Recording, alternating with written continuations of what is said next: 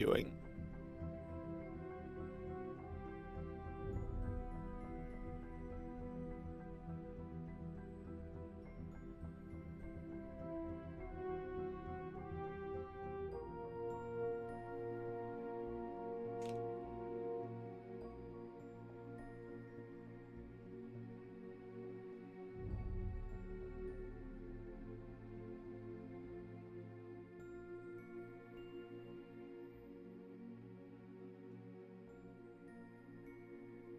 Only Wardy can turn a Friday into make a Friday turn into a Monday a good thing. Yeah, that's my new special ability unlocked. Who knew?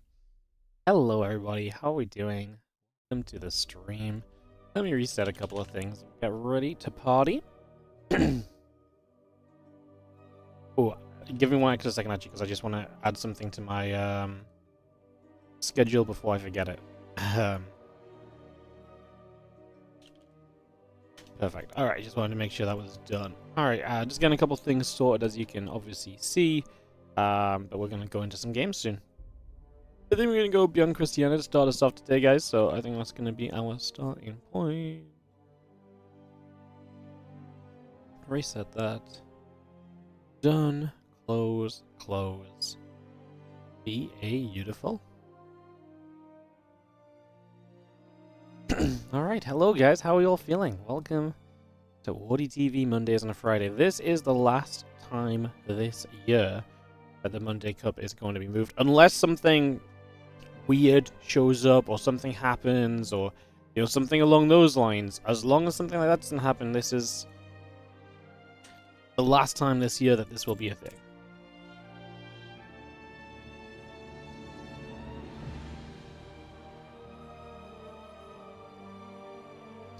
So, yeah.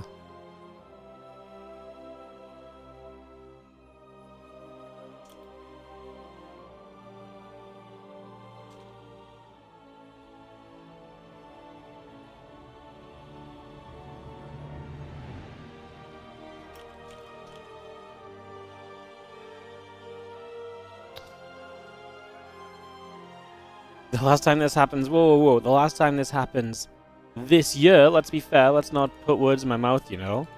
Let's keep it honest.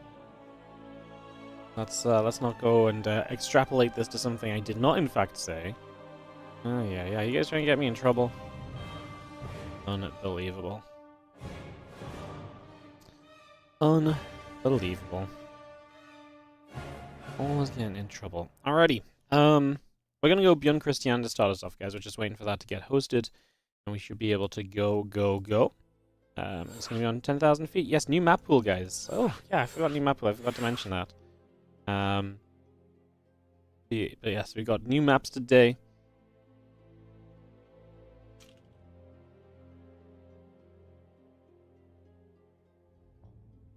Does you want to be in this?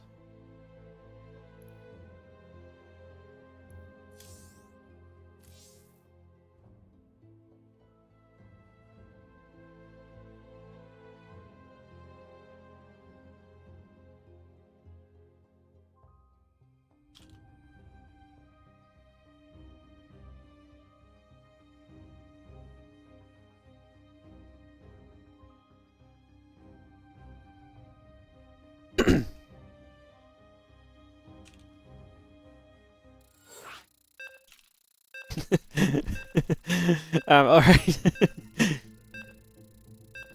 Let's go into some games, guys. We're going to load into, so I just having some lobby banter and stuff.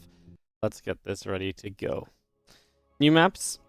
We've seen this map so many times. Well, come on. I mean, you saw it, what, like 9 times? 10 times? How many times? 9 times. 9 times. And only 2 of them were in a TVP. This map perfectly balanced in TVP, by the way. 50-50 win rate. Isn't that beautiful? Don't tell me the game's not balanced here in 2025.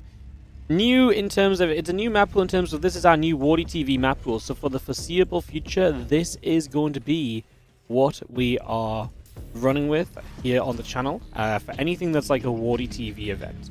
Now, that does not mean that necessarily like we're kind of just stuck on this. Like, we will make changes if we don't like it. But I've picked some maps from the Team Liquid map contest that I thought were fun. I thought they genuinely go out of their way to improve the map pool and make it a bit more interesting. I try to pick some of the maps which I think are less kind of, predetermined and a little bit more exciting and fun. Just trying to steer away from the standard, basically. I'm trying to steer away from the standard maps, which in TLMC there was actually a lot of very good standard maps. It's not that I don't like them, it's just trying to make an interesting map pool of 9 maps, and if you add like 7 maps in which are very standard, it becomes a little bit difficult. So our current map pool is going to be 5 current ladder maps, which is Leylines, Persephone, Pylon, Tokamak, and Torches, and they're going to be combined with White Rabbit, 10,000 Feet, Ruby Rock, and Tydo Citadel from the Team Liquid map contest tournament. So let's get to it, as we have got an Engineering Bay block to start us off here with Bion versus Cristiana for our first matchup of the day. Away we go, and down to business we head as we open up on 10,000 feet. So, yeah, like I say, fun to have a new map pool. I always think it's fun to see maps actually getting picked when you get into these new map pools as well, right? Because, it's never a guarantee. Like, it's never like, absolutely this is going to happen. So I always think it's very fun to see if it does happen, if people are very, open to playing on the new maps. If people complain about it, if they really try and veto away the new maps and so on. Obviously, 9 maps in the best of 3, you get 3 vetoes. 4 of these maps are new, so realistically, you could avoid playing all but 1 of the new maps if you want to. Which is also why I've tried to kind of keep a couple of the more interesting maps in from the old map pool. When I was actually looking at the TLMC maps, and I was like, how would I make a 9-map map pool right now? I was like, I actually think the best way to make a 9-map map pool would be to actually only take 7 new maps. Which I don't think is going to happen because I think everyone wants 9 new maps. But I think some of the maps that are in this current map pool are actually very interesting while being fairly standard, like Persephone. I've loved Persephone since the last TLMC, and I actually think Persephone has been a fantastic map. I think Persephone is the kind of map that actually probably deserves to kind of stick around because it's standard but interesting, It's standard but interesting. And that's obviously really, really kind of nice. Torches, I think, is kind of a funky one to keep in, especially because I wouldn't say there's been any super crazy maps, in terms of, additions as well, so I don't know if you would necessarily keep Torches per se. I don't even know if you need to keep 7 maps. I actually just think Persephone is like a standout, like, standard map that's a bit different that we could absolutely switch up and, basically have some fun with TLDR, so, yeah. But yeah, I'd be sad to see that back in Persephone. I think it just kind of mixes in with the new maps very nicely. Where did all the Zergs go? Yeah, they didn't get the memo that Friday is the new Monday, You know what Zergs are like? They're already so rich, they always take the extended weekend, they always take the long weekend, their weekend starts on Friday, so they're gone. Holiday and vacation, partying, like, you can't stop these Zerg players, man. They're off doing their own thing. So yeah, they're off having a wild time, and meanwhile we are, oh, that Reaper is so well hidden. They're off having a wild time. Meanwhile, all the Terrans and Protoss are here to grind it out because their weekend doesn't start until there's literally no StarCraft tournament to play in. So, yeah. Surprise, surprise, huh? I know, usually we scrape together 1 or 2 Zergs for the for the Open Cup, but like today has just not been... It's just not been a thing at all. So, kind of crazy. Give me 1 second, guys. I'm just going to quickly ask in the other chat. I actually have Indy observing, so you guys probably won't notice because he's actually going to keep the camera moving. But I just need to double check if anyone needs a walkover.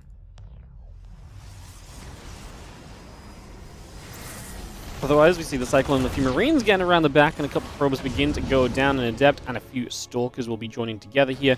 And we have that Cyclone going to unload once more to the low ground. The Stalker going to start pinging. The single probe there going down already is going to be a nice catch as well.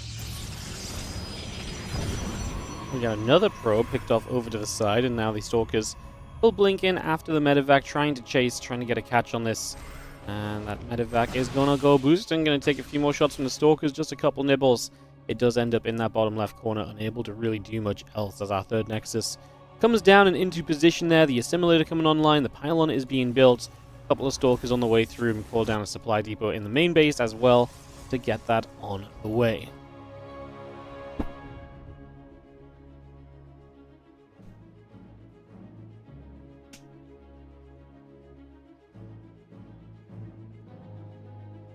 Raven will settle down the right, the few Stalkers coming up the top.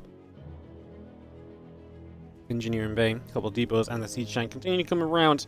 We're not going to see a few Stalkers stepping in toward the natural expansion. Just going to see the Stalkers forced back by a couple of tank shots already. And charge going through, the couple of additional gateways coming online. We had a Nexus into play, those gates all coming up, Stimpak and +1 a good part of this for the moment as we get settled in to this opening map. Marine tank will take a chance to fire away, hit a couple of Stalkers and push those back in the other direction just for a few moments.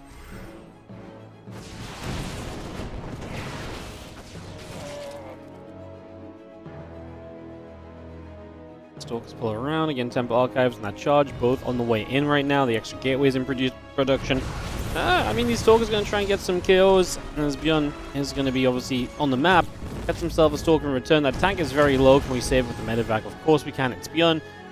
He's had a couple of games lately where his micro has not looked Bion-like, but that is not going to be the case at the start of this one. At the very least... Oh my god, I lagged a little bit there, and then Bion loses the tank.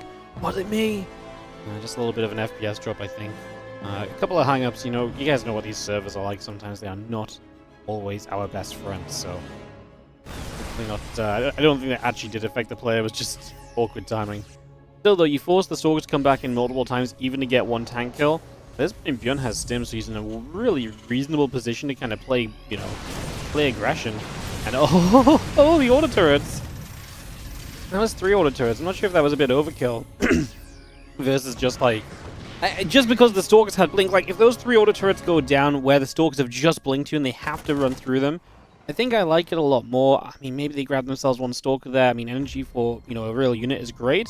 Just wondering if it's really worth it versus having this Raven available to still cast in what is expected to be a fight very soon, right? I mean, Bion is still pressing across the map. Upgrades are being done, but that Raven will not have energy to partake this time around as Cristiana continues to look for the chip away at that Terran force. Just chipping at the front. Marine Marauder just taking a few hits, slowly going down.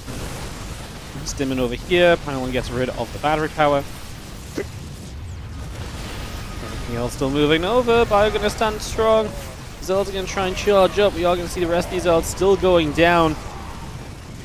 Stalkers and the Immortal get turned the other way. The Archon is going to be right there as well as we continue to again push our way into this. The Archon dead. Stalkers in trouble. And the Bion is going to take another opportunity to turn, jump, and kill on as much of this as we possibly can. All those Stalkers still taking big hits. Pylon will go down. A couple of batteries still very much so coming on up. And we make our way right across here as you can see a couple of Zelds coming on the other side. Is not going to make the difference, and Bion looking for a nice, comfortable opening here for the opening game of the WardiTV Mondays. And this was a round of 16 matchup as well. It's one of the few matches that start in the round of 16 already. There's actually a few. I also had my eyes on Classic Bunny. I also thought that was a very, very fun opening round match to begin us here, but yeah, decided to go for Bion Cristiana instead. Yeah, kind of liking that as we'll get ourselves into game 2 in just a couple of moments.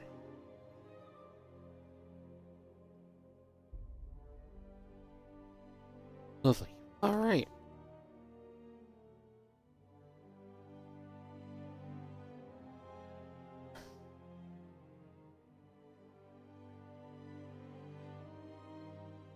So we shall take just a few moments here as Bion going to go into Ruby Rock. Oh my god, they're playing all the new maps. I love it. That's what you love to see as we get map number 2 ready to go. These guys playing the new maps and not shying away from it. Hell yeah, I'm a fan. I'm loving life. Nice. Again, we do have to, because we are sponsored by OSC, guys. Obviously, we just talked about OSC up until the last day or two with the OSC King of the Hill that we did and so on. But OSC, because of its a long-term kind of standing tournament system, they do have rules in place for like what OSC partnered events look like, and the OSC partnered events must always have 5 of the current ladder map pools in the map pool. So in this case, obviously we only are allowed to change out 4 maps, which is why the map pool looks like this. But honestly, I kind of like it. Give these maps, a few of these maps, a chance to shine, and just have a slow transition, because not everyone is into playing the new map straight away. Some of these guys want to play these maps which they're still playing on the ladder, which they can actually practice on and stuff as well, right? So I think having this mix is a nice little, just slow-moving kind of transition. While there's nothing official up in the air, obviously the maps that we're choosing are not a indicament of what will end up in the ladder map pool either. Last time around when we changed the maps up a bit, we added Killer's Mile, Sandworm, and Persephone, and only Persephone made it to the ladder, so there is always that little bit of room for shifting about. Bion bottom right, Cristiana upper left as we get into game number 2. What's up, Siru? Thank you so much for your three stream watch streak. Wow. Getting some Wardy points. Who knew that was a thing? Crazy. Claiming 350. Incredible. I've not touched the Wardy point system in so long. I've got no idea where these things come from, but like apparently you guys just get bonus points for, I mean, at this rate everyone's going to be a Wardy point millionaire. Slow's never going to be unbanned in the channel again. Wow, Mana as well on the 3 stream streak. You guys are crazy. Well, you think you're cool now. See where you're at on the 7 stream streak, huh? Yeah, see if you make it there. What? Dawit as well. Oh my god. The stream streakers are in full force. I actually kind of like that feature, you know? That's actually kind of cute because that's a neat way for someone to kind of tune in and be like, oh cool, I'm on a 3 stream streak, and they just share it, and I bet so many people will end up sharing that who would usually just not say anything. Just like, hey, look at me. I like it. A bit of chat activity. Beautiful. That's what I say. I say this now, in the next stream we have like 700 people sharing the the same thing. It's like, ah! Factory coming down, the SCV and the Reaper both building up. Our Nexus halfway done, add a warp gate on top of that as well. And we do have the Reaper of Bion heading to the upper left-hand side. Just to feel out where we're at in this game and get some scouting done. I've seen a couple games of Cristiano lately, and I do feel like each time I'm watching him in this PvT right now, he feels a little lost. It feels like he's just kind of dying at that 5 to 10 minute marker, and he just isn't really getting his feet underneath him to get really started in the matchup, you know? And I don't know if that's just, you know, the patch and he's not quite adjusted yet, or it's just he's a little bit unconfident, or he's a little bit out of practice, or what it is necessarily. But it definitely feels like Cristiano is just that little tiny bit from kind of being the full power Cristiano we know he can very much so be a lot of the time. Sorry you didn't check in, you forgot it's Monday today. It's okay, man. I know it's difficult. Look, this is the last time this year. Excuse me, this is the last time this year that we're going to be moving the Monday Cup to a different day. I'm away this weekend. I'm actually back Monday afternoon. And we'll actually be doing the Monday Night Weekly on Monday, so I'm actually only going to be gone for 2 days, Saturday and Sunday, and I'll be back on Monday evening with you guys. So I'll only be gone 2 days of streaming, but yeah, just a second trip, and then this is the last time I'm away in 2 weekends time, but only Saturday, like only for like a 24 hour trip, so I'm probably not going to stream the Saturday and Sunday in 2 weeks as well, but the general thing is that Monday Cups after this should be on Mondays for the rest of the year. I'm going to look into maybe we can do a special like Monday Christmas Cup as well, the week of Christmas, up the prize pool a bit. Got some top 8 players paid out. And yeah. I mean, let me just it's very exciting times for the off-season of StarCraft, guys. So, first of all, obviously we've got WardiTV Monday Cups. I'm looking to try and do a WardiTV end of the month kind of invitational thing, but there's so much other StarCraft, I'm struggling to find days to run it on. But that is a work in progress. So that's happening, / being worked on. We're also going to try and bring the WardiTV Korean Royale to you guys in November, and then in December we want to do the WardiTV 2025 Championship. So that stuff was already all planned. And obviously in December I also want to do the WardiTV Christmas Day games and the Christmas Eve games and so on that we usually do every year. And all that kind of stuff. If that stuff should absolutely happen, obviously we try and do as much as possible. But what is very exciting is, first of all, obviously you guys might have seen yesterday the Crank announcement. Crank has basically a team tournament coming up, and we are one of the 2 official English channels that are allowed to cast those games from replays, because it's a Chiswick sponsored event, which is a Korean streaming platform. We are allowed to stream those games from replays. We'll be giving them kind of same day. I'm not sure if I can stream them same day because they start a bit late. So like I'm going to get them like hours after my normal streaming time. So it might be we do like next day streams, you know, like where the day after we do like the next day stream of what happened the day before for this team event. And that runs basically the last week of October. So we might even combine that with the WardiTV, or we combine it with the WardiTV kind of little invitational thing I want to do. And maybe we get that combined. But it's funny because that's a team-based tournament, like, you know, there's a bunch of great teams participating, and that's so funny because you might remember a little while ago I was talking to Harstem on chat on stream, and I was actually saying to Harstem, as Bion's like, Wardy, shut up, I don't care what you were saying to Harstem, I'm gonna kill Cristiana. Please take note of the fact that the Protoss is dying, Stalkers blink in, Siege Tank going down. How many Stalkers do we get? Honestly, not that many. The firepower's gone, I don't think... He's already killed 11 probes. There's the Liberator in the main base. Yeah. The Lib in the main is going to do that to you. Is this game just going to end and I can talk to you guys about the exciting stuff after? Or do I have to go do it in the game again and get distracted? And Cristiana's counter-attacking. Like, thank you, Mad Alien, by the way, for the 67-month resub. I don't think Cristiana's going to leave just yet. So, I was talking to Harstem a few weeks ago, and you guys might have remembered, this was 3 weeks ago. And I said, I'd really like to maybe do another season of the WardiTV Team League, because it's been a long time. We've not done a WardiTV Team League since, I'm going to guess, like 2022 or something. Like, it's been a good few years since we've done the WardiTV Team League event. So we've not been kind of around for the Team League for a while. You know, World Team League was happening and picking up and kicking off and stuff, so there was no real need for us to kind of, you know, do, but there's been a severe lack of team events lately. Obviously, this crank thing has just popped up, which is kind of funny, because what happened after I talked to Harstem about this Team League thing is I got an email from one of our wonderful friends at Crate Entertainment, and they were like, hey, we love that. So we have got, just yesterday, some money to run a little Team League thing. So we're probably going to be doing that in January in the new year, I think is probably the goal. Because I think January is probably just a good time frame for that. There's OSC Championship in January, but I think my goal would probably be to kind of launch it and run it like 1 or 2 days a week over like 6 weeks. Like start in January, end in February, and have this bring back the WardiTV Team League for its 10th season. So super excited about that. Shout out to Crate Entertainment, who are literally just sending us money because they love StarCraft. Literally, there's no sponsorship deal here. There's no please promote our product. It's just like, you know, I'm saying their name because I feel weird not giving them some love.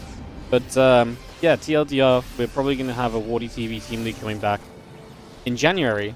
First of all, we just have to get through the next couple of months, though, which is already, like I say, absolutely crammed with StarCraft 2. To the point where I'm like, do I even run this little invitational I wanted to run next week? Because, like, there's so much going on. Like, I'm at the point where I'm doubling up events, you know? Like, and I don't mind doubling up events, but I don't want to double up events every single day. But, like, we're getting to that sort of stage where we may have to if we actually want to run anything, because, like, there's just stuff going on. There's OSC tournaments. There's Liu Cup. There's what I want to do. There are the weekly cups already, you know. There's the Crank tournament coming out. You know, we are just going to be rammed with SC2 content. So it is going to be absolutely non-stop in the near future. So TLDR, I've spent 5 minutes talking about it, but TLDR, get excited. The next 2 or 3 months is going to be a lot of fun. We actually do genuinely have. I've been saying we're going to do a lot of StarCraft, but there's actually just a lot of StarCraft to do, which was kind of the challenge. Maybe we get back to casting this game. You know, something Storm OP, not OP, broken, Terran OP. Every time a Storm gets cast, I have to glance away from the Twitch chat because I'm ready for the Balance Wine to hit. But Bion obviously had a very good early start. There was 11 probe kills in that first push, was big. He got quite a few Stalkers with it. He kept the Medevac alive as well, so it didn't even cost him that much. And then he just fell back and trying to let this game go. There was a couple of pokes from Cristiana. He took the chance to get Storm, which he kind of needed to, otherwise he was not going to have what he needed here. But he just is behind from that early shove from Bion. And right now, the Storm is not doing enough to bring him back into this. That Storm kind of keeps the Marines away a little bit. Bion decides to run through it now. Has an EMP on the High Templar as they clump. And Cristiana going to get overrun in the round of 16 as Bion will take a 2-0 in this best of 3. Boom, bada bang. Alright, so Bion taking the first matchup of the day. Whoa, first result on the bracket as well. No one else has reported a result just yet. How about that for a little bit of something? I just saw Geralt and Ryung in a lobby, and I was like, we could jump into that and just do another game just to keep us going, but that gets rounded out already. They just started literally as I was trying to get it hosted, so unfortunately that will not be a thing. Let's take a little peek at the bracket, shall we? Just show you guys exactly what today looks like. Guys, I promise I don't only try and buy Pokemon cards. I know you've seen the ads for it right now. Just like, oh my god, as I zoom in, they just keep coming. Okay, we got rid of them. Finally. Ooh. Gosh darn it. Alright, so Bion, the only result on the bracket so far is he takes out Cristiana 2-0 in the round of 16, advancing into a quarter-final appearance. And then we have the rest of the bracket. Let's just read it through. Maxpax waits for Let Alex or Love SE2. I think Love SE2, for some reason, I've just realized this now, but I think that might be Tasia. So that might be Tasia. If Tasia beats Let Alex, maybe do Tasia Maxpax, which would probably be one-sided, but always fun to see Tasia's name on the screen, if nothing else. I think, because I saw Tasia in the chat channel earlier, I was like, oh, what's he doing? And now I'm like, has this happened before where I just didn't seed him because I didn't know his challenge ID? Probably. Are there any Zergs? No. There's no Zergs. Don't worry about that race. This is a 2-race competition a day. Yeah, this is the Terran Protoss Cup, not a single Zerg in sight. Percival Nicorakt is actually kind of fun. Nicorakt took a map of Percival yesterday in that King of the Hill, so that was a fun result, and definitely it makes that a competitive best of 3 to potentially end up playing against Maxpax in the quarterfinals. Milky Cow versus Creator. The winner of that takes on Bion in the round of 8. Clem is waiting for triple, most likely to come out over well, unless well is better than I know. Bunny vs Classic is that same section of the bracket to meet Clem potentially in the round of 8. Hero waits for Rebellion or Aussie to come through, and the winner of that will be the winner. We'll be playing against the winner of Ryong and Geralt as well. So all of that is setting up. That's what our bracket looks like right now. That's where the games are at. And we're just going to see what's going on. Where did Tasia come from? Not seen him in a long time. Tasia's been playing a lot of the SC Evo stuff, if I'm not mistaken. So he's been playing a lot of the StarCraft Evolution tournaments, the Brood War SC2 crossover things. So I think he's been playing a lot of that, if I remember correctly. So yeah.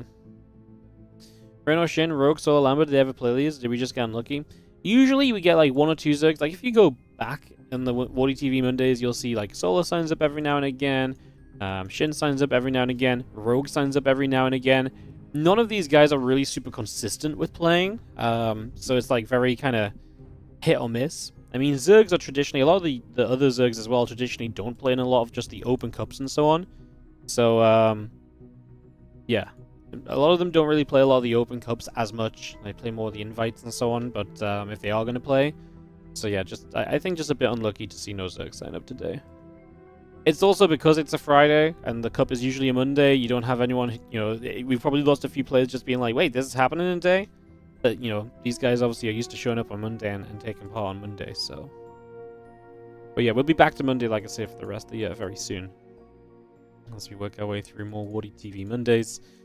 The road to 100 Mondays is on, guys. Like I say, we're at 56 right now. It really feels like the next milestone is 100. Now, yes, that is in 44 weeks' time.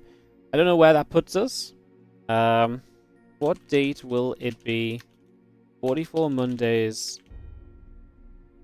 from now.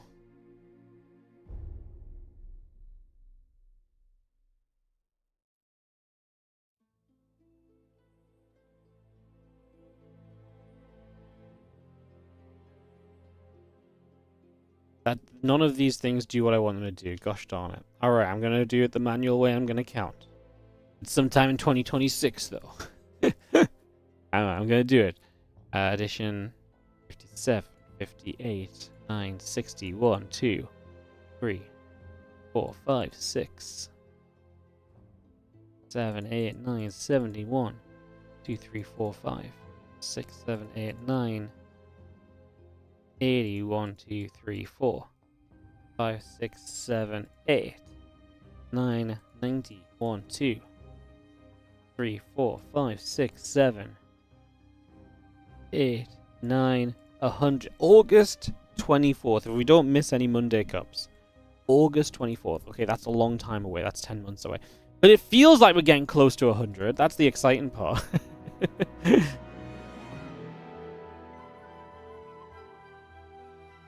What are you talking like? His wife isn't going to have him miss at least one Monday weekly? Look, It might be back. There might be another cup on a Friday next year at some point. WardiTV 100 is at EWC.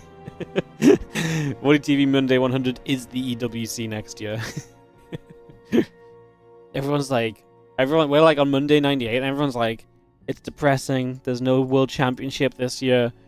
And then boom, Blizzard used the StarCraft account to tweet that WardiTV Mondays 100 will have an additional $50 prize pool that they have sponsored to make it the World Championship this year. And as a bonus, we'll play it over 2 days. So it ends on a Tuesday. Just the name makes no sense as well. Something like that. Surely not, please. We're just waiting on the bracket a bit, guys. Literally nobody has any results to share. So we are just sat kind of just a little AFK right now. I mean, it's very rare that when we're 40 minutes in and there's only 2 results on the brackets. Obviously, I was just kind of expecting a few results to start pouring in, and then we have another matchup to cast, and we get a fresh best of 3. The way this is going right now, we ain't getting any fresh best of 3 at all. We might just be jumping into something partway through, but we're just kind of waiting in general. So taking a few moments, guys, to hopefully get back on track. Fingers crossed.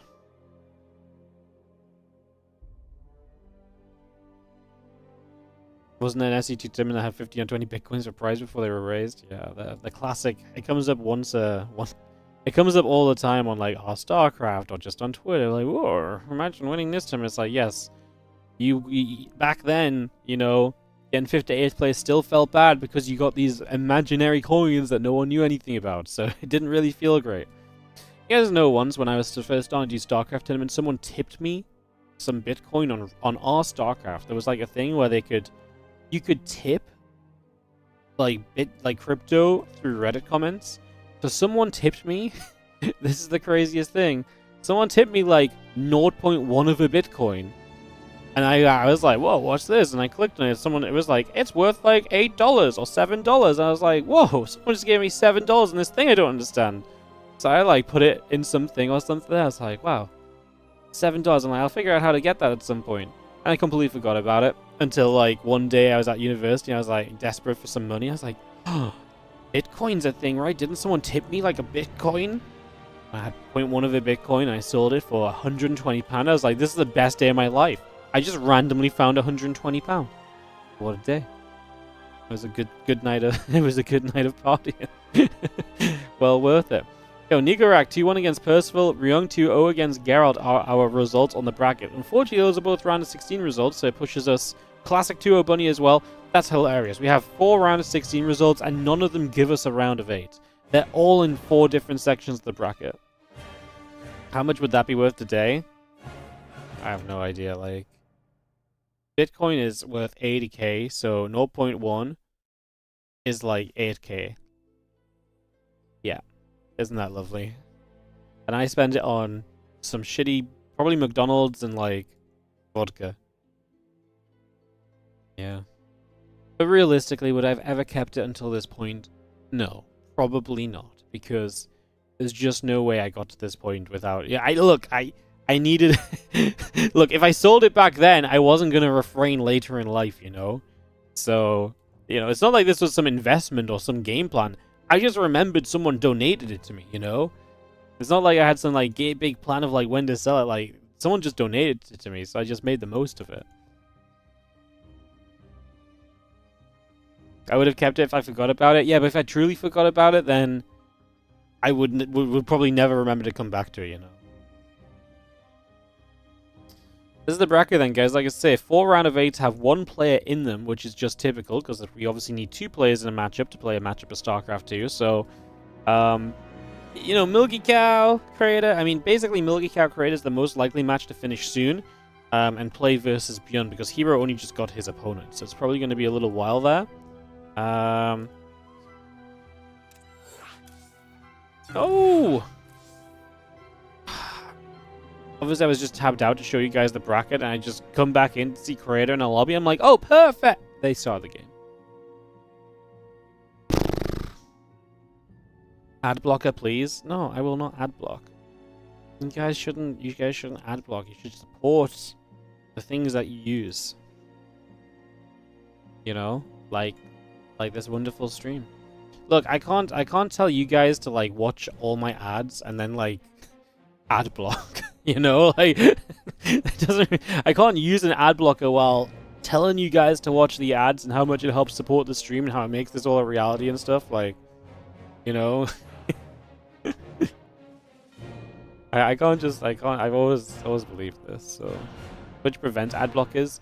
Yeah, I mean, maybe nowadays, but like, even still, like, there's still people who will try and ad block and stuff. Like, I don't believe it. Like, I know ads are something which like people find very controversial. I really don't. Like, if a website literally has ads that I find so frustrating because they're like just everywhere, I'll just not use the website. You know, like, ads are a part of life. We kind of just have to live with that. I know a lot of people struggle with that concept, but ads are here to stay. Ranting and rambling and raving about them isn't going to make them go away, because unfortunately you're part of a species which is susceptible to advertising. You know, you can not like ads, but the problem is you are a human, and other humans get brainwashed by ads, even if you think you don't. So really, don't be mad at the ads. Be mad at your surrounding people. Go, you know, fight in Twitch chat. Be like, you bought something from an ad. They're the people you need to be, you know, mad at, you know. What's up, Black Bear? How you doing? First YouTube comment of the day, 40 minutes in. YouTube viewers, you guys sleeping on the job right now. Everyone's getting quite a day so far. Unbelievable. Don't hit the game, hit the player. Yeah, I mean, the problem is, obviously, it's like, it can be malicious too. Like, you know, people realize ads are effective, and then, you know, ads make good money, so people push more and more ads down your throat because it's money. But then, at the end of the day, it's only worth more and more money because these products are making so much money off the advertising, right? So, like what can you really do? The problem is, we live in a world where continuing to make more and more money is just seen as the #1 thumbs up, let's do that, you know? Like money is just too important to not make more of it if the chance is there, is the reality.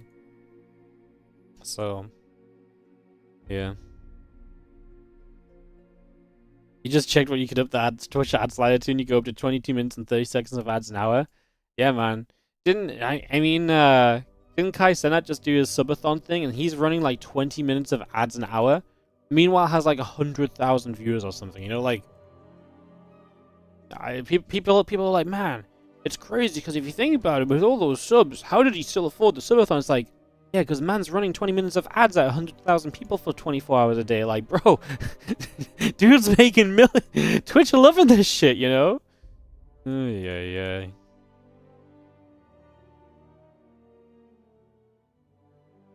But yeah. At the end of the day, I think ads are always going to be a hot topic, but we just have to accept it a little bit.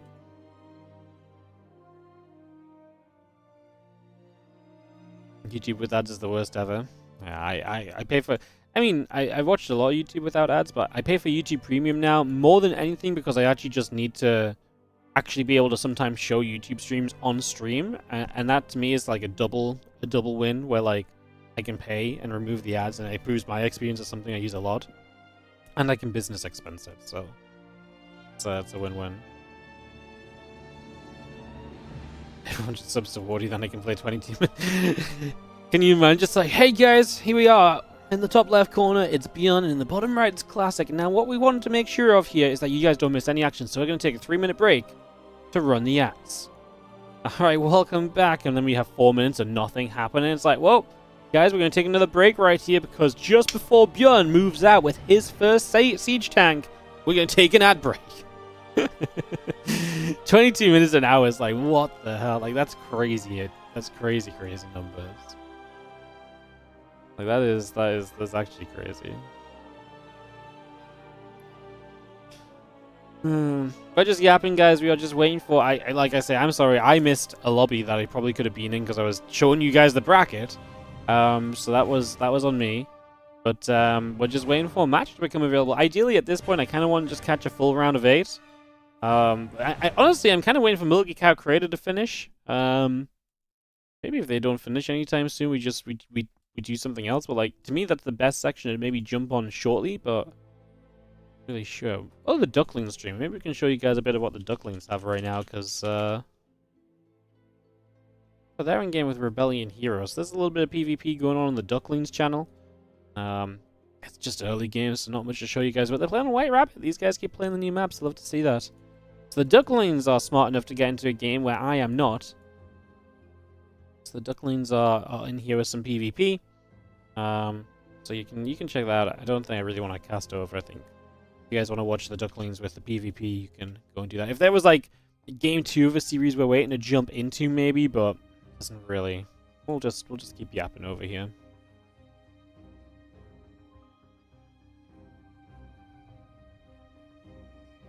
Do.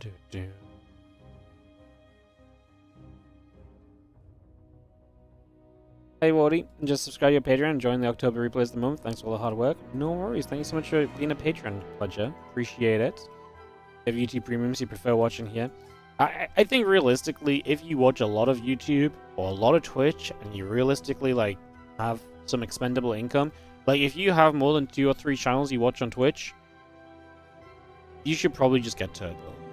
Like, and what's crazy is nowadays, like, I actually, like, Turbo revenue is something I see every day on Twitch, where it's like, because we get, like, a percentage of the money that the ad, we basically get the money off of the Turbo that you guys would have paid for with the ads or something like that.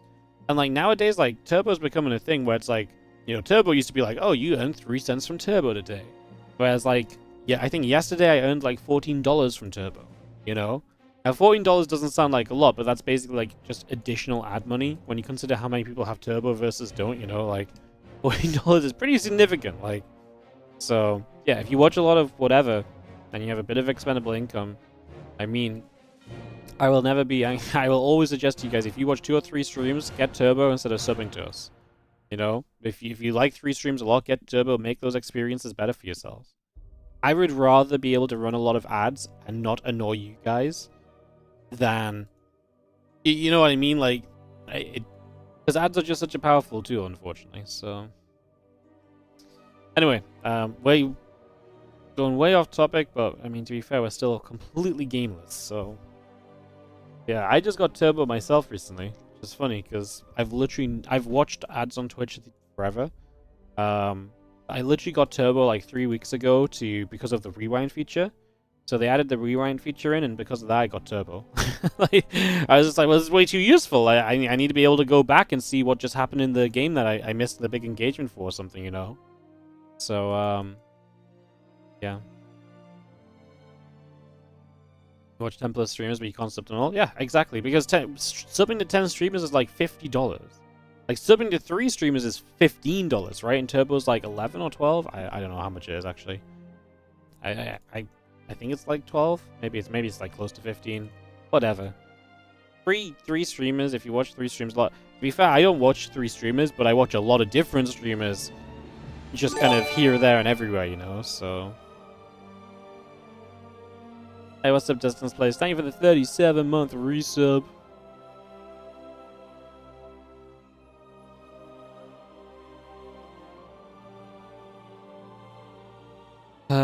Yeah, guys, I'm really kicking myself for not getting that creative Milky Cow game, because that would have led us into versus Bion as well, so that would just be nice. Get some constant games going. Instead, we're sat here. We are, yeah, unfortunately just going to be gameless a bit longer, guys.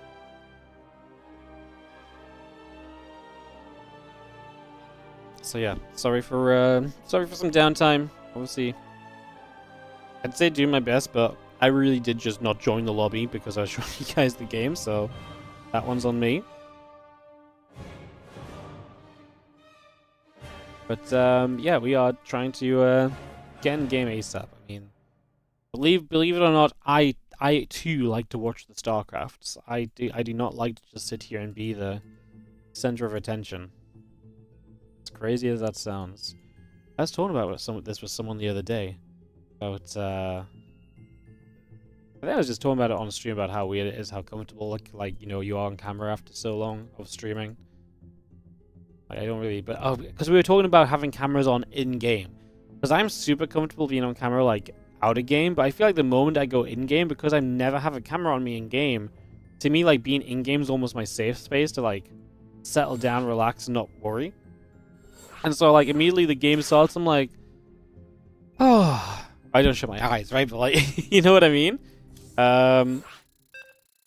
So I mean, yeah.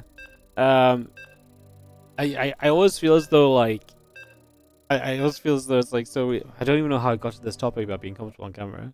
I got no idea what we're talking about anymore. Why did I start talking about this? Am I just crazy? Why did I start talking about? What was my point? I got no idea what my point was. In fairness, I got distracted because this game was starting. So, yeah. Will there be games sooner or later? There'll be a game right now. Thank you for the patience, guys. Hope you're good. Hope you're feeling good. Thank you for the patience and waiting for us to get into this. We're ready to go with Creator top left and Milky Cow bottom right. This is game 3 of their series. Winner will play Bion in the round of 8. How do I feel in offline tournaments? Tiring or... Well, offline tournaments is very different to streaming.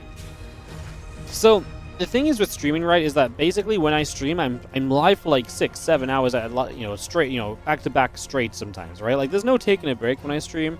If I take a break, usually I go and grab a sandwich or go to the toilet or like, you know what I mean? Like, there's very few moments where you're on break on stream, whereas at live events or offline events, you have a lot of breaks. Like, it's very common at live events to cast 2 or 3 series in a day, and that's it for the day. Like, you don't cast a lot, and obviously you do some desk work, but realistically you're not really on camera while you cast either nowadays. Like, usually casters are off camera, and sometimes in the past when cameras have been on camera, you're still only on camera at the start of the game, right? It's just a different environment. Like to me, like, I stream 8 hours. If I stream 8 hours straight, as long as the games are good, I feel good at the end. But I also feel like it's different things. Like, the whole point of me not being on camera in game means that I can just be like, I can look at this and be like, oh, lovely. If I'm not on camera in game, I can relax a bit in game and just kind of enjoy watching the game and just talk about what I'm seeing. I don't have to think about what I'm looking like. I don't think about, have to think about taking a drink because I might spill it on myself and look like an idiot. Like, there's none of these like factors that really come into play. It doesn't. If I go quiet for a moment, it's okay because I'm like, answering Helen quickly, and people don't see that stuff, so it doesn't matter. So I don't have to think and worry about it. So it's very chilled out. Whereas if I had the camera on during the game, I feel like I'd have to explain everything I'm doing. Like, oh, sorry guys, I just looked over there for a second because Ellie sniffed me, and I'm like, whoa, So I feel like the in-game is it's a very different experience anyway, right? Where, like I say, you go out a game and you go to an offline event, and it's like, it's just a different place to be anyway. So gonna see the Nexus and the Stargate coming up for a couple of moments. Just gonna get that online as we figure this out. And yeah, obviously it's been a little bit of aggression. I have to cancel that proxy and build it back at home. So Milky Cat trying to get aggressive. It is 1-1 in this series. Getting into this game 3 right now.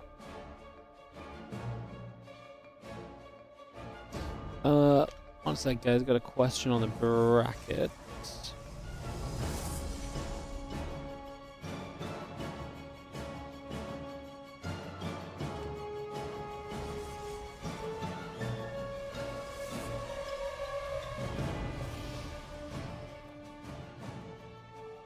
Sorry, guys. Give me 1 second. Just sorting something out quickly.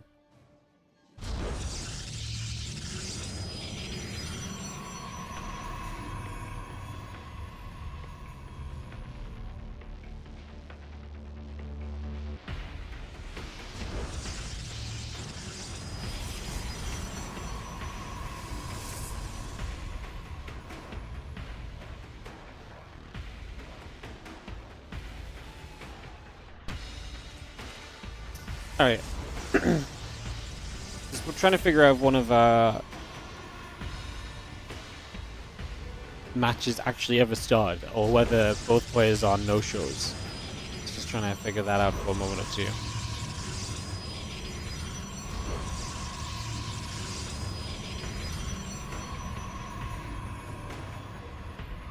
Warp gate, all building through, get the tank Viking and a couple of Marines coming about as well, so just bringing a lot of this up and online here for a couple of moments, getting that settled in, taking a few seconds to get this sorted out. So, get this sorted. A couple of Phoenix coming by as well. We'll just be settling down here for a couple of moments. The Phoenix going to try and push at the front.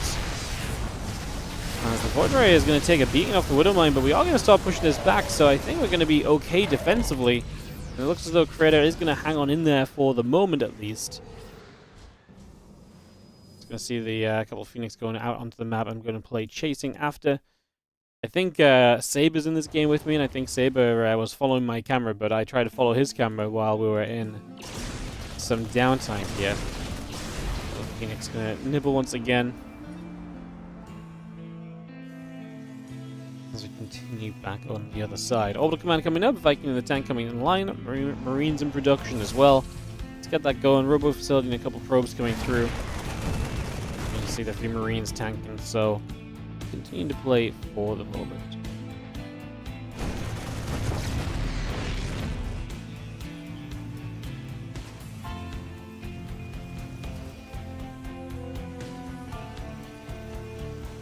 Alright, few units is going to gather out the front. As you are going to see Milky with the chance to maybe start pushing out onto the map here. So we're going to go for another big wave to try and follow up from that previous attack. Building extra Vikings as he tries to negate the Phoenix play that Creator has gone into. If you can get enough Vikings and just shut down the Phoenix, you're removing the ability that those units have to kind of lift up, drop down, and all of that kind of stuff as well.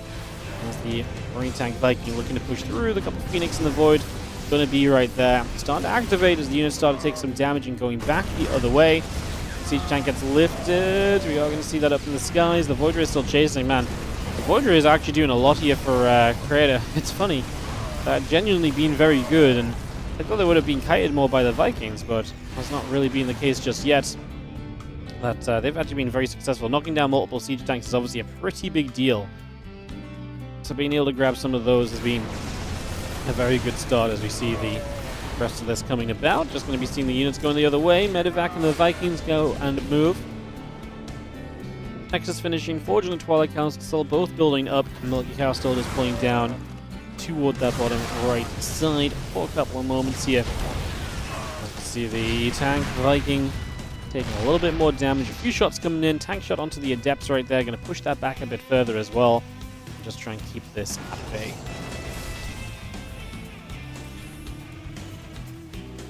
So yeah, Stemmen +1 coming up. The Blink is on the way through. We had that Observer on from Creator as well.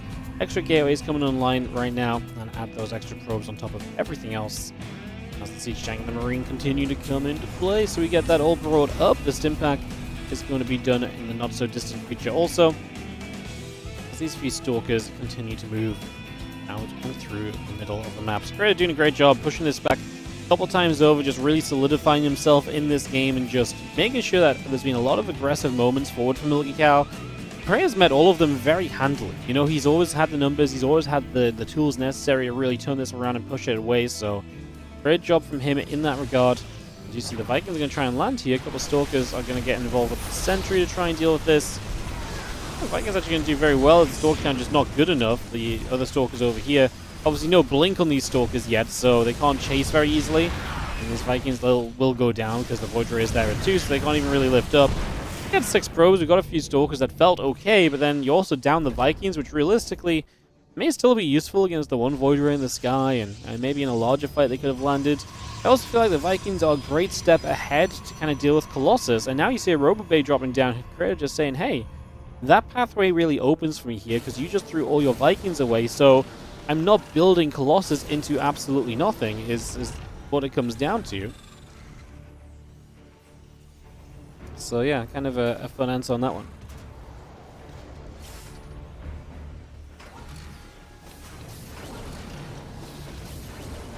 Alright, Bion coming around. This is so funny. I was about to walk over 2 players because I thought they weren't here. But turns out they are in fact here. They just played a very long series, so they just finished their result. So that's good to see. As we do see the Bio is going to get a chance to jump onto those Stalkers. A lot of damage being done.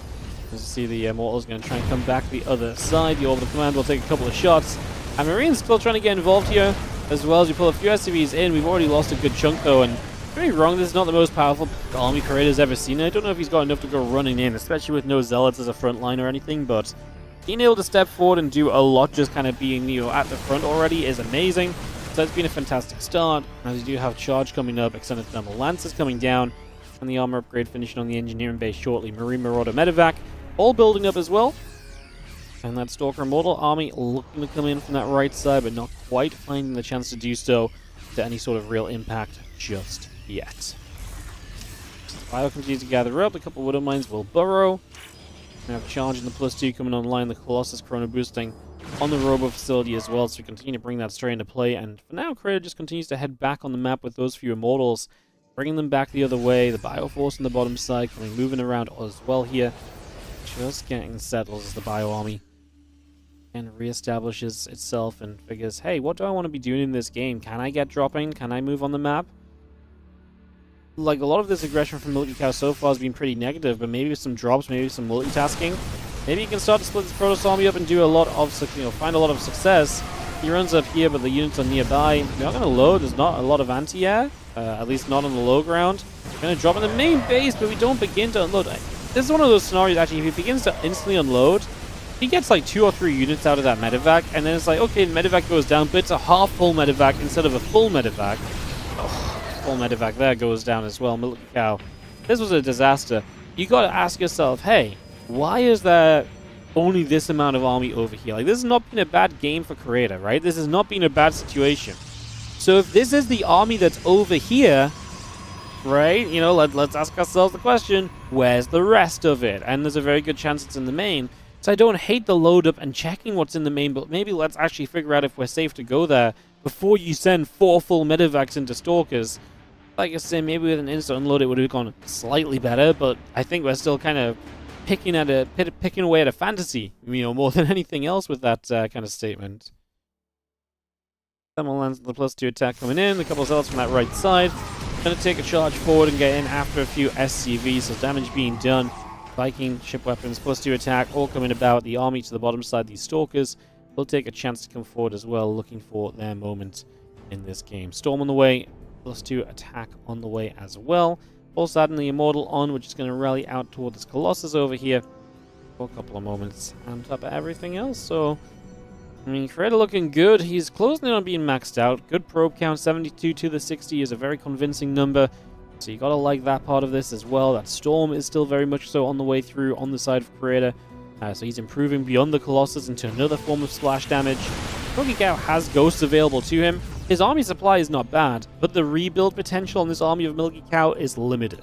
And there is definitely a fear that this army of Milky Cow is going to end up in a little bit of a tricky position, right? Where you are able to maybe take an okay fight, but your rebuild's not going to be there. Or, you know what I mean? Like, there's just not quite the full support to this situation from Milky Cow as there is for Creator. And yes, he's getting a 4th base. Yes, he has still a decent work count. It's just about in what position do we think they're both at. And I think, obviously, as well, Creator's army has a good chance of trading better too. But the beauty of TVP is that engagements are anything but set in stone. This matchup is really one where big fights and big battles really come down to how you micro, what position you're in to take that battle in. So much can happen in those big engagements that nothing's really a guarantee just yet. And because Milky Cow's army is at least competitively sized, if he can convincingly win that fight, he can maybe get some momentum to undo a lot of the bonuses and benefits that Creator is playing with that we've just been talking about. Observer speed coming up on the Robo Bay. The army of Creator settling in the center. Milky Cow coming through. Take a moment to pull back toward that upper left side once again. The rest of this army collecting around. And we just go in between the bases for a few moments. Figuring out where we want to be. Planetary Fortress. And down over here. Just going to go for a little pick off. There's a little bit of flashing, but nothing too major. I mean, I'm honestly kind of surprised. I mean, Creator kind of lets up and kind of lets lets this game kind of settle. I don't know if he really needed to be the guy to do that. He took down so many units so efficiently from Milky Cow. Resources loss is only slightly in his favor, but man, Milky Cow threw so many medevacs away that at certain points there should have been a chance for him to at least poke more aggressively. That obviously never came around, so that never really happened. So that part a little interesting, perhaps.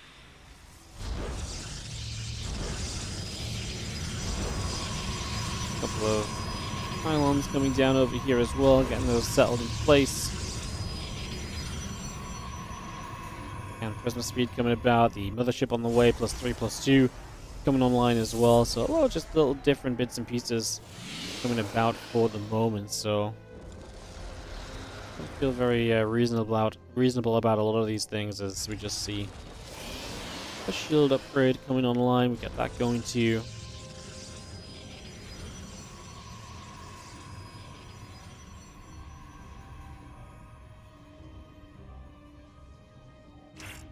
Catapults back down to the bottom.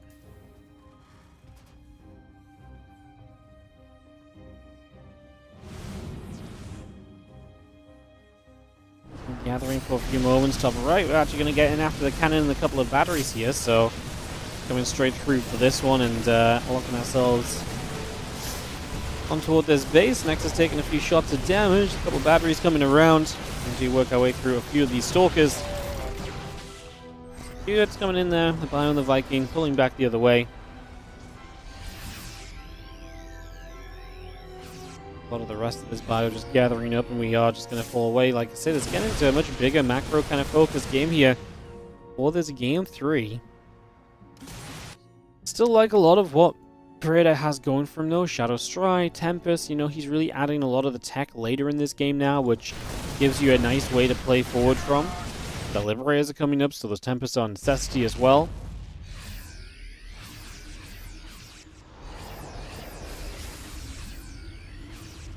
Again, 3/3 upgrades on the engineering base, +3 ship weapons coming online.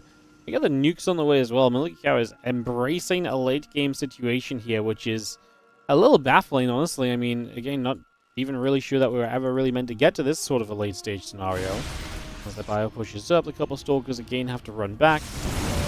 Another ship here is going to make that a very ugly fight. While Milky was clicking on or looking at there, maybe up on the right side, but he just gave away a bunch of units. As Creator capitalized on that. I mean, sorry, was there a big fight over here? Because Creator's supply dropped a lot as well. I think I actually missed a fight on the top right, so maybe that's what we were looking at. And meanwhile, I'm looking at the left side instead. Yay! What am I doing? Nightmare. Viking Ghost on the way up. Starport building through.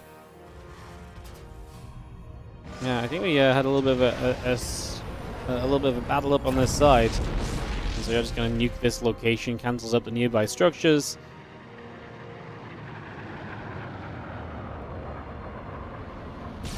Need the nuke on the Nexus. We do get the Ghost on the follow-up at least, so nice to grab that as the rest of this army. Viking Liberator back around. Bio Ghost, a good part of this as well. Good portion joined up. We're both maxed out once again here, so whatever kerfuffle we maybe unfortunately missed a little bit off before, we're kind of rebalancing from, as now we're just going to again aim for some of this tag defense. Tag defense is a very good thing to be getting rid of here, because it does open these bases to attack much more comfortably in the future. As this DT loses vision of the Ghost because the cannon goes down. This awkward position at the top right of Pylon becoming a thing. This kind of edgeway here kind of separating these two armies and really choking them up as they get down into this little connecting area. Does Creator want to push the issue in? Does he believe he can actually kind of force the thing against Milky Cow right now? Or what's the deal? It's a very nice storm. It's going to hit exactly where it needs to. Now some storms working through the Liberator is going to force an unsiege and a relocation. Of course, still pushing up. Another storm coming straight down. Again, pushing this army around a little bit. A couple of them sieging aggressively onto that army, but I don't think they're going to last. Creator shoving through. Doesn't have any gas left, so reinforcements here will be purely zealots. Not sure that's going to matter too much. He's looking very, very okay at the moment as he just pushes on in. His supply, it feels weird. I feel like his supply keeps dropping out of nowhere. I don't know if he's just kind of a little slow to start warping in, so it's dropping where we're maybe used to seeing it kind of stay somewhat stationary. So you warp in 10 zealots and 20 supply pops straight back up, so it's not too much of an issue. The nuke goes nowhere. The Ghost is killed. The Sense Tower is part of the many long list of things which are currently dying off in this game. As you can see, the Colossus is going to get active. Down onto that bunker, pick that off. The orbital obviously up in the skies. And we just continue setting forward here from Creator, who's going to shove through. The siege tank in the front is going to go down as well. Another Liberator or two trying to siege up in the back end of this.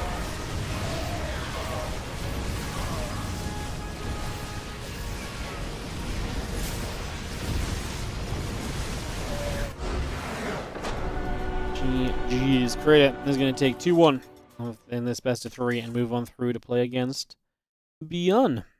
So Bion Correa is going to be starting.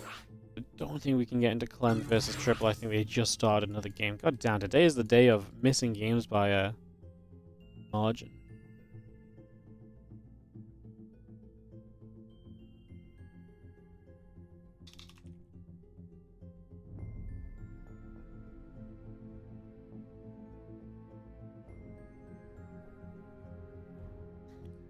Alrighty.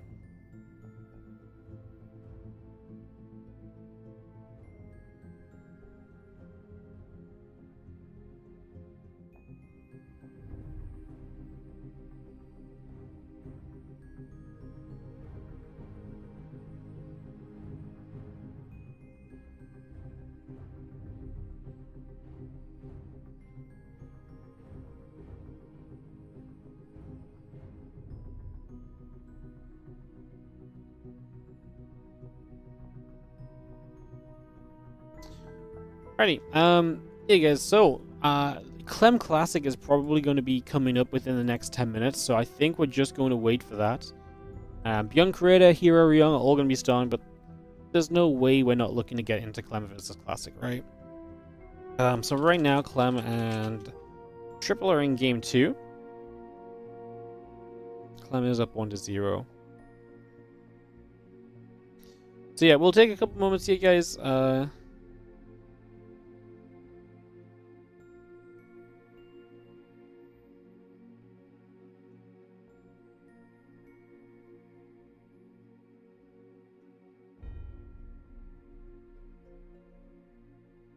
Yeah, we'll take a couple of moments, I think, just to wait for the Clem game. I don't think it makes sense to really do anything else right now. I mean, Clem's expected to win that game too. The only problem is they've just started, so they just got in game, so it's going to be a couple of minutes, but I mean, Clem Classic will be what we go into as soon as we get to the other side of it, and how can you complain about getting into Clem versus Classic? So yeah, we're going to get Clem Classic rolling very, very soon. Thanks for joining us today, guys. Just as we've got a couple minutes, I'm just going to take a moment to go off camera and just sort something out IRL quickly. When I say sort something out IRL, I mean I've got my bag of crisps for lunch to eat. So I'm going to just do that while we have a couple minutes here while we're waiting for a game. So I'll send you guys over to that. What's up, Black Bear? Thank you for the $2 super chat. Clem Dollar. Thank you so much, guys. We should be back. I'm only going to be 3 minutes, and then I'll come back and yap pretty much. But yeah, Clem is playing triple right now. I'm just going to take a couple moments to, like I say, finish up my lunch, and then I'll be right back with you guys. Thanks so much for watching today so far. It's WardiTV Mondays on a Friday for the second time ever, and for the last time this year. I'll see you guys in just a few moments.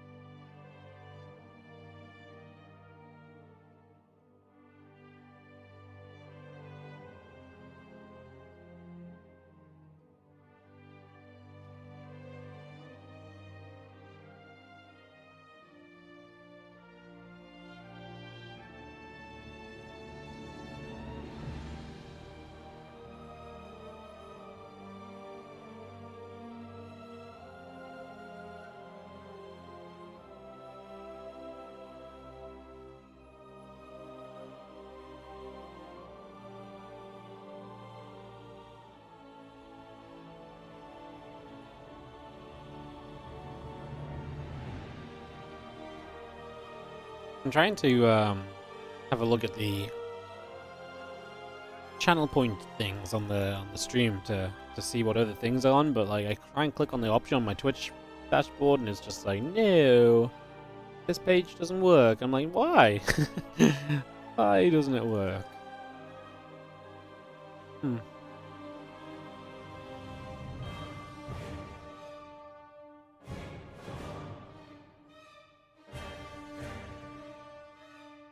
Pretty much none of this is working.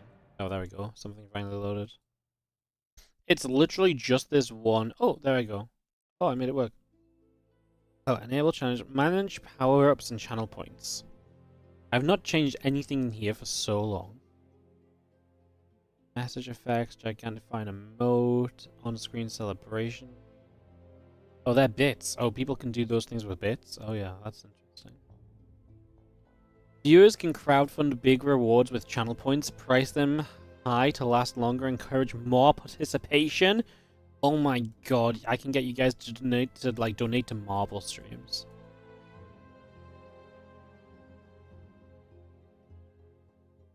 That's sick. Alright, maybe in the future we play around with that. Default rewards, send a message in sub-only mode, unlock a random sub-emote. Message, custom rewards. But they're all rewards. Where do I set the things where you guys get bonus points in general? I don't even know how to do that, actually, anymore.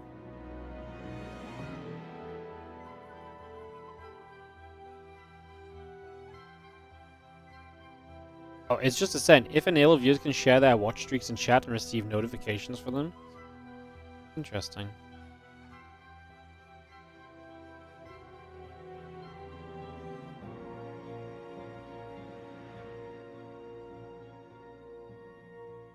So I can just enable channel points, but I can't really control anything about channel points. It's so wild. It's so weird. Anyway, alright. All good, guys. Yeah, if you're just tuning in, we are currently waiting for most likely Clem Classic to be ready very soon. Clem's currently in a game number 2, leading 1-0 against Triple. In fact, he's 130 supply to 50, which is why I haven't showed you guys the game yet, because I'm kind of just expecting this to end any moment. There wasn't really much to show, so just waiting for some kind of official to the wrap up here, and we should be able to resume. So it's probably kind of going to have Clem Classic within the next on screen within 5 minutes, if I had to make a guess here.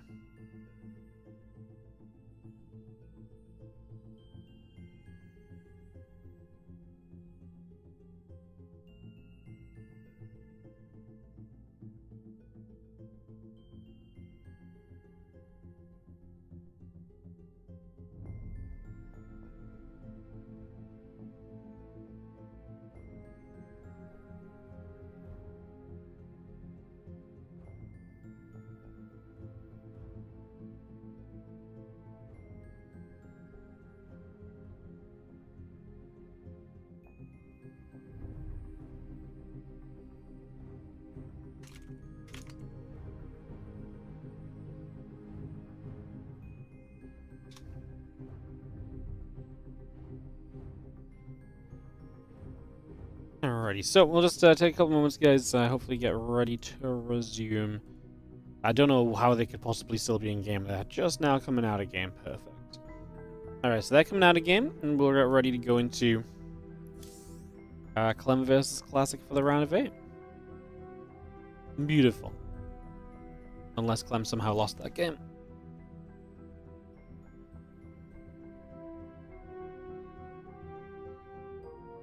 Secret goal list for today, bait Wardy. Black Bear, I feel like last week you were trying to bait me so hard. Like, every time I looked at one of your messages, I was like, man, I bet he would love it if I replied to this. And then, like, in the last, like, 4 or 5 days, like, basically this week, I feel like you've just been, like... chatting very normally. But every time you write something, I'm low-key kind of suspicious, because I feel like last week you were trying to get me get me to like reply to things. And this week you're just being very you're just saying very normal things. I'm like suspicious. And now you unleash your secret list, which you then delete, you know? Ay ay ay.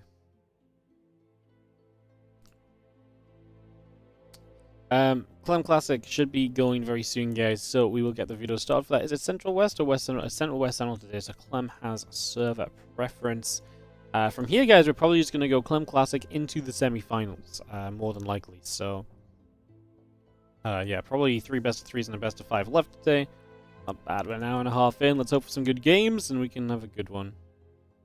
So, yeah, it's not a scheduled troll day. I appreciate it, you know, like... you know, sometimes, as a streamer, I think you get hung up on, like, people saying silly things, and it's like, are you just trying to get a rise out of me? And sometimes people are just having fun, you know? And not everyone is out there to actually just wind you up, even if it feels like it sometimes, so... Yeah. Bren with the highlighted message of StarCraft. I mean, if there's I don't think there's any better message to highlight than that. StarCraft is one of those beautiful things. Yes, thank you. Great use of the channel points. I'm trying to think what else we could use. I'm trying to think what else we could apply a community channel point goal to. Like, what could you put channel point, like, the only thing I can really think of is like a marble stream. I wonder how many points I would have to make that for so that it doesn't just get like insta-filled. Cast viewer game. No, yeah, but like that makes sense if it was like one person be like, hey, cast my game. This is like it's like a community thing where like everyone can donate to it, and when it reaches it, we get that, like, you know, that bonus is almost unlocked for the stream, or we do something on stream. I don't know what that is. Bum bum bada bum. Deja and Maxpax out of game. Maxpax with the 2-0 there, probably the expected result. He's going to play Nicorrect in the round of 8. We are waiting for the Clem Classic lobby, guys, hopefully very soon.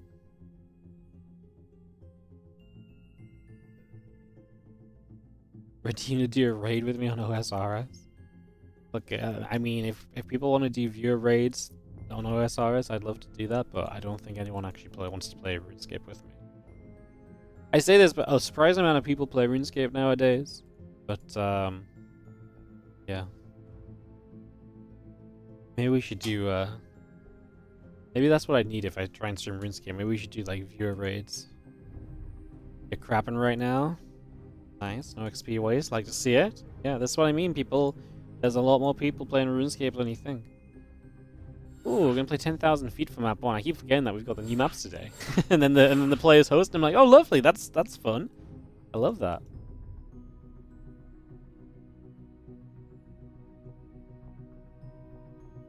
Is sailing out yet? No. I think the best guesses is that sailing is probably coming out next month. They haven't released a release date yet, but they said it's coming this year still.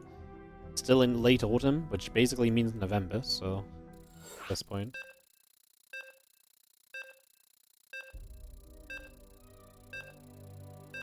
You're on Gridmaster currently? Yeah. Gridmaster was fun. It was a fun little kind of 1-2 day thing. I enjoyed it. I finished the grid last night. The only sad thing is I feel like you got all your cool stuff and then had nothing to do with the cool stuff because you finished the grid. It's like I unlocked all this cool stuff and over like last night I did all the PVM stuff basically over like 3 hours, and from 3 hours I went from basically having like the blowpipe into having all 3 megas and all this cool gear and then nothing to do with any of it. So I was just like, huh, crazy.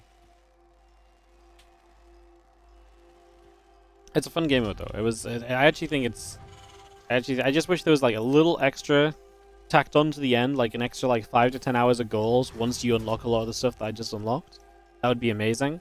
But otherwise, very good. Alright, Man in the Moon.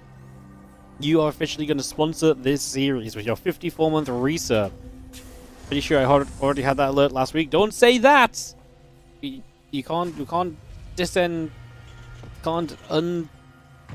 What's the word I'm looking for? When something's official, unofficialize, corrupt. Oh, I don't know. You can't corrupt this. I just called you the sponsor of this game. We can't ruin that now. Let's get to the intros card. When this goes up as a YouTube VOD, people are gonna log in and be like, "Can the guy start talking about something? It's been a minute Top left-hand side, our red Terran here in the quarterfinals of WardiTV Mondays 56 is Team Liquid's Clem, taking on in the bottom right the blue Protoss player from Virtus Pro. We have Classic.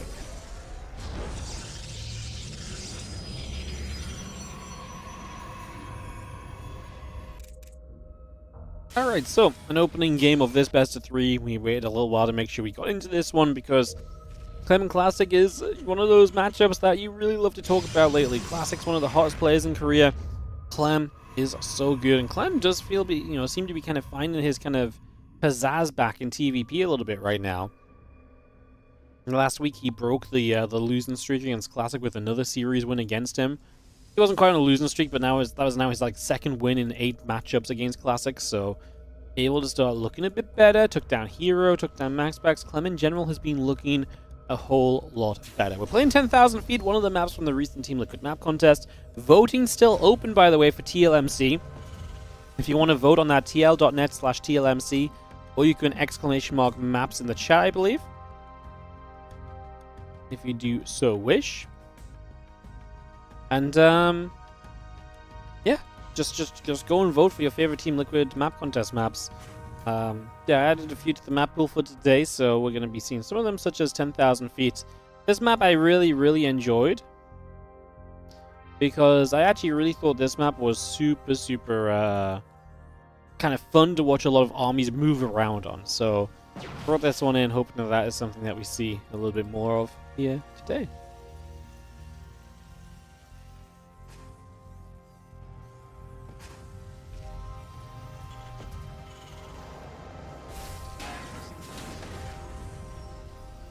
Factory building the Cyclone, the command center coming up, the starport coming through. Settle in. And Twilight Council coming through, the gateway, the sentry, and the warp gate all building. And we just have our Cyclone still moving out into the center. Obviously, Classic from the engineering bay block did take that forward base. The only concern I have about that is exactly where we can kind of play with. You know, can Clem do a lot from the middle of the map here, sieging up that base and hit that mineral line or so? Stalkers and the sentry out the left-hand side. There's the charge coming through. The bot's not working. Yeah, sorry guys. I don't have a YouTube bot. I mean, we have the stream elements, but I'm not used to updating it. Usually when I mention commands, no one in YouTube chat types them. The link you're looking for is tl.net/TLMC. So if you do want to find it, you can do that. I will work on getting a proper YouTube bot more properly set up with actual commands and things. Alright, well, we have about 4.5 minutes in this game. That first tank siege is up, and we will look to start applying some pressure here. We can hit a couple of patches of that mineral line already, so I mean, surely as Classic you recognize that this is like a problem the moment you... I mean, I guess he does because he's going charged, so he is going to have the more active kind of group of units to kind of come out and deal with this. I love this Cyclone from Clem. He's looking to bait the charge early. All Classic needs to really do here is shut down the siege tank. If siege tank goes down, you're okay. As long as you've got zealots in the front, you can continue to fight, and that's exactly what he's looking to do. I love the zealots running into everything else. Now we lose a sentry as well. All of that just for another siege tank to show up, but extra zealots show up again.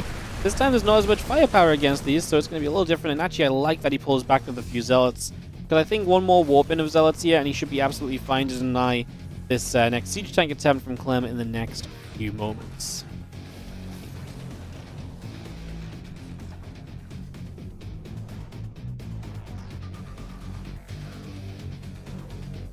So the Stalker just going to move over, Prism, and the Dark Shrine, and a couple of probes coming about.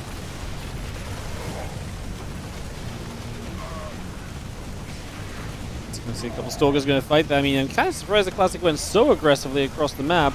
We got a couple of SCVs. Just going to have the Stalkers getting one more SCV at the end there. I mean, this was okay, but it's expensive. You're giving up all of these early zealots.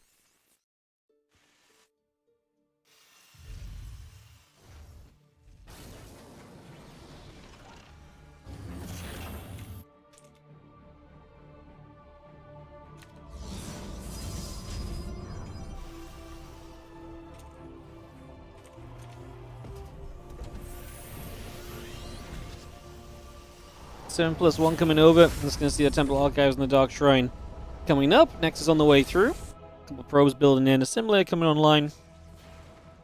And again, Stimpack and +1 continuing about.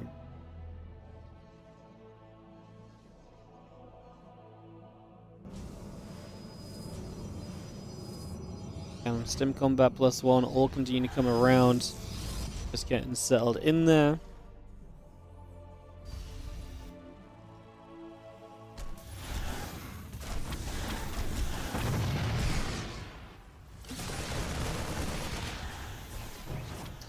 PT showing up, obviously going to make this a little bit more complicated. I have the couple SCVs going down. I'm just going to be seeing the Zealots going to get after. A couple of DTs moving about as well. It's going to be seeing the Tech Labs continue to take some shots. SCVs continue to gather about 5 workers going down. This has definitely become a little bit of a challenge right here.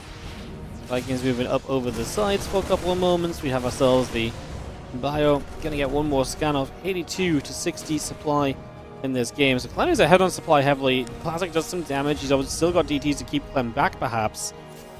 Gonna see whether he can find more. He has bought himself time to at least get Storm up as well.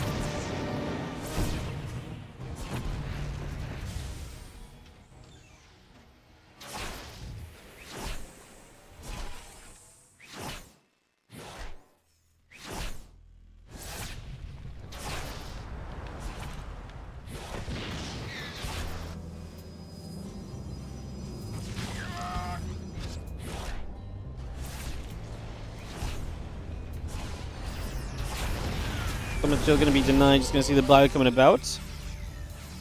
Going in and getting a few more shots off. So again, just having to deal with those Dark Templar. Taking some hits initially still as the combat shield and that blink continues to come through for the moment.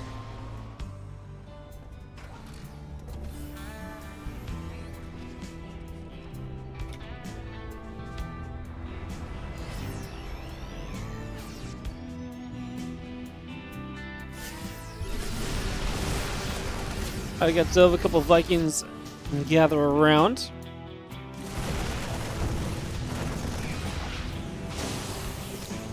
Maybe seeing the Storm coming through, a few Marines taking damage. Another Storm onto the siege tank. Classic stepping forward aggressively, but man, he just doesn't have the whole game. I feel like Classic hasn't had the numbers. Like where is the, what was he expecting to happen here? Like, was Storm was going to kill everything? Like, he needed like 10 to 15 Zealots with this, but probably not even 10 to 15 Zealots. Like, 5 to 10 Zealots would have made it somewhat engageable. He didn't have a single Zealot in sight, though, and I think, again, just Classic maybe a little behind from those early stages. A lot of losses early because of that has been putting him in a bit of a weirder place. Just have the combat shield finishing up. 1-1 coming through on the other direction. Again, a couple of barracks coming online as well. Robo Bay building here from Classic. Bringing that up, getting that through. Few extra Zealots warping in as well. And the Prism going to unload into the main base here. As a few Zealots getting after the SCVs. Well, scan coming down. Bio going to continue after those probes. Bring a lot of those High Templar back. Again, the Bio gathering up. A couple of Vikings joining in as well. That Ghost Academy not far from being done either. So again, that Ghost Academy completed. And get some ghosts on the way. Classic has pulled himself back in supply here as both players take some losses. The Stalkers do not have the kill on that full medevac. That's a shame.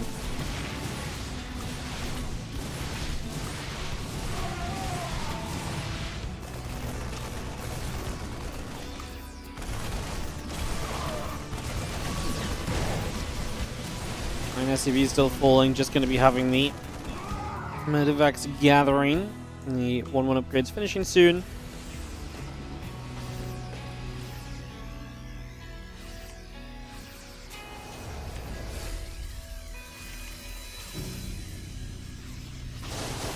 Nice couple of Storms.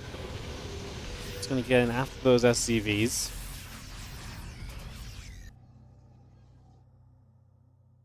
Colossus coming up. Classic, I mean, up in supply now, man. He's had a lot of weird moments in this game, and yet here we are. He's absolutely competitive. He's got High Templars looking to get some Storms across this line. Well, SCV is going to go down to that Bio Gathering, Viking Medevac coming through.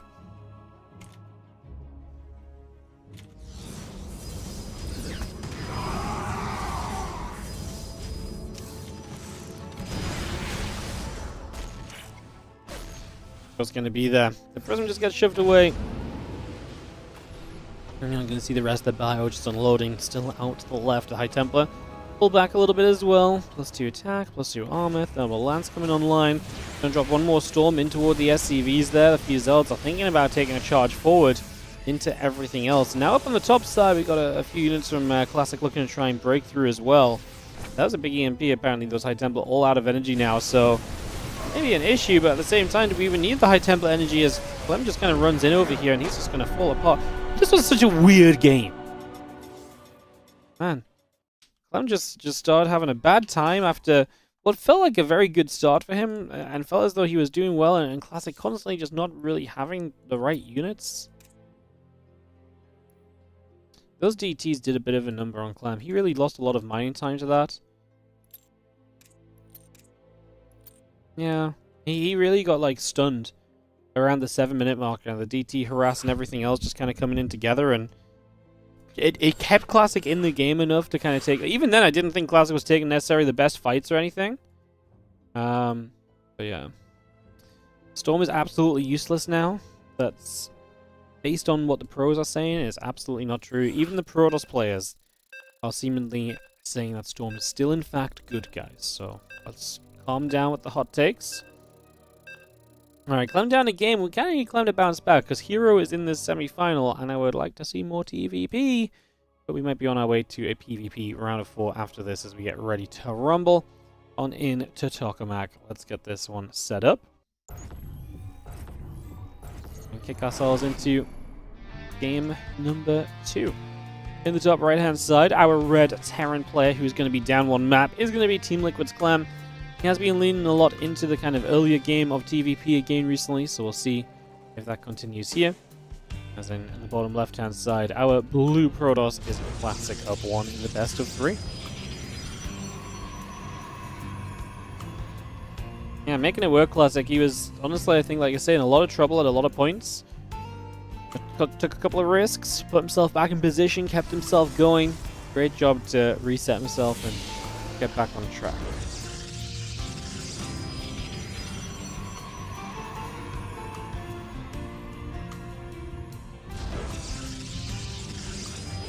I still question the decision to move out with all those High Templar and try and win the game by, or win a fight by just storming and having like an Immortal and 5 Stalkers behind the storm. It's like, maybe we shouldn't initiate those kind of fights, right? Maybe we shouldn't initiate those kind of fights if we can avoid it.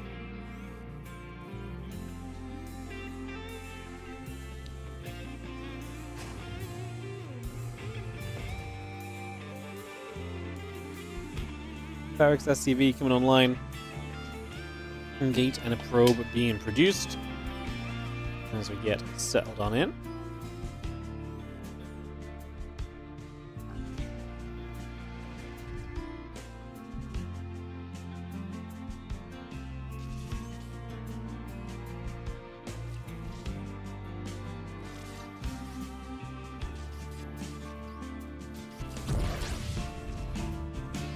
He gets the probe, nibbles down, nice couple of grabs.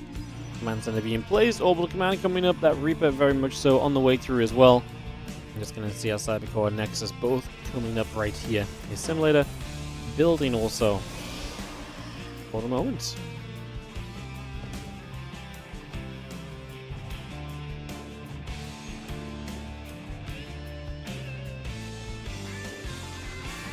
Do we have some fun coming in from Clem? Does he have some aggression planned in these early moments, or what is he going to try and look for as we get this underway? Coming up, the factory's on the way through, commencing the building as well. There's the Reaper actually going to get a jump onto this probe already, so this probe going to take some damage, a few shots coming over, and we're going to see a couple of those probes getting popped around for the moment. A couple of probies still falling. Stalker going to get that. Reaper gets chased.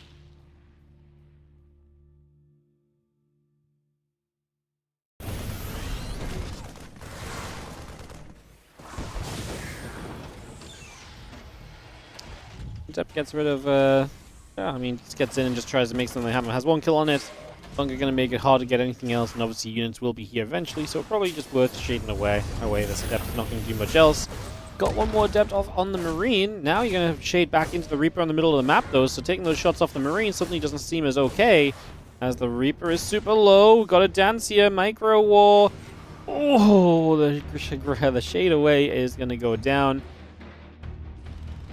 Blink and the gate continue to come on through. A couple of SCVs, Marines in the starport still building. The tech lab coming online. And yeah, gateway probes and the blink continue through as well. So just bringing a lot more of that on the way in right here. Super Hellion joining up. Stalker going to come around. Just going to see the Stalker there. Going to go in after the Hellion as well for a couple of moments.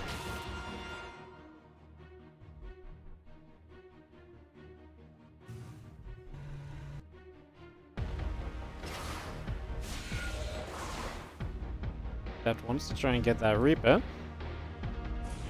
Looking for it right here. Just going to be having the Hyperflight Rotors on the way, by the way, too. So Clem bringing that Hyperflight up. The Sentry coming about, the Probe taking some damage, and the Sentry continues to chase the Reaper away to the side where the Probe comes in and is able to get that nibble. A little bit of a nibble off going.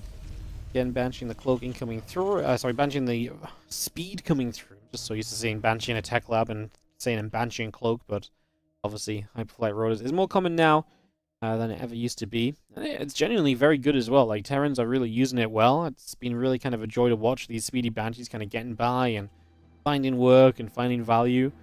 It's also kind of brought some of the Phoenix play back as well, because if you do get Phoenix up against this, it's really nice for you, obviously, as the Phoenix player.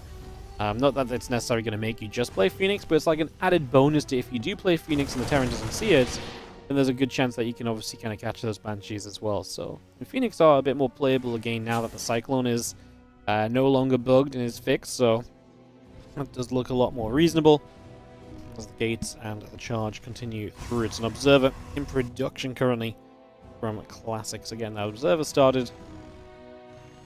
And yeah, those batteries still coming online as well. Stim and Combat Shield build with a couple of Marauders coming into play. Hellion to the bottom side, and two Stalkers warp immediately in to try and meet said Hellion. Chasing it away, back up the other direction, and away it goes. Ciao and see you later.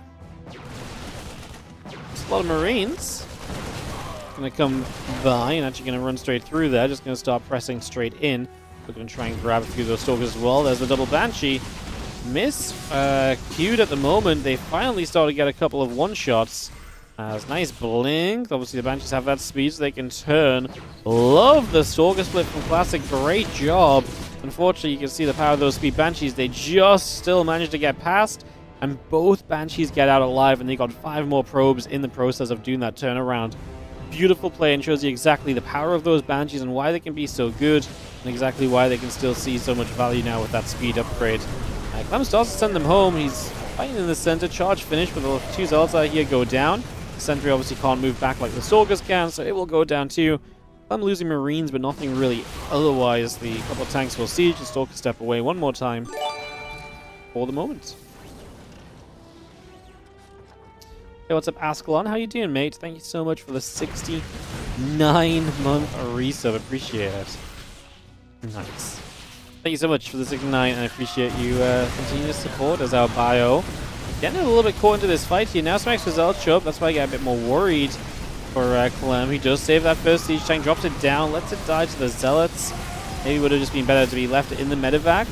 As he tries to pull back with the Prism here, Classic will reinforce very quickly, and can he overwhelm? With the bunker and the Banshees there, I really don't think overwhelming is a factor or a thing at all.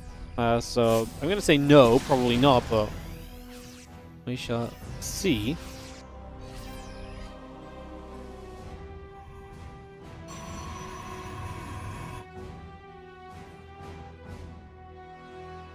Temple Archives and the Forge coming up. The next is coming through. Going to be seeing the Viking Marine Marauder concussive shells building as well. The Banshees continue to escape. Zealot Stalker coming over. Continue to run around for the moment.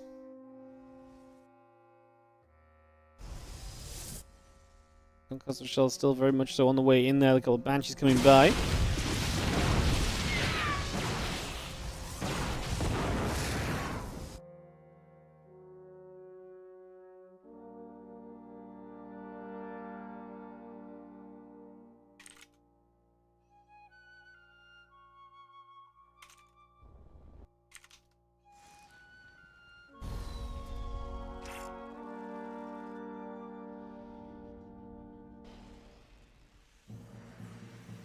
Ghost Academy coming up. Marauder coming through. Let's see if a few Stalkers going to be there to hit a little bit of that Bio. We're actually going to get back in. Well, feedback's coming down as well. Bio tank joining together. The Vikings going to land over here to clean up that prism. So we are going to shut down the attempted harass of Classic. I'm having to pull away. Losing medevacs, not able to pull them back. All of those medevacs in danger. 3 out of 4 go down. As Stalkers just went bam, bam, bam. Thank you, ma'am. Because, yeah, those medevacs, usually you'll see the Terrans pull them back.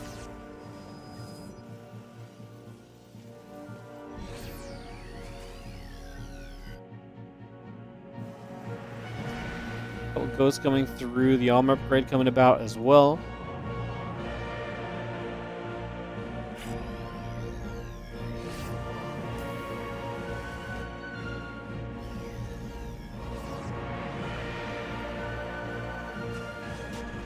Armor upgrades coming about, Robo Facility in the bay coming through, actually a couple of gates coming about.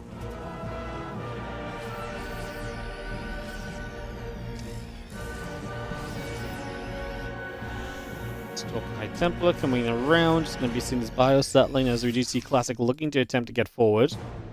One upgrades coming over. Again, Robo Facility, Robo Bay. Coming about as well.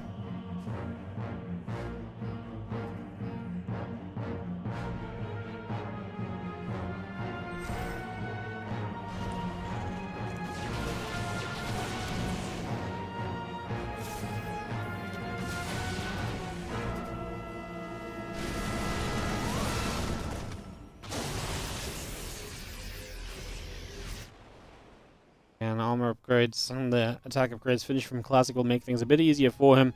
A Thermal Lance and Colossus switch on the way through too. So really getting into the latest stage of this TVP right now.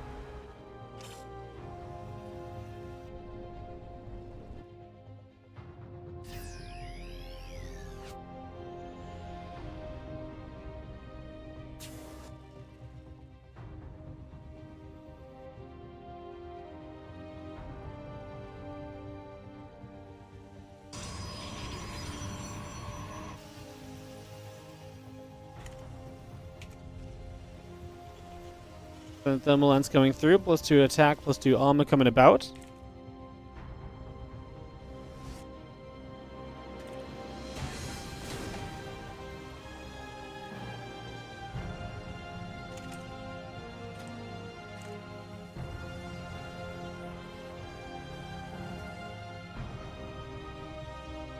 And the 2-2 Thermal Lance then going to be done soon.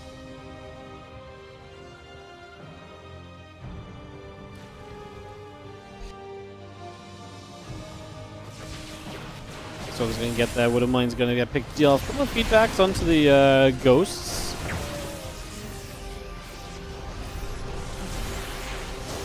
There's a couple of Stormers. Well, Zone just stops a lot of that army coming through without being hurt. Well, EMP comes down. The High Templar get chased. Let's just have a couple of Ghosts still coming through. The 2-2 upgrades and the ship weapons continue to come about.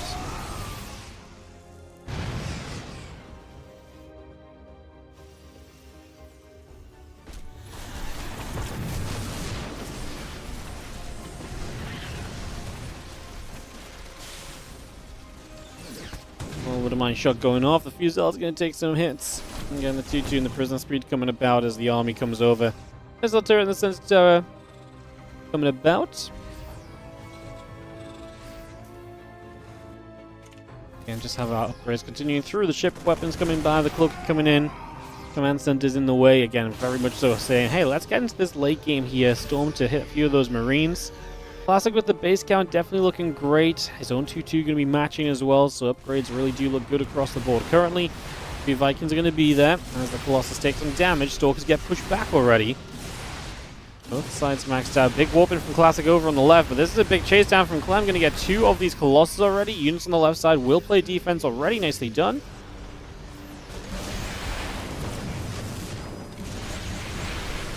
EMPs go down, still looking for a little extra here. Is this an okay fight for Clem? He has an EMP or 2 available. If he can hit the High Templar, he gets the front 3 again, but the 3 in the back still have energy for the moment, so Clem still trading well enough. The fact he defended so well top left side is a big deal. Classic trying to mass expand, but I think Clem is actually going to have the chance to go and deny some of these bases. This split right now looks pretty reasonable for him. There's a lot of Zealots over here, mind you. That might be a lift up and get out of that moment. Clem has to identify the situation, but Classic was paying more attention, gets the blink on the full medevac. Good job from Classic, getting a lot of units there all of a sudden. The Classic's benefit really is the base count, having so many locations to play from. Those storms are actually not good for Classic, because they are going to hit a lot of his own units as he runs through. What was that storm? I don't know. Yeah, Classic eating a lot of storm damage right now, as we do see Clem going to try and fight EMPs, those Archons. They go down very quickly from there. Just has to pull back into the choke point, so the Zealots can't do as much. And she has the CC in the sky still. Currently being reduced down to a 4-base Terran. Doesn't feel terrible, but then you think about the fact that Classic has 7 bases available, then it doesn't feel great. That said, Classic is playing 4 bases, basically just 4 bases. Yeah, there's like 1 base that's not saturated that maybe could be. I mean, Classic has good income, so does Clem. For now, the income difference is a little bit favoring Classic, but Clem is being trading way better. The most important thing for Clem is just secure base 5. If he can mine from a 5th base here on Tokamak, I don't think there's going to be that many problems for him. I think he's going to be A-okay. So he just needs to get to that kind of 5th base, and then he's trading well enough to stay in the game from there. It's just 4 bases at 15 minutes starts to get a little scary when the main and natural begin to mine out. Get that 5th base down, secure that, and I think Clem's going to be absolutely fine. Pending how the fights continue to go, because obviously, you know, TVP still is going to be super, you know, engagement dependent. But the state of the game is okay for Clem with the 5th base mining. But he has Classic to try and play deny on that. Clem is on his way over. The Vikings could take a detour to the south. He should know that those Colossus are likely going to be coming across. Trying to siege up some libs. One Colossus comes in from the other side completely. Liberator is being targeted down. The High Templar will scare Clem from chasing completely, but there's no detection, and Clem's realized it, and he's going to go sniping the High Templar.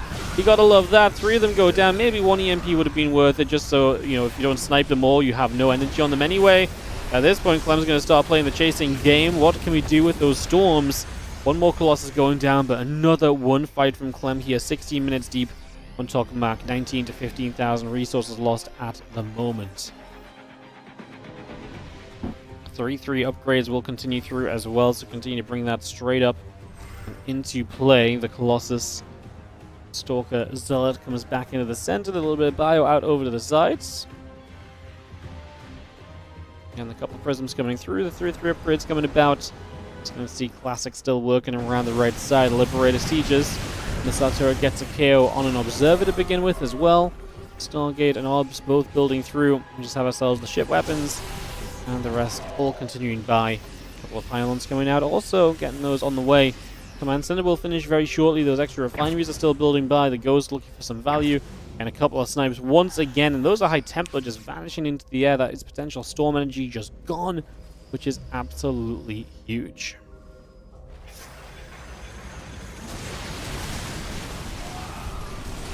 We still push across. Vikings going to try and get forward onto those Colossus. The bio gathering together. A couple of Liberators sieging nicely and just going to zone this area very well. The probes, you can see, having to pull away just a little bit. +3 ship weapons coming through. We add on those Ghosts. We add on that command center. And get a lot of this underway.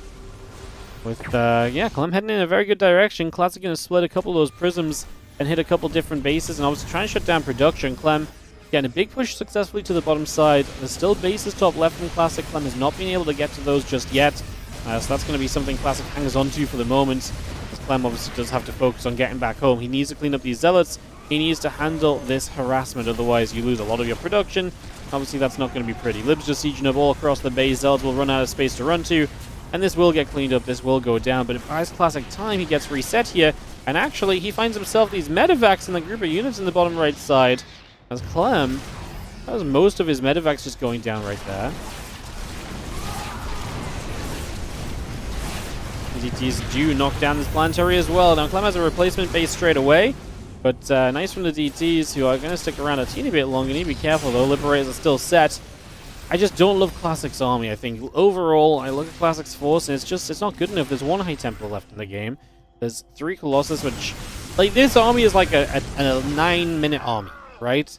Like, if you show up to Clem's base at 9 minutes with this army, I'm like, ooh, I'm a little bit scared. You show up to Clem's base at 18 minutes with this army, and I'm not scared at all. And I think that's the issue that Classic currently has. Now, he's doing a great job of staying split and continuing to get work done. As the CC probably has to lift up to avoid being taken down by the DT damage. Classic pokes back up the right-hand side once again.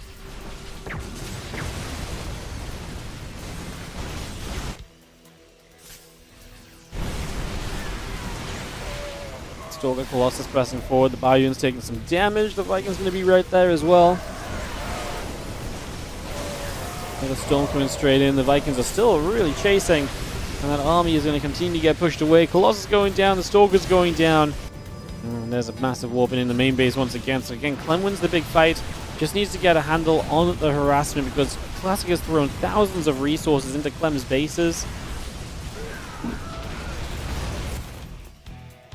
Let's clean up on the left side as well. Look at Classic's supply plummet in these last few moments, by the way. That army size, yeah, lucky to go down because he lost the main fight. And everything that he has left is just... It's kind of superficial, like, oh, I'm going to throw it here and there. It's kind of just like throwaway units. The problem is when all you've got is throwaway units, you're not in a great spot. It's so close to working simply for the fact that Clem has been kept down base-wise. You know, like, Clem is on the verge of not having much mining left. He's only got 45 SCVs remaining. It was worse than that before. He's building 7 at a time. Flip right up. It's going to get after a couple of workers. We do have the Bio pushing to the bottom. Going to find this blue gold base. Get some probes here for free, which is nice, because right now you actually do want to stop just straight up mining. Guess who's arriving in the top left? Man, we have so many Vikings. Those Colossus are not going to last. Maybe they will if we get good storms. That's actually a very good storm. The base goes down and Clem will not have a fifth. Clem up about 40 army supply. Again, he has to just go and just believe that he can win against... Yeah, he just needs to believe he can win out against the opposing army.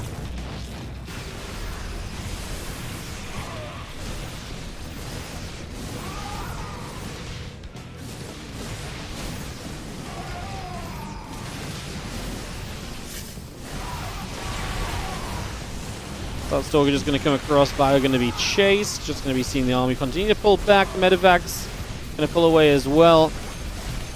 I mean, Classic is just throwing these units in, but he just doesn't have what he needs. And he had a massive bank before. That's not going to be the case now. He's not going to leave right here because he's going to believe he can warp in a bit more and maybe make something happen still. I mean, this top left base is doomed. I don't think we should go after the base here as Clem. Leave that Nexus. Get the probes. Probably just continue to chase units down. Classic's already flinging other units at Clem. He is throwing everything he possibly can towards Clem's side of the map. And so Clem has to just, again, prioritize what he does here. He actually does go after the bases. Fine. I don't hate it. I honestly think he could have just chased the army, but obviously we see it from our perspective.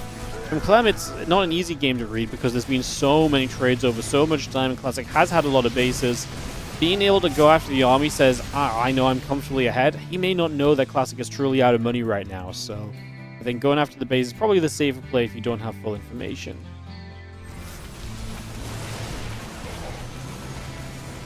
Bio gathering, a couple of zealots, taking some shots. The Vikings going to get after those Colossus. Double High Templar going to get jumped on as well. There is an Archon that begins to move as the Bio pulls back and peels away. Just going to see the Vikings going to get there for the Colossus. A couple more zealots will go down. Continue to play cleanup on this as these Stalkers go back the other way. Classic has to say GG, and we get ourselves game 3 after a beautiful game on Tokamak. Clem and Classic throwing units at each other non-stop. I mean, that was just a lot of fun. Nothing really else to say to that one as we ready ourselves up for that third game, guys. We'll take it a moment and we'll be right back to that. The full lobby is coming online already for Ruby Rock. I love it. We're playing some more of the newer maps. Hell yeah. Big fan of that. Top side of the bracket, by the way, Maxpax and Bion will play the first semi-final. So actually, that will be our first semi-final up because they are both ready to play. So as soon as this series is done, we'll go Maxpax versus Bion. And then Hero versus either Clem or Classic, pending what happens in this game 3. Ready, says Clem.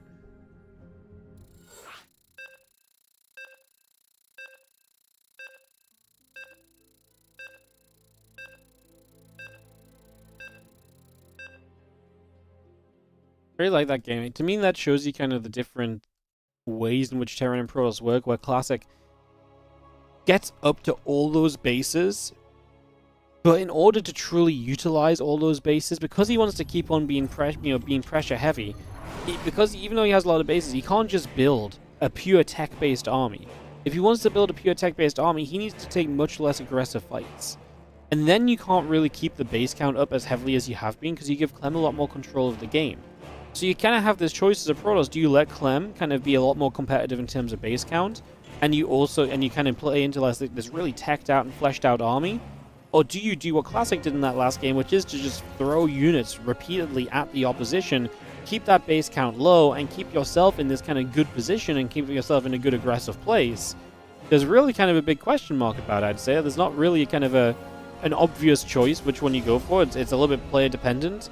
Classic went for the, I'm going to throw units at you and try and keep my base alive by keeping you super busy.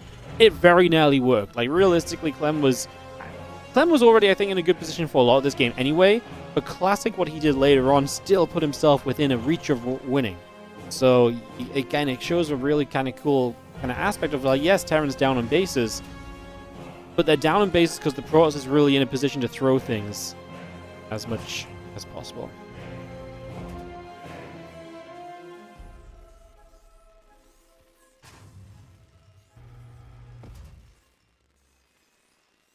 Alright, on bottom right, and Classic upper left as we get into Game 3 on Ruby Rock.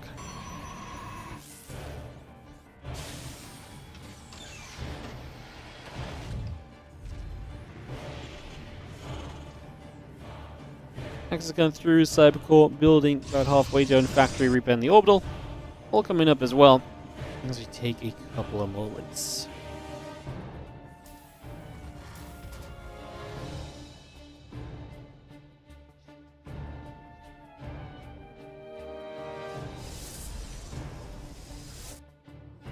Yeah, next in the assembler, both building about the factory, coming through. The Reaper is on the way as that probe of Classic heads straight through the natural and in toward the main base. For a little bit of a peek to see what exactly is going to happen.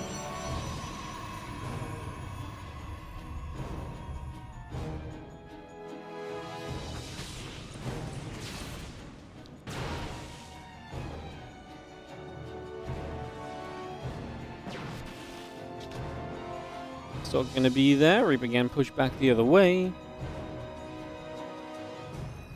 Just having the warp gate coming through. Sentry in the Nexus coming up. Gate coming online. Twilight Council coming about. Gets settled in for a moment or so.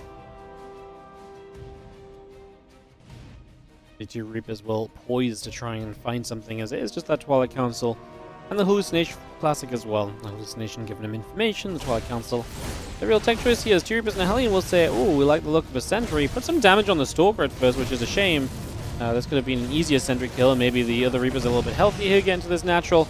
As we look to build into some work kills as well. That's 1 Reaper and a Hellion so far, but 3 workers, and I say a Hellion's actually going to make a getaway here. So 1 Reaper for 3 workers and a Sentry. It's a really good starting point from Clem. Gets good damage done right away. Really good beginning as the blink comes up, the warp gate comes through, Marines and a medevac on the way about also, and a couple of Widow Mines setting up off to the sides. Alongside everything else, a couple of Stalkers get some shots off, pushing back up to the top as well. So far. A couple of Widow Mines continue through, the Stalkers still moving. That blink is coming up here on the side of Classics. Again, that blink on the way. We will get the Marines there. They pick off that probe. 1 Marine goes down. The Hellion going to step forward as well. 2nd Marine going down.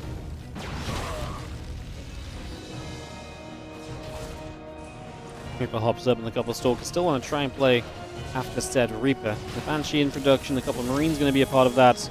Widow Mine is dangerous because those probes are stacked. Oh, Classic. No. No, no, no, no, no.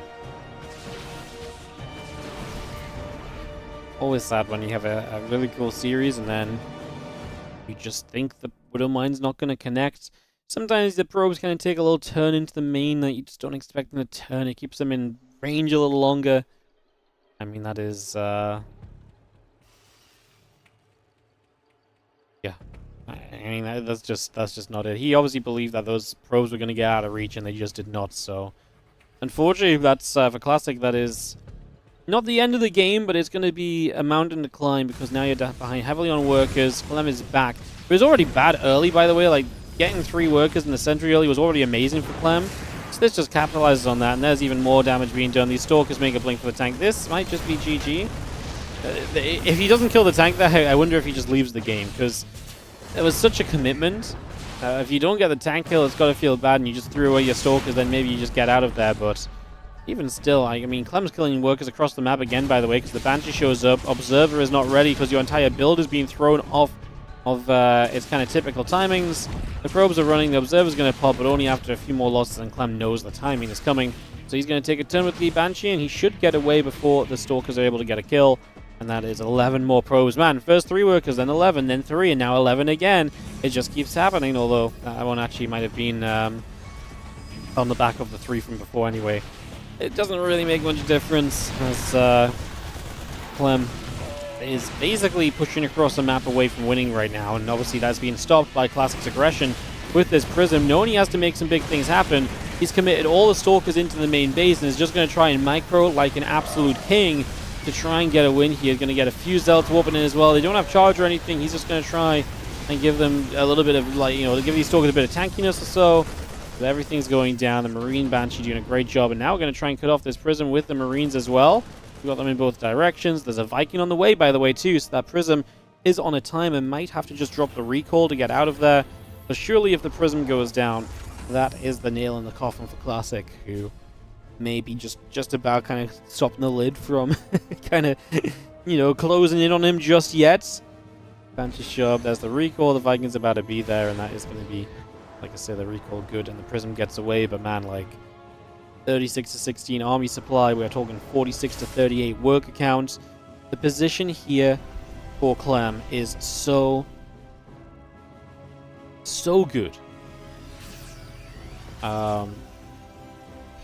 Really hard to kind of, again, be positive on the other side.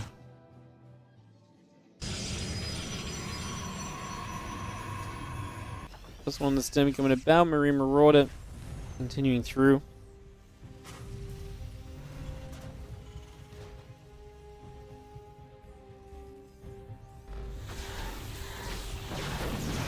Going to see a couple Stalkers going to drop about. Going to see a few of those SCVs beginning to go down. The Stimpack Combat Shield and +1 all coming through. Is just going to see the Banshees continue to swing away.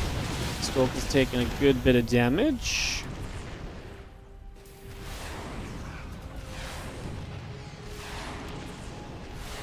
That's going to be the Prisms getting chased back. The Marine Tank. And he's pushing forward again. I mean, hard to really, again, make this ending too excellent. Storm's about to be done. We might see a couple of good storms to give Clem a taste of Protoss just before this game wraps up. It's one. Tank's obviously in position. Hard to really say much else.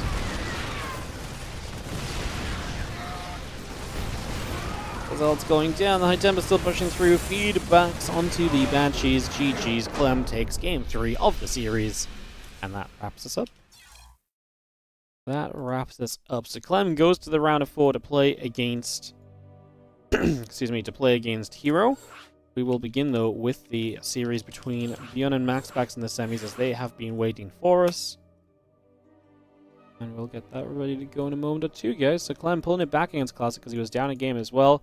And like I say, that sets up 2 TVP semifinals. Maxpax versus Bion, Clem versus Hero. Last week we had a Maxpax Clem finals. We also had Clem Hero in the semis, and it's actually a repeat of last week's top 4, apart from Bion replaces Lambo. As I'm just checking, we've got everybody.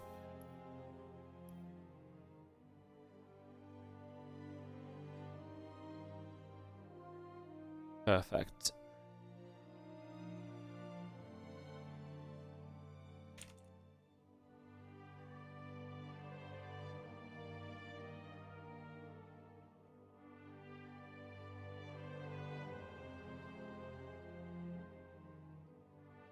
Confirmed to everyone, we are doing this one by one, guys. Obviously, we pretty much always do our semis one by one, but people are doing different tournaments all the time, so they're not quite sure. So just confirming that Clem and Hero will wait for this round of 4 to go. Alright, we're going to count on down into Pylon and get going for this opening game of this best of 3. It is, again, semi-final time here in the WardiTV. Mondays on a Friday.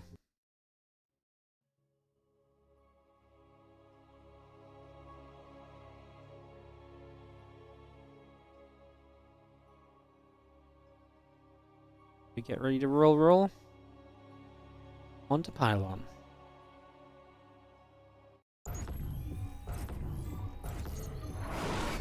In the top left-hand side, we're going to have ourselves the Red Protoss player entering the first semi-final of this event today. It is going to be Maxpax, last week's champ. As in the bottom right-hand side, the blue Terran player from the Shopify Rebellion is Bion.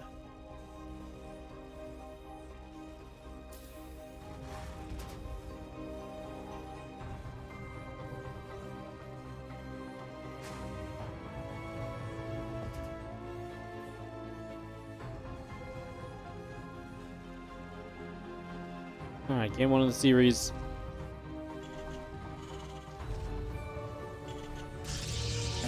Underway. Let me just have a couple of moments early. Just kind of want the ads to play out, but I guess we'll you know what? We'll say this one. If you guys are enjoying the stream on the YouTube channel, got a lot of people up in here today. Thanks so much for joining us. Do not forget to hit the like, and do not forget to hit subscribe on the YouTube if you do not already subscribe. It helps us out massively. So appreciate you guys tuning in today. YouTube viewership still popping, man. Like, the YouTube viewership lately really has just been so freaking good. Thanks so much if you're a YouTube viewer, and yeah, thank you so much. Hit that like, hit that subscribe. We appreciate you. WardiTV Wrong Days? Yeah, that'd be a good day, good name for the tournament, wouldn't it? Again, if you're on Twitch, don't forget to hit the follow button as well. Twitch, I feel like Twitch is like, man, the Monday Cups on a Friday? No, I will not watch this. Viewership half what it usually would be. I'm like, what? YouTube doesn't care what day it is. Twitch, very picky about their days and the names of the tournaments. All good though. If you're enjoying, like I said, hit that follow button.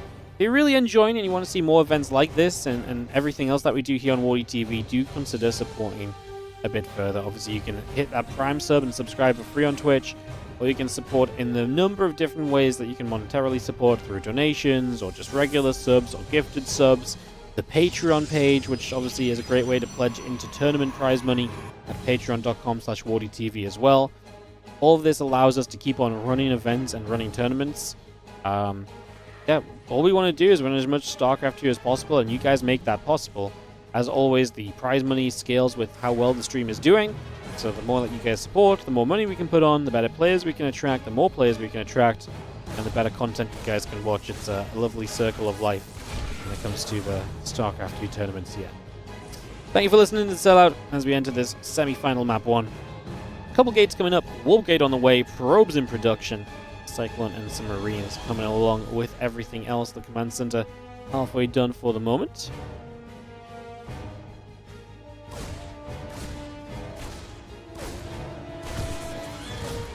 Reaper will nab up one probe. The Adept comes shading across, is going to be able to hit that Reaper, get a bit of damage dealt. And the Adept will put some more damage out onto the supply depot. Going to go shading across, a couple of Marines coming over, a Cyclone building on the factory. As we have our starport again about halfway done at the moment. So starport coming through, command center about to be done. SCV, tank and Marines all producing. Twilight Council on the way, add on a gateway. We are looking kind of good across the board at the moment. Circle of life, yeah, it's the circle of bracket StarCraft life. So we've seen the Cyclone here. Getting a good catch on these couple of units. Bion able to get some kills, although does lose his Reaper. 2 probes and an Adept so far, going to make it Adept number 2 as well. So yeah, I think Bion's got to be pretty happy so far with how things are going. As you see the Cyclone though getting jumped on, and that's going to be a little bit of retribution from Maxpax. It would have already happened if that Cyclone kept moving, and actually he will leave it alive because Maxpax wants to go across the map and apply pressure already. Set up. Hey, what's up, Mad Cat? Thank you so much for the 35-month resub on the Prime. Adds at a dumb time, take my Prime. Ugh, always annoying. Thank you so much for the 35 months, though. Appreciate the Prime sub. Thank you for supporting. As usual, as the Marines do turn those Stalkers away from the natural, You have that blink upgrade on the way through from Maxpax as well. A couple of assimilators being added on. The probes, the pylon, the robo. Just a little bit of everything coming straight through here as that bunker is about to finish up. We've got a Raven on the way from Bion as well, so bringing that straight into play. And these few Stalkers heading toward the upper left-hand corner, just making a move to the top for the next few moments.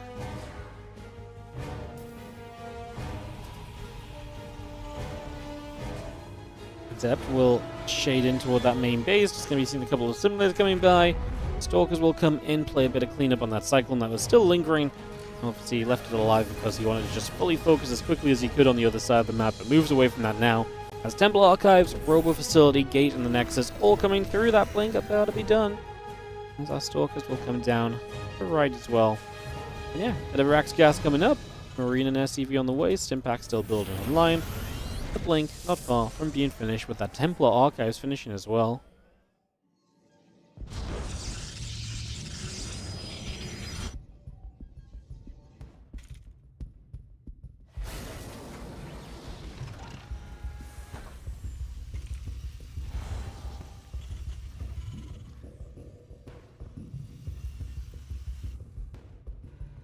Charge Storm just continuing through. High Templar still producing the extra gates coming about. The Raven is just going to pull in toward the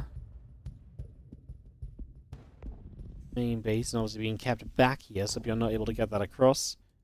And again, we have that Storm about halfway done for the moment. Charge coming through. The extra gates in production as well. Battery still building. Stimpack Combat Shield and +1 coming online. I see the rest of this bio coming through with the Siege Tanks and the Adept. Gonna get chased for a couple more moments. Bio still setting up. Stalker still taking some damage. Stimpack Combat Shield and that +1 upgrade continue to produce right now as the auto turrets are good for one High Templar. And I mean, that's actually very nice. Just get a High Templar, put another one low. Bion takes a moment to step out to this left-hand side. Will knock down the pylon over here. It's just going to take that out. And obviously just takes away the gateway that was nearby. So you just get rid of that warping spot, that warping potential. Obviously, the more you get rid of that, the better off you're going to be feeling. Bion's numbers looking good. Obviously, with Storm out, there is always going to be that question mark of, can you really come attacking in or anything? So that's one thing that we're looking to figure out here. There's the concussive shells and the attack upgrade still building through.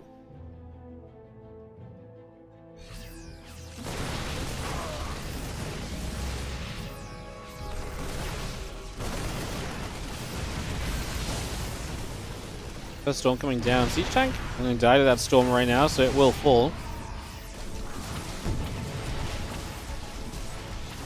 So that's going to chase up the SCV. Is going to be a little bit of trouble. 5 workers going down. A couple of Widow Mines are going to get burrowed. That is going to be some friendly fire. Oh no, Bion. He just lost like 10 plus 10 workers because of his own Widow Mines playing defense there. He has decent army over here. I'm afraid that this is going to be one of those scenarios though where Maxpax finds the chance to attack in and Bion's just not going to be able to hang on to this. He is target firing nicely with the tanks though. Why are we running through the storm with low HP Marines? Oh man, I actually think he would have had quite a lot left over if he hadn't ran through that storm. Instead, now he's in some trouble. He is obviously going after a good chunk of probes, but he loses everything. On the other side, there's one Zealot left in the corner. Bion is up an attack upgrade. Man, a couple of moments in this game that really could have changed everything, right? Widow Mine's not killing all your SCVs. Honestly, I think not running through that storm would have been a game changer too. Like, I get you're eager to keep on chasing and doing damage, but your units are low, your medevacs are low energy. You don't have the health to play with to just go kind of yeeting yourself through moments like that. Well, Maxpax is up 15 workers at the end of this, and that's the issue, is that now Maxpax has survived that bit of aggression, and so you end up in this place where things are going to get very tough for you.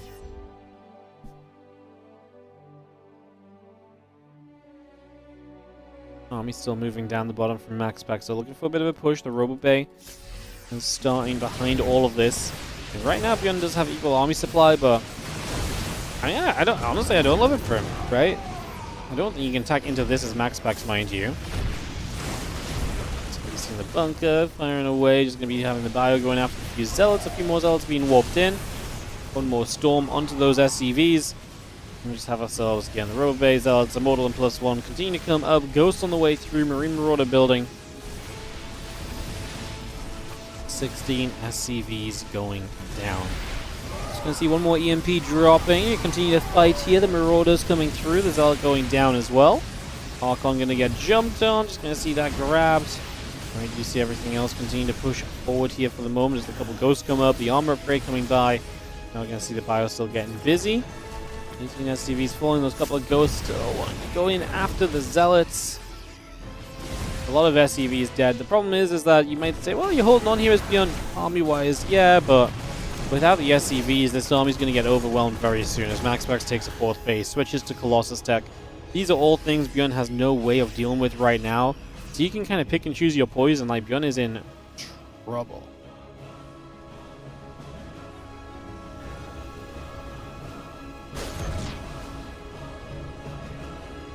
Bion is in trouble, and I think Bion basically has to run across the map, but I don't think he ever has anywhere near the army that he needs to deal with this. Just going to see the anti-armor missile going down, the Bio pushing through, the Storm, the EMP, the Archon will go down as well, the Komodo still being chased off to the sides.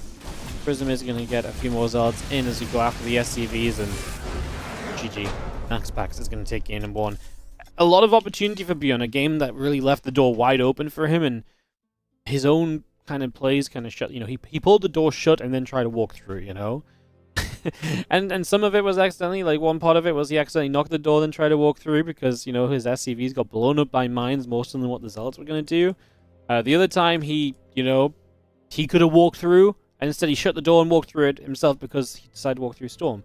Don't know why I'm continuing with the door situation, but we're sticking with it through to the end. Gun down a game as we get ready for a game 2 of this best of, again, 3, obviously best of 5 reserved for the finals in these open cups. 2.5 hours deep on the stream, guys. We got another best of 3 after this in the form of Hero Clem as well, and then the best of 5 finals as we go to White Rabbit for game 2. I am loving so many of these again, kind of newer maps coming into play a little bit. It's been a lot of fun to look at, been a lot of fun to see. Let's see how late Jeff gets cold and we get ready to go.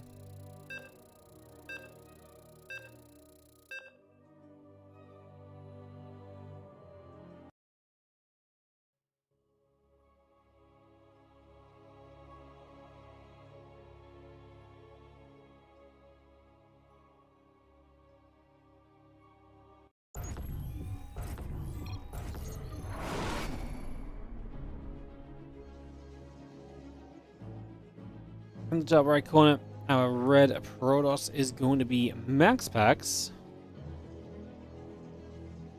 And in the bottom left, our blue Terran is going to be Bion.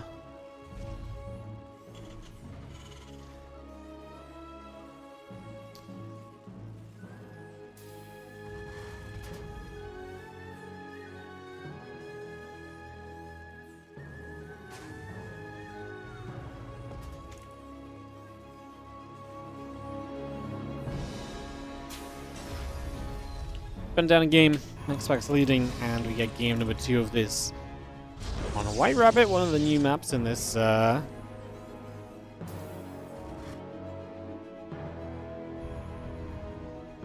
of the new maps in this map pool we're using.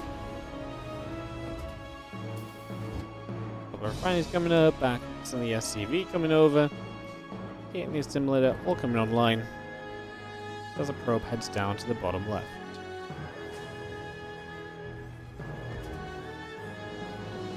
Monday on a Friday. I know, guys, it's Monday on a Friday. Look, I'm not trying to ruin your Fridays. We're bringing the best part of Monday to the Friday, you know? Like, you guys are sad, but the real complaint should be when you get to Monday, you're like, wait, where the hell's my Monday cut, you know? Because you're going to get to Monday, you're going to realize Monday is worse than usual. Yeah. Like I say, we'll be bringing you guys some content on Monday, but it won't be this cup. It'll be later on in the evening. We'll be doing the Monday Night Weekly. I don't get home until like probably about 3 or 4 p.m. Monday Night Weekly is like 5 p.m. for me, so I will be doing that one, and obviously just skipping over our Monday Cup because it is today instead.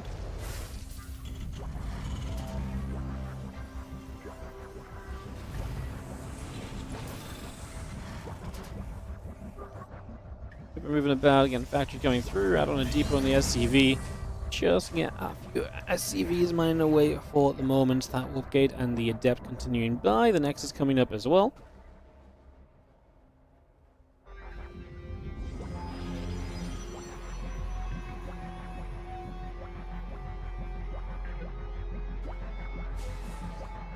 If you weren't here earlier, I was talking about all of the upcoming StarCraft, by the way, guys, and TLDR, there's going to be like a team tournament by Crank. We're thinking of bringing WardiTV Team League back.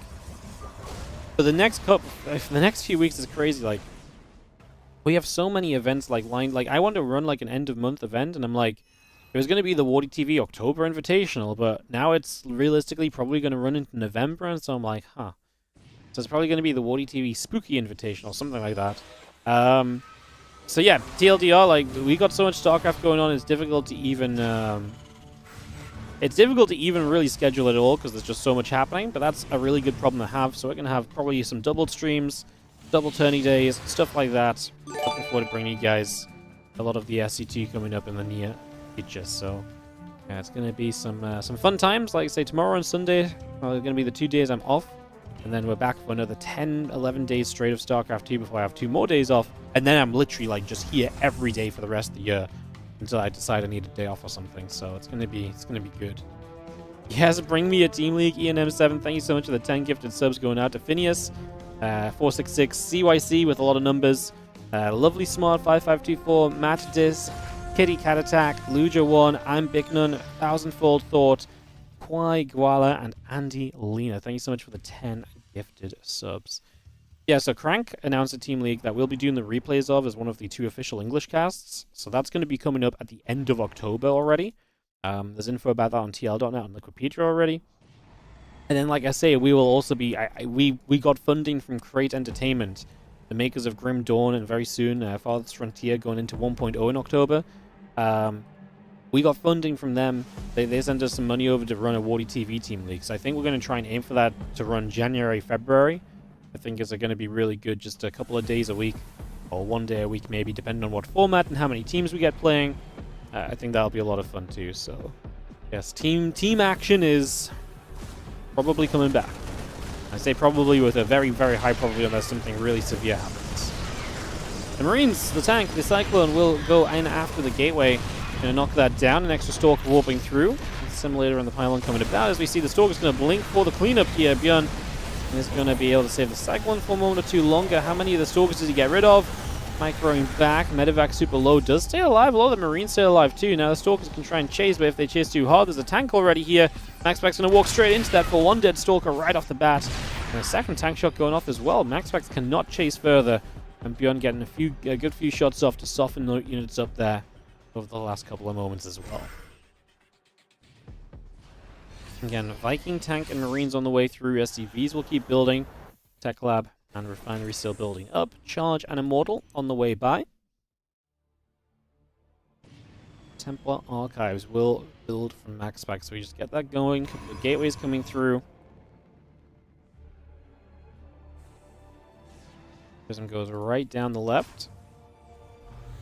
Gonna unload just a couple of Stalkers over in that corner, ready to maybe go into that main base for some harassment. Bion is still poised on the map though, so he needs to deal with these Stalkers, which he will begin to do. He's got a tank in position. That should be fine for him, and then we're going to see Maxpax actually dropping the recall because he realizes how much danger he's in. He needs as many units as he can back at home, especially the Prism, to perhaps micro that Immortal. If I'm Bion right now, I think I right-click this Robo facility. Let's stop another Immortal from coming into play. Now, don't get me wrong, it's actually a long way from being ready to go as that Immortal drops down. Oh, what a save! Lifts it back into the Prism. Scans, though, for the high ground kill, and that's just going to be good enough from Bion. I was like, right-click the Robo, but actually Bion knew that the Immortal that was on that was going to be taking way too long, so he just focuses on everything else and then turns straight onto the army. Great scan to the high ground. That Immortal put itself actually in a very good place, and I don't blame Maxpax for not being ready to pick it up again. There's a very fast response to Bion realizing where that Immortal had gone to, and now he was going to need to deal with it effectively. We are going to go to Game 3. Exciting stuff. Yeah, when we get this hosted, I'll show you guys quickly the Crank tournament that's coming up. But yeah, super awesome that it's that we've got another tournament coming in. Yep, Maxpax is hosted, so this tournament's coming up. So again, we can't cast this live. We're not allowed to cast this live because it's on Chiswick, but we are one of the 2 official English streams that will be given replays to cast afterward. So what it is there's 6 teams and they move through and they play team matches, a combination of 1v1 and 2v2. So Basilisk, Streamer Zone, Liquid, Shopify Rebellion, Vitality, and Falcons.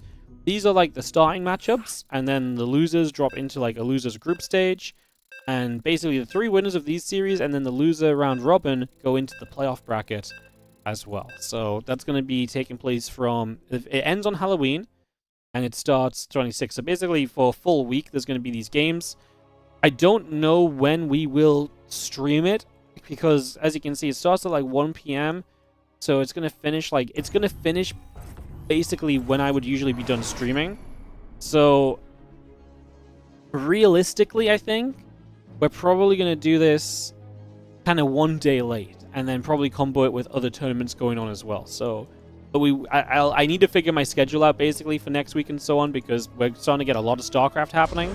But that's one of the things that we will be bringing you guys. Probably, like I say, 1 day late on each of the casts, just because it makes probably the most sense.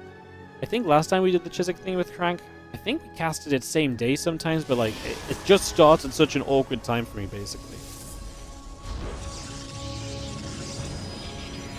Anyway, let's get into this next game.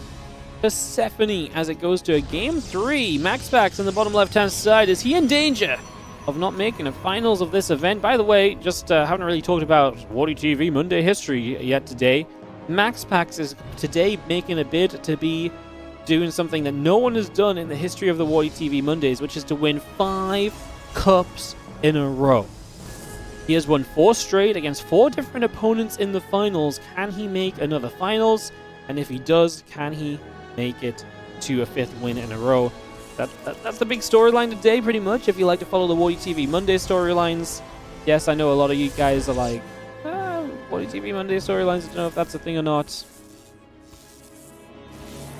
I think it is. I don't know, I mean, I've just got you guys to ask, what do you guys think? Do you guys like hearing the WardiTV storylines? Do you guys like hearing the history and like how many times people have won things? Is that cool? Or do you not care? I'm genuinely interested. Let me know while we get this game at 3 on the way.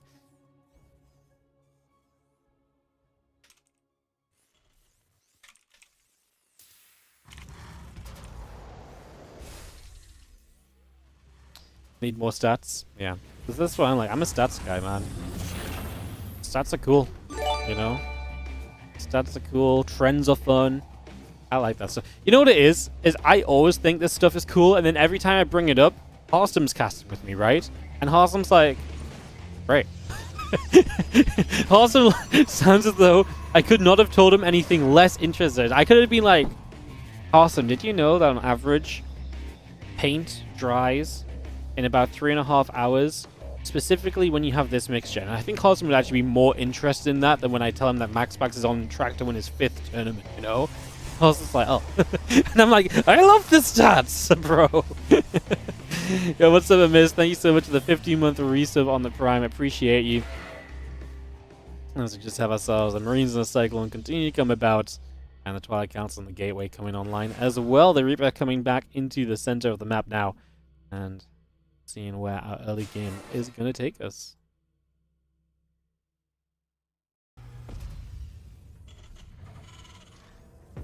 This is best of 3. Yep, this is best of 3. Semifinals, best of 3. After this, we get Clem Hero, best of 3, and then the winners will play each other in a best of 5 final. A bit of a longer cup today, it seems. The Cyclone will get rid of the Adept. Awesome, just hears he beat him 5 times in a row. Well, no, right? I mean, it's like, you know, Maxpax doesn't necessarily have to be Harstom. Like, you know, maybe he lost him a couple times in that period, but Harstom probably doesn't even remember 4 weeks ago who he lost to in the Monday Cup. He only remembers 4 weeks ago if he took a map off of someone, you know? That one you don't hear the end of. Anyway, we got ourselves this game number 3. Heating up a little bit. Marine tank initially in production from Bion. The Reaper Cyclone at the front will poke and obviously do its checking to see if there's anything of interest happening initially. Banshee on the way and a couple Marines in production. Get that blink on the go from Maxpax as well. So that blink is going to be done very shortly. And that robo facility about to finish as well.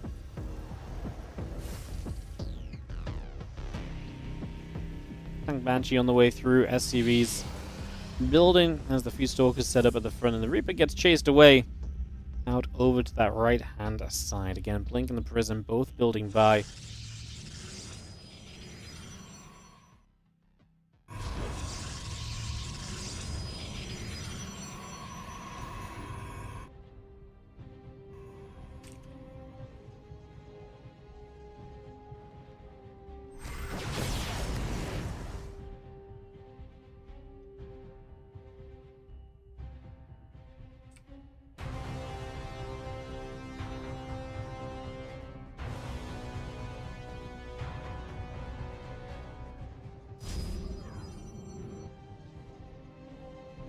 Banshee gets around the back, gonna hit this mineral line in a couple of moments. We aim for a few of these probes. Just gonna get one. The Stalker's quick to respond as at the front. Maxpax doesn't even stick on that bunk. I took that first tank shot and just said no. Third tank out. 3 tanks makes it so difficult to really push in because you just have such good coverage. Like, so tough to really do much about those scenarios. The Stalker's going for main. It's going to be so limited. Like, yeah, you can try and find ways around the edges, and what that does is it potentially makes Bion have to defend a little bit more spread out. Maybe that opens the chance to jump on a tank, but I think the main reality is that the chance to jump on tanks early game is just not there anymore because we're not early enough, and that means that Maxpax will just head to the next stage. Temple Archives did finish here, I believe. Charge is building, but there's still one Banshee just lurking around. It's just a single Banshee too, just lurking and looking for chances. Actually does get to the natural, where there is a battery nearby. I like this position though, because now you sit between the main and the natural, and now there's 2 positions you could go to, and that obviously means you've got to have a little bit better coverage from Maxpax's point of view for the moment.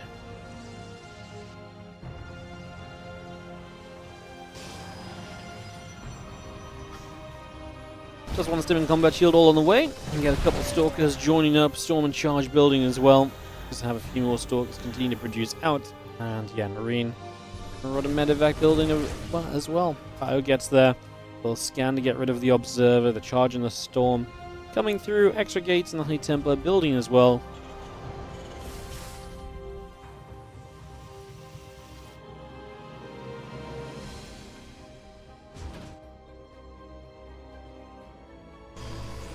Stalker kills around that left-hand side. Banshee just going to hang about, like I say, between those bases for the moment. And waiting to see where we are going to as the biotank joins back together. And just going to start moving forward into the center of the map. Away we go.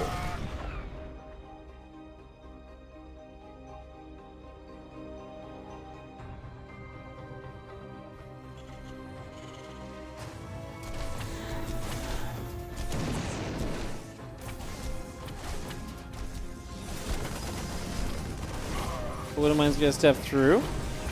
Zealot going to be there. A couple of Widow Mines moving about. The Marines will get Zealot over to the side. If he's going down, it's not bad to harass. At the same time, I don't think Bion is going to be overly upset, right? Like, we're going to clean these Zealots up pretty quickly. As long as we don't let that Prism get back in anytime soon, this feels okay. Prism does take a shortcut across the edge of the natural. Maybe could have been dangerous, although it doesn't matter too much here for the moment.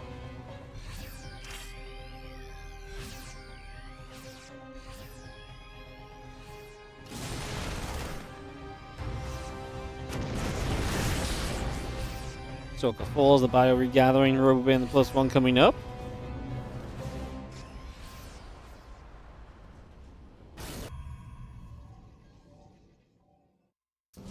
Robo from Maxpax obviously getting that kind of switch of direction in terms of the splash. As Bion just takes a third base, going to be settling with that now, especially with these 3 siege tanks. He's looking pretty safe in that location. So again, getting a lot of that settled with the Robo facility next in the +1. Continue to build up right here. Marauder Medevac all on the way through. SCVs producing by. Maxpax getting his 4th base underway. Let's see the Stalkers coming on one side. A lot of other units moving across the map as well as Bion. Again, triple siege tank there does a lot of damage. I don't think Maxpax is quite ready for just how much commitment that was in that one position. These Zealots do nothing as well. The Prism low, so can't really do too much. Vikings cancel the warp in. Prism dead. Good defense from Bion. Gonna see the High Templar there. Oh my god, what are we chasing? Well, he just jumps on the High Templar. Oh my god, that was scary, but he gets rid of 2 out of the 6 or so High Templar there. Maybe 5. I think one of them I'm counting maybe a sentry. Just looking at energy bars. But yeah, great moment from Bion. Denies the harassment, kills the Prism, kills 2 High Templar right off the bat as well. The Prism going down is a huge moment. We're on our way to double Colossus, so you don't really want to stop Colossus production to rebuild a Prism. So it buys you a significant amount of time and catches the Observer. Buys you a significant amount of time where you're actually able to say, cool, I am able to actually just have no Prism against me, and that is a big deal. Bion doing a good job of just slowly denying Maxpax as he sets himself up onto a 4th base, 2nd Engineering Bay and Armory for the 2-2 as well. There's that warp in on that left-hand side. That is a It's not warping, sorry. It's just a collection of units joining together. Oh no, though! That's bad for Maxpax. He has to go with the left side army right now because Bion just found everything over here. The High Templar getting EMP'd, and Bion is able to jump on all of those tech units. He lets that one High Templar live because, yeah, he's going to be afraid of the attack on the left. He doesn't want to let this go too far, so he's going to pull back to deal with this. Like I say, Maxpax had to go immediately because the rest of that army getting caught should have meant that obviously Bion was out of position here, which he was.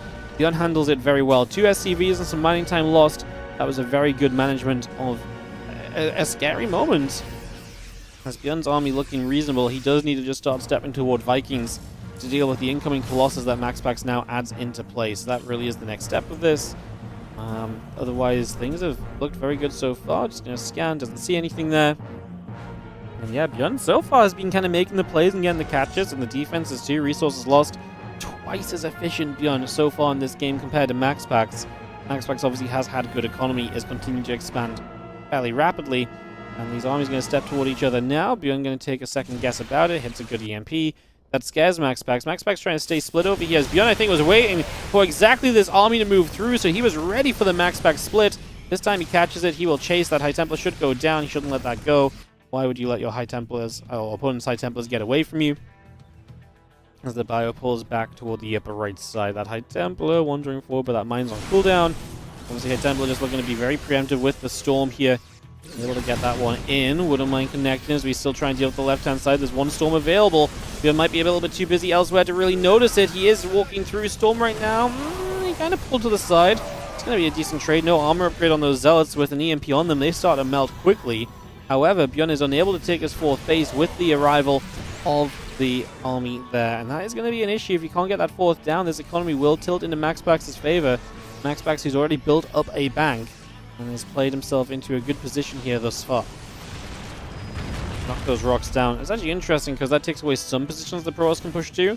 It also takes away positions that the Terran could have maybe tried to play around as well. SCV's to the low ground, Bion wanting to try and get there. Like I say, maybe you could have surrounded that position if you'd had that other angle still open as Bion. I don't know if Bion, because he's got so much on the left, is starting to have not enough on the right, because right now Maxpax has not reinforced the left in a long time. Maybe it wouldn't be bad if those units from Bion took an aggressive step forward and actually went down the left side of the map to try and challenge for something here in the near future, as the Prism of Maxpax is going to try and work its way around the back of this base and towards some of those bases that we know are very important. But we're already stimming the Marines over there. There's going to be units in position to deal with the Zealots, Vikings too. Everything is still just well placed from Bion. He's handling everything very nicely so far. Oh, okay, those Zealots actually do find themselves some minerals to work with. Maxpax is really trying to, again, and arrive from every direction. Planetary Fortress finishes. Those Zealots get chased away. Handful of SCVs. There goes the Prism. When we clean up those Zealots, should be able to just stop and fight and clean that out.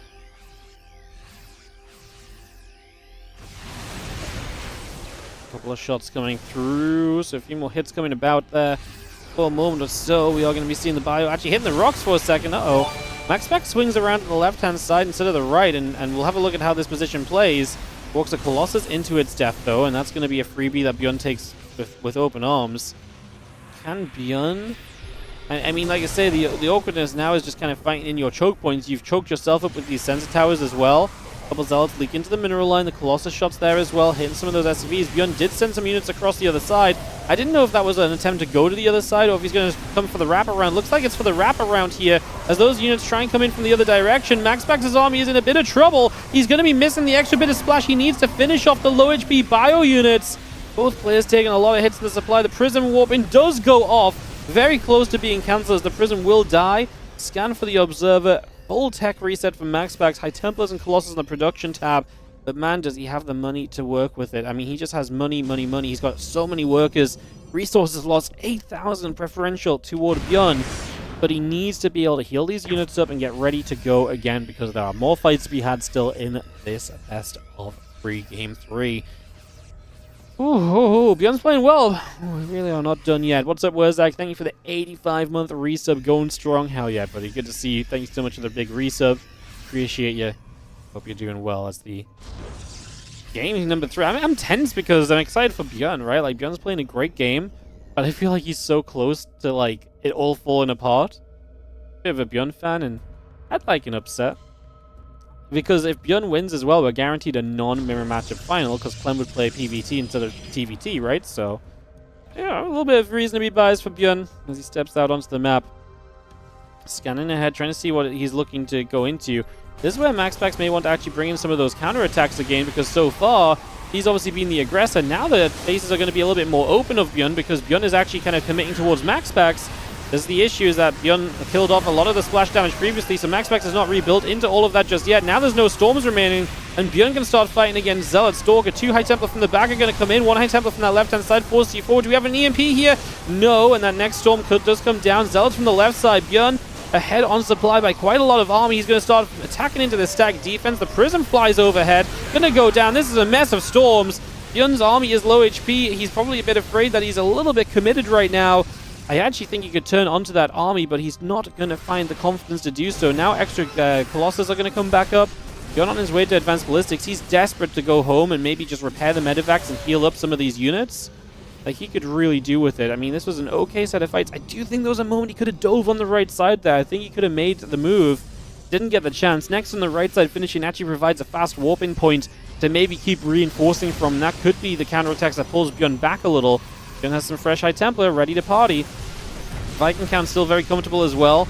Aiming for this left side base. EMPs obviously available. You can't use them all at once because you want to make sure you've got some EMPs for the High Templar should they come into range. 11 probes going down. That base just in trouble. Bion still controlling nicely on 2 sides. The Zealots on the right side I don't think got anywhere. I think they got cleaned up. Not seeing them on the minimap anymore. As we are going to see Bion. I tell you what, he actually doesn't have as many Vikings as I thought. I thought he had a few extra. Maybe he's just lost a couple in the last couple of moments of fighting here, but there are 3 Colossus, and so Viking count, I think, may be the biggest challenge. We've knocked down the left side, 17 probes along with it, and Bion will take a step back. Maxpax still close to being maxed out. Bion trying to bully his way forward onto this position.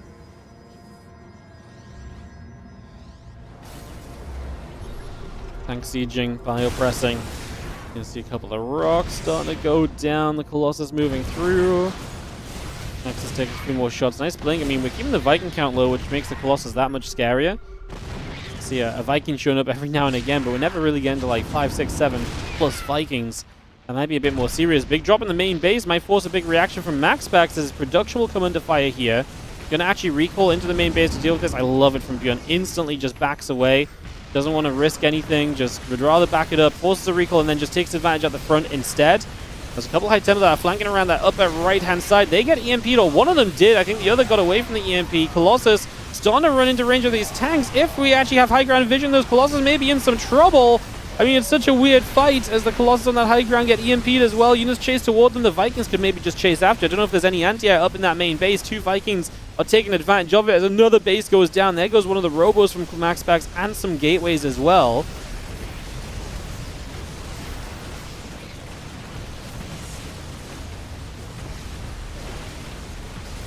Pushing straight through. A lot more Stalkers taking damage. Colossus Archon coming through as well. EMP's coming down. Hitting almost everything right there. And I think that might be just about it for Maxpax in this game 3. As Bion has very systematically worked his way through in this game. And Bion will get to the finals today with the win over Maxpax. The 5-time back-to-back will not happen as Bion makes his way into a WardiTV Monday final. Coming in for the 4th ever time. 2 wins and 1 second place for Bion. We'll see if he gets leveled out in that finals or provides himself a further victory as we are now ready to go into our second semi, which will be between Hero and Clem. So he will get to play Bion in the finals. That's what we're finding out next. What's up, Hung Wilo? Thank you so much for the 6-month resub on the Prime. It was 12 years between StarCraft 1 and StarCraft 2 since S2. It's been 15 years. We need StarCraft 3. Bro, tell me about it. Would love to have it.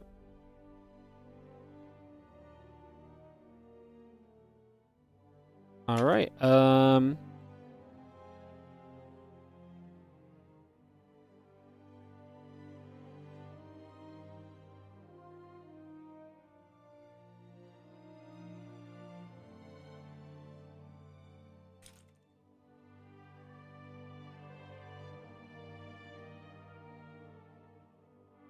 Alright, we will take a couple of moments then. Obviously, Clem Maxpax coming up. We just need the players to ready and give us the maps, and we can go straight into this second semi. Bion into the finals. Like I say, will it be Clem or Hero as his opponent? It's got to be pretty okay. Just take down Maxpax. You got to be pretty confident in your TVP then. I mean, don't get me wrong, Hero and Clem ain't easy opponents, whoever you play against, but I'd say there's some possibility there too.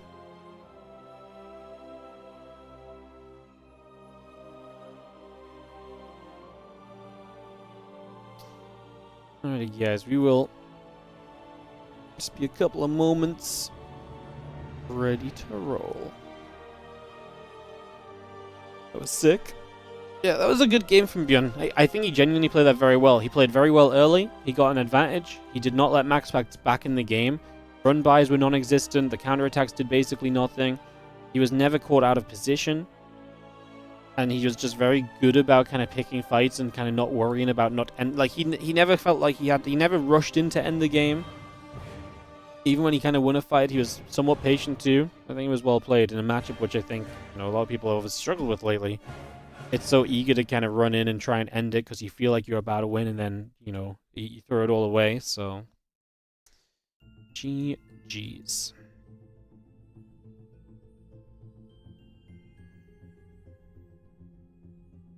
Bion versus Clem, you can see Bion winning. Hey, if we get Bion versus Clem, and we see even half of a repeat from the TLMC tournament, God, we are in for a day of StarCraft 2 still. That was crazy. We're going to start this best of 3 up on Tidal Citadel. I'm loving that we're seeing all these maps being used, guys. It's been a great day for seeing the new maps and the new map pool we're using. So, again, it's a mixture of the ladder maps and TLMC maps, so there's a good mix in there as we get ready to go. Thank you, by the way, as well. I just noticed we're at 600 subs. Amazing. The road to 700 is alive once more, guys. If you are enjoying the stream, consider subbing. It's one of the great ways to support. It allows me to pay the bills, which allows me to put in more money to StarCraft 2. So if you enjoy the stream, do consider supporting. Appreciate you big time. I'm Hero counting down.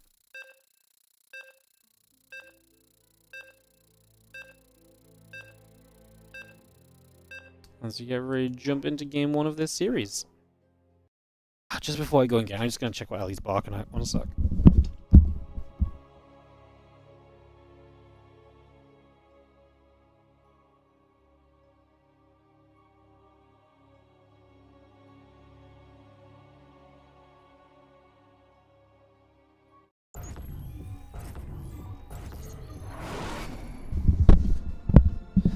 Next door, getting a parcel, and Ellie is just like, what? We don't get a delivery today? You don't have a bag of treats for me? Unbelievable. She's furious. We're not furious, though. We're loving it. Because in the top left side, we've got our second semi-final starting up here. WardiTV Mondays 46, featuring Hero, the blue Protoss, who's got a pylon on the map, and Clem, the red Terran, who has got his SCV built with depot in his base here on one of the maps from the TLMC. And, let's see what we get. This is best of 3 in the semis, and Bion is in the finals. Very exciting.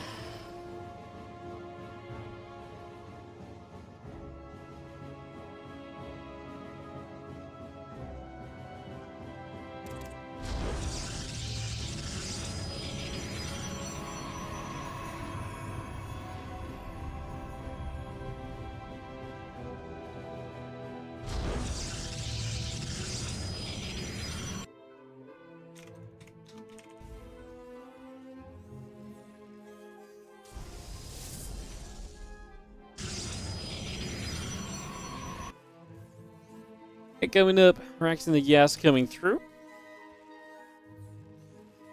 As we have ourselves the probably settling down. Let me take a couple of moments. Just gonna drop ourselves the Cybercore into place, still coming through.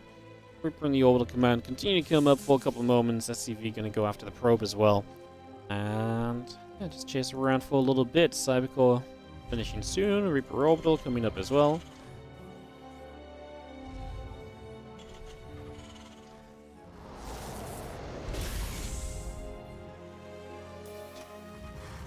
And Cybercore not far from being done.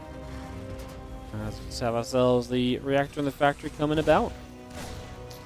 Reaper, I'm gonna chase. Probe taking some hits. Is gonna go down. The reactor in the factory continuing to come up as well.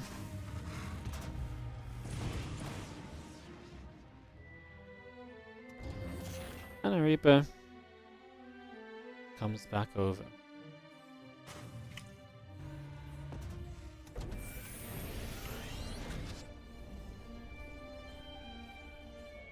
Target coming by, the Adept in the Warp Gate building, commands into Starport coming through. Let's just have our Reaper gonna go in after the Probies, and yeah, Adept is gonna shade up in toward the main base, also gonna go in after the Reaper. They'll jump onto it, the Void Ray coming about. Command Center and Starport coming through as well.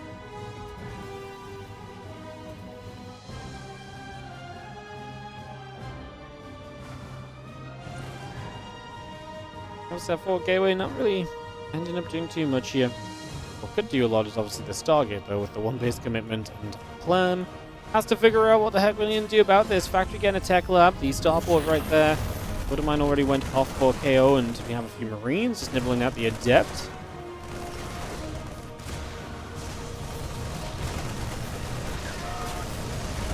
This is the current issue, is that the few Marines have to put in work against that Void Ray, but they do, to be fair. And the Void Ray gets turned around. Warp Gate coming up. Oracle done soon. Extra Gateway.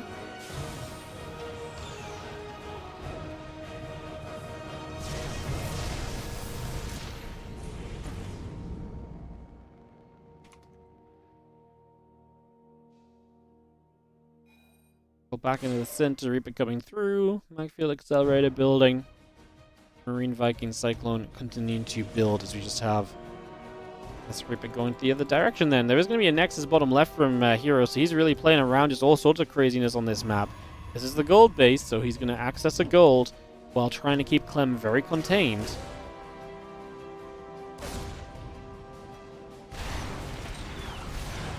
I see the Viking going to be there. Oracle going down. You've seen the Cyclone. And a couple of Marines coming up. Magfield Accelerator on the way through. Just going to get the few Marines going after that Void. Chasing that down for the moment. And that's... well, Stalker's going to take some more damage as well. That's one more Stalker going to get killed. Again, Magfield still coming by. Marine Cyclone and the Vikings. As I say, producing on by as the couple of Cyclones will step up. Get rid of that Void Ray. The Stalker in trouble. Just continue to get going.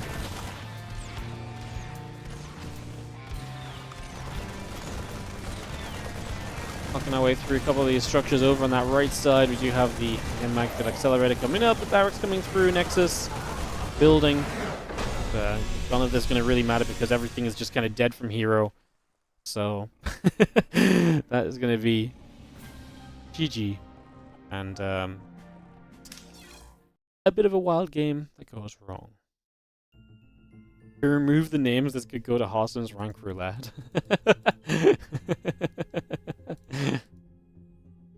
That's funny. I could do, actually.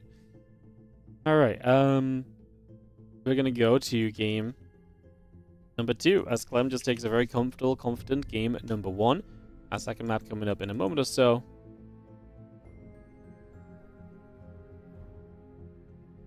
Waiting for our next map to get started here, guys. Bion in the finals. Going to be waiting for whoever comes out of this series, remember. And again, that will be a TVP no matter what, because Clem will play Protoss versus the Terran. So we do have a TVP final after, you know, just to top off what's been obviously a very TVP heavy day. No Zergs signed up, unfortunately. And, gosh darn it, the Zergs will not make a finals again. I was actually just looking at this. Because Raynor messaged me with a screenshot of the Zerg sign-up list being empty. Which I thought was pretty funny.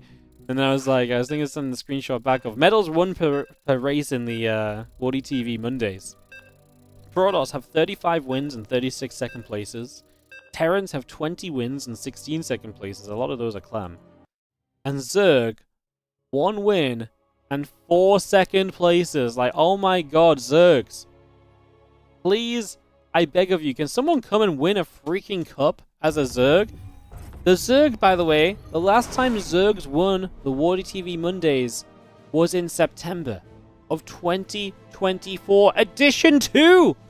We've had 54 cups since then. Can we please get some Zergs to come and play the tournament and just win it for once?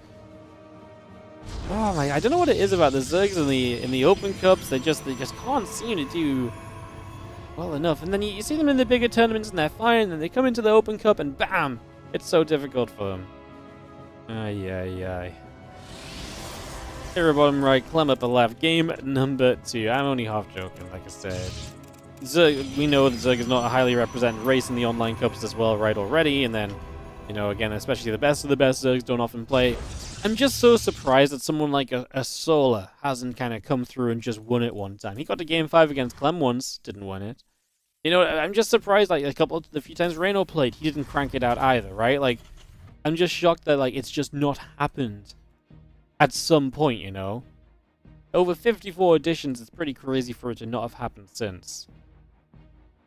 I mean, Shin did beat Maxpax in that finals in addition to as well. That was also a 5-game series, man. If that was not a, if Shin didn't win that, we would have still had 0 Zerg winners. That would have been crazy. 2 racks proxied from Clem. He's been very aggressive lately. This is a single gas, so I'm likely looking at just getting Reapers on the way. Yeah, he's been fairly fond of this.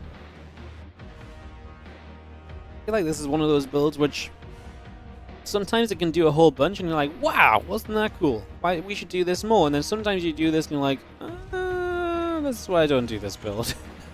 It's definitely got that little bit of it does a little bit of everything almost. As the Reaper and the Marine coming up. Let's gonna see the bunker and the refinery coming through. Cybercore about to finish. The Stalker Chrono boosting. We just get settled in here as we Chrono boost that out and get that going.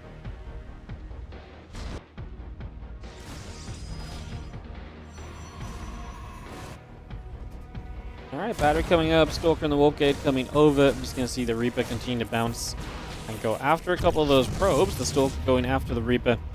And, yeah, Reaper will go down as... I do kind of love that Hero kind of plays a crazy game 1. Clem now plays a crazy game 2. Hero responds with crazy. Stargate building in the natural of Clem. Because it's that kind of a day, guys. Apparently it's just that kind of... Sometimes you wake up as Hero and you get... And it's a normal day.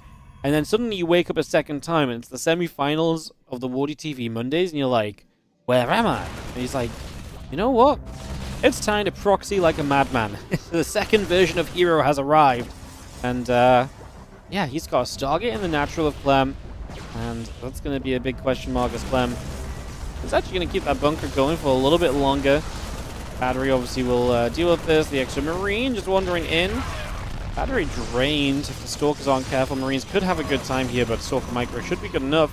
Obviously, the barracks being out on the map means you have very minimal units to deal with. A Void Ray showing up, it's going to have to be this Cyclone that does extremely well. If you lose that Void Ray, that's going to be very, very tough.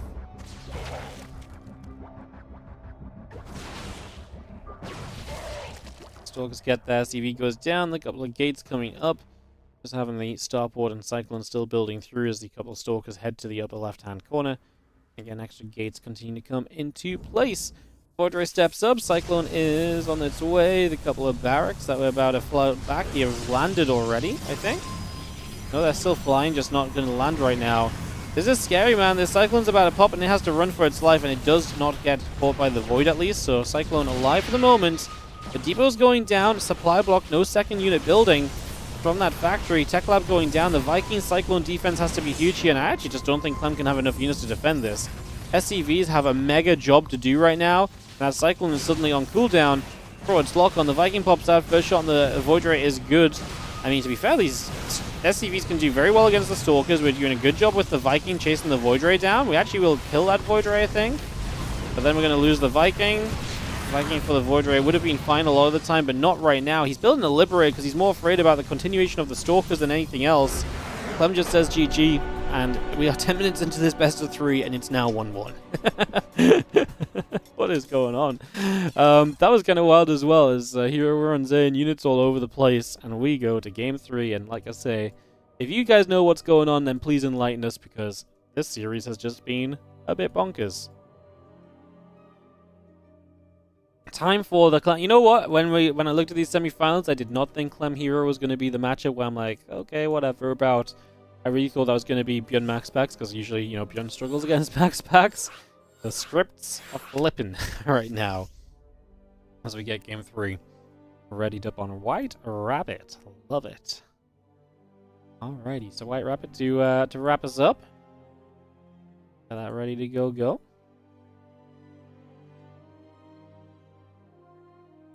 Let's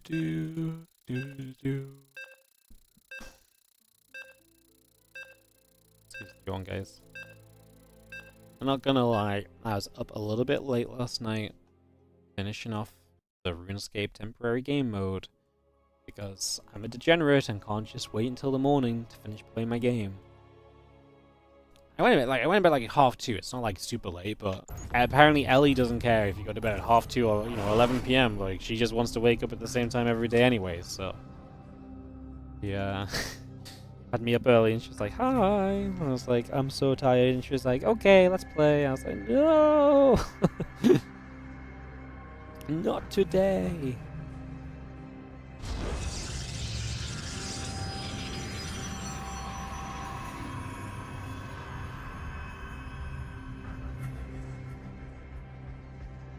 Here on the bottom left-hand side of the map is going to be our blue Protoss player. It's obviously 1-1 tied up in this series. In the top right, our red Terran is going to be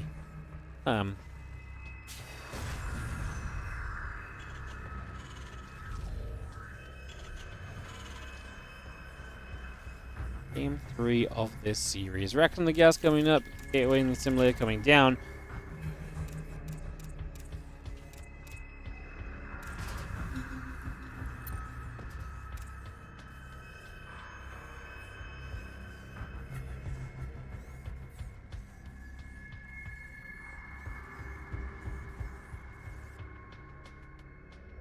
Back coming up, Gateway coming through, the probe in production. Just gonna see our probe stepping across as we drop down the Nexus.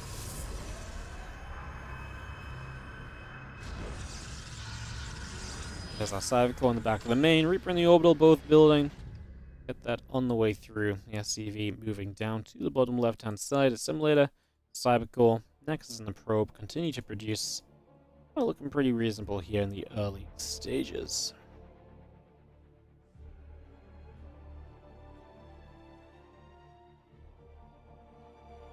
Is Clem allowed to switch race to the finals? Yep.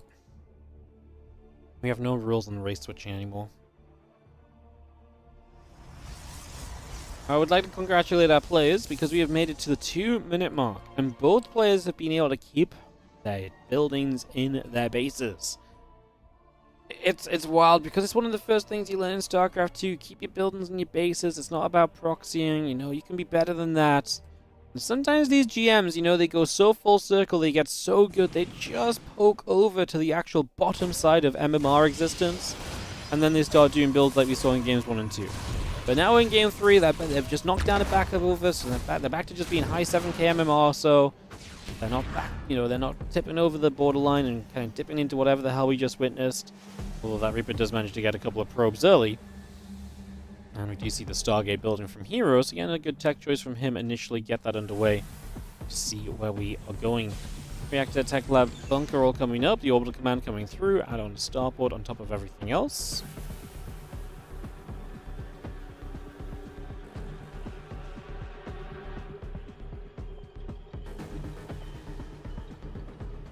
Stalker could be up the right side. Marine, get into the bunker perhaps. If it actually finishes in time, that Marine is just going to die. 2 more Marines will show up and that Stalker cannot stick around. The bunker gives you the extra range for a couple more shots, but that will be it. And the Stalker gets deflected. Hero with that Stargate is going to play the Phoenix then. It's very good against a lot of the harassing stuff, but this is not harassment right now. This is going to be a Cyclone of Marines. And okay, the Starport goes to a Tech Lab, so that's where the Phoenix will be good against a Banshee or against a Raven. You actually are going to succeed in both of those scenarios. But it also means that Clem is not like pushing onto the map with like a medevac that can get caught and you get kind of, put in a weird position. And the Banshee going Cloak actually does give you an opportunity as well, where obviously Cloak Banshee can still be annoying even if the Phoenix do find them. The Cloak is not something you're guaranteed to be, defended against, so there's a little bit of a factor there as well.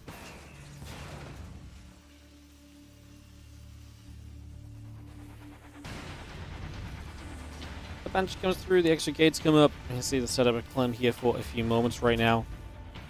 And again, just Banshee Marine cloaking all coming through. The barracks building over, and that one Marine heading down to the bottom side of the map. Try and see what's going on.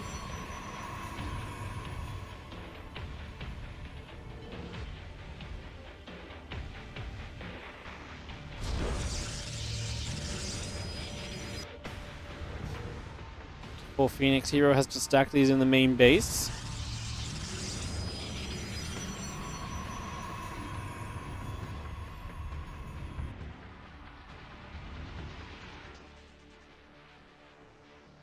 Now these Phoenix going to move to the other side, but like I said, Clem's just kind of sat collected together, so there's not been a lot of opportunity for these Phoenix to really kind of catch Clem, kind of, you know, on the map.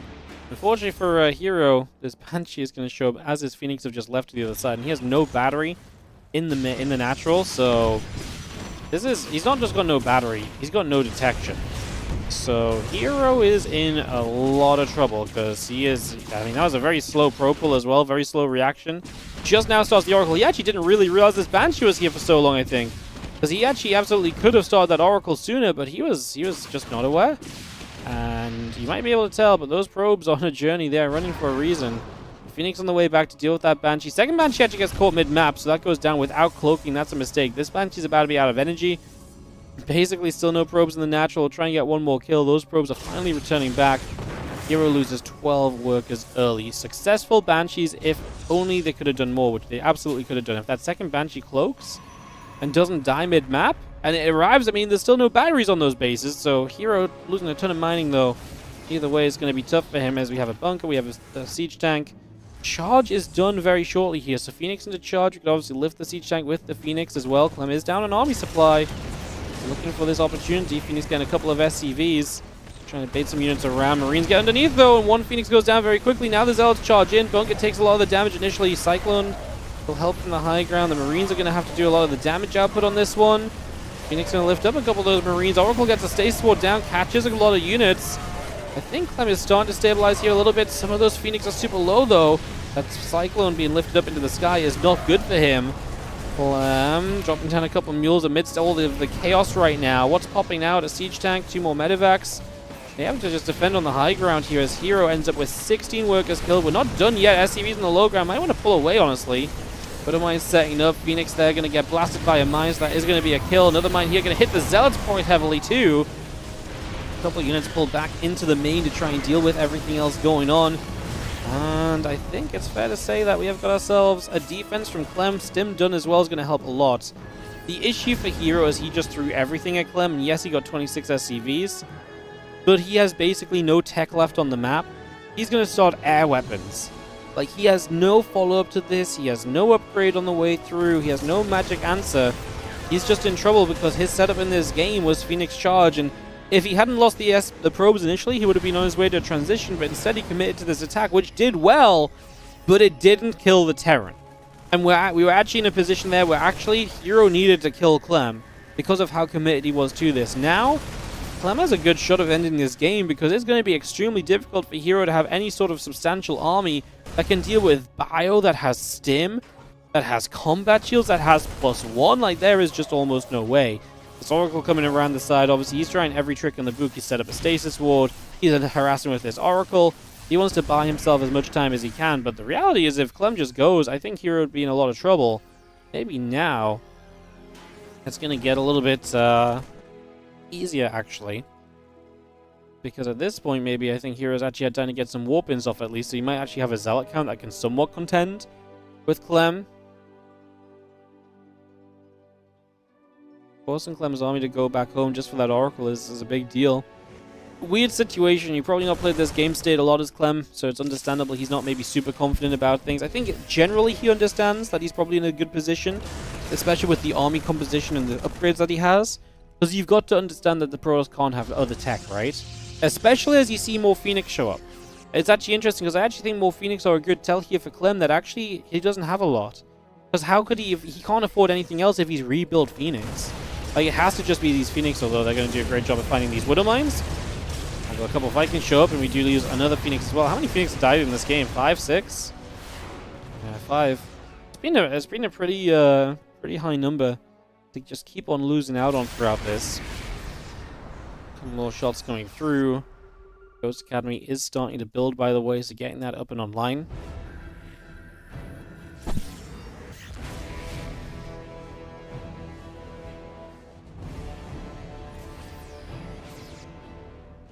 Coming over, just going to see the Phoenix going to get there. Zealot Oracle joining up. Medevac going down. Marines are going to shoot.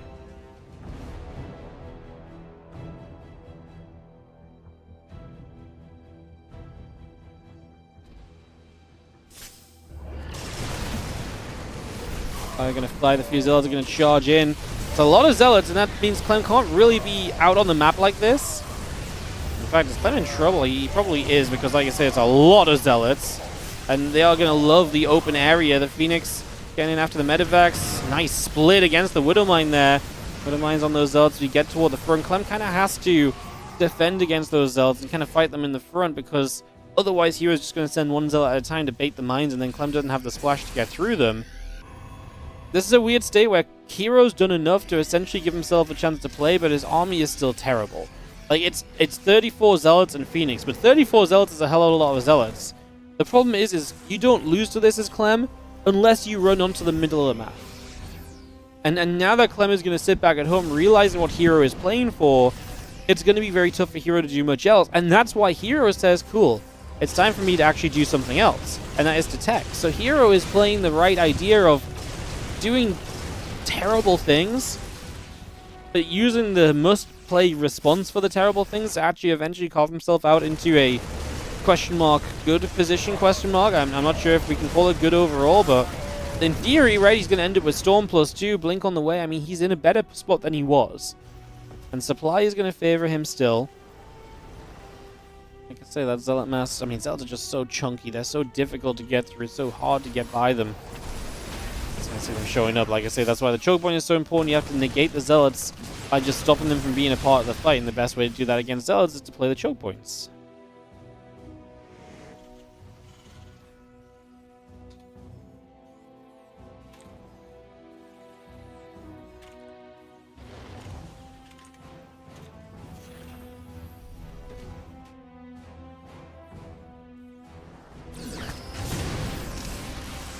Well, what am I shot? Zealots take some hits. Nothing crazy yet. Again, that's the majority of Hero's army in those Zealots. As Clem getting liberated, as an extra starport, a couple more ghosts coming through as well here. We're just going to try keep ping-ponging between bases. Widowmines here are going to split nicely. But now the EMPs are available. The Widowmine's still nice, but obviously less important because you have Splash in the form of the EMPs as well. That's a group of Zealots over here that we're going to deal with very easily because Clem splits away. And you can see the issue kind of coming around now. Viking Bio coming about. It's going to be seeing the fusion, the Fleet Beacon, the Stargate coming through. The Zealots going to come into fire. The little EMP goes down. The Zealots taking some shots. The Bio still pushing through.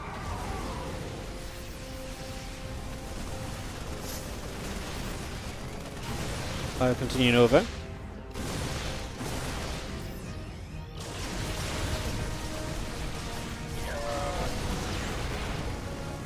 Well, if SCV's going down, just going to be seeing the High Templar still coming through.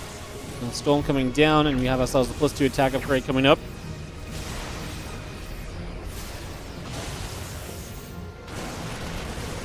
Ghost getting caught, more EMPs coming out. You can see Hero's army is just not sustaining into this later stage.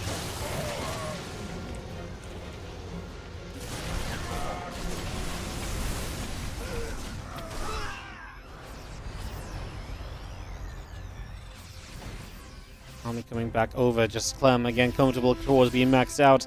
Hero's still doing the right things, right? Couple of Tempests on the way, he's looking to tech up. Like I say, his army on the map has not been great. He does have the +2 attack upgrade, which is neat. I wonder if attack was the right call, considering he's so Zealot heavy. Maybe he should have been on armor upgrades in this game. I wonder if attack is really the right decision. Because he's done nothing but build Zealots, and now Storm doesn't care about attack upgrades either, right? So I actually think he would have been better. Like, if these were +2 Zealots against 1/1 Marines, I'd feel a lot better for him. The Templar looking for those EMPs. Ghost looking for those EMPs. The High Templar gets a Storm off. Obviously, decent splitting for a moment or two. Tempest joining. Mothership and the +3 attack upgrade building in. Have ourselves a 2/2 upgrades and the ship weapons continuing online. And yeah, Barracks coming through. Commencing this building. Continue to join up as the Tempest still building by. Just going to be seeing the Mothership coming online as well. Get that rolling out as you head over to that right side, and then top left, another group of units getting gathered together as well. Well, we get rid of a Phoenix, so the Vikings able to knock that down, and actually the other Phoenix are kind of low anyway.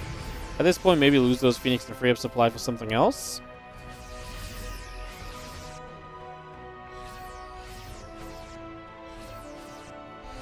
Big push from Clem to the bottom left corner. Armory, starport, couple command centers. The mothership is still kind of lingering around there.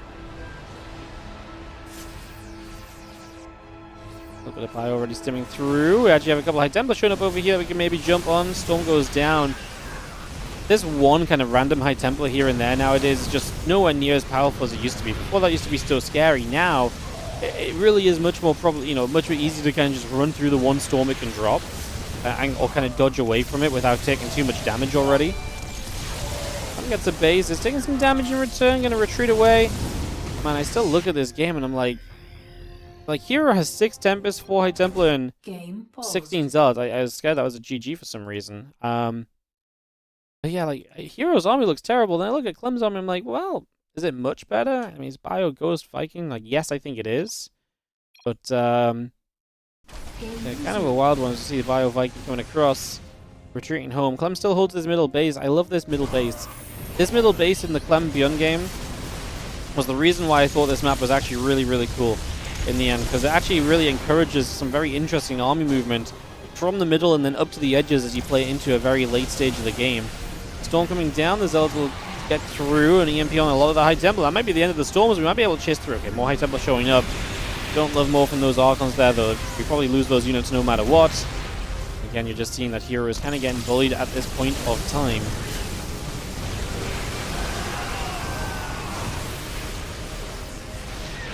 The EMP continue to chase up. High Templars and the Archon going down. Yeah, EMP's just too good. This army just isn't it. As the Tempest try and do a little bit more, we have another EMP available. If we don't have the Storms ready and these EMPs just keep coming down, and the numbers they're coming down in, it's just such a difficult position to move through. Tempest finding back to the other side. Marauders coming about. Again, 2 more Tempests, 3 more Zealots, continuing up for the moment. We just have the Orbital and the SCVs coming over. Vikings on the way, Marines on the way. Tempest getting a few more of the SCVs already. And that Ghost getting to the front, looking to try and keep the Protoss army pushed back once again. A little bit of Bio, just going to unload. Probes already getting jumped on. Cancel the Nexus, we cancel the pylon there. Extra probes going down too. That's 7 workers each going down. As once again, Clem chasing. Tell you what, he doesn't have a ton of Vikings, but the Vikings he has are doing a good job of chasing. Going to turn on to 2 Tempests over here. The Ghosts even getting underneath and doing well for themselves. As more Vikings come up, it becomes more of a problem because realistically, these Tempests can only kite for so long. Clem gets a couple snipes off to try and help lead into this base. He does not go for it. He does not run straight through there.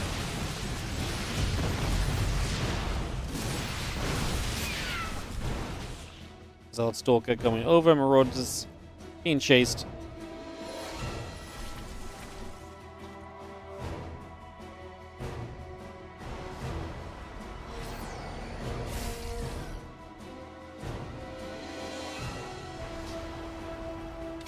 Seeing the rest of the Ghosts coming over. Also going to be seeing the Stalkers coming by. The High Templar continue to come up.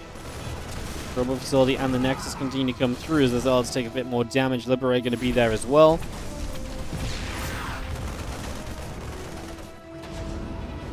Most of those Zealots continue to move through. Robo Facility and the Nexus coming in.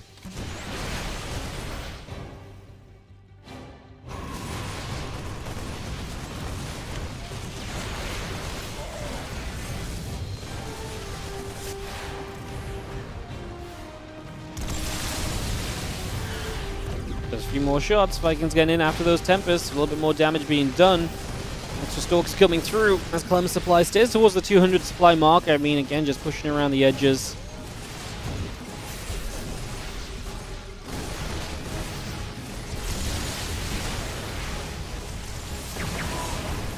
Vikings is going to be there, and we're just going to be seeing the Tempest continuing to get pushed back. Stalkers coming down. The Zealot's going to step up again. Bio continue to be there as well. Most of those units continue to gather around.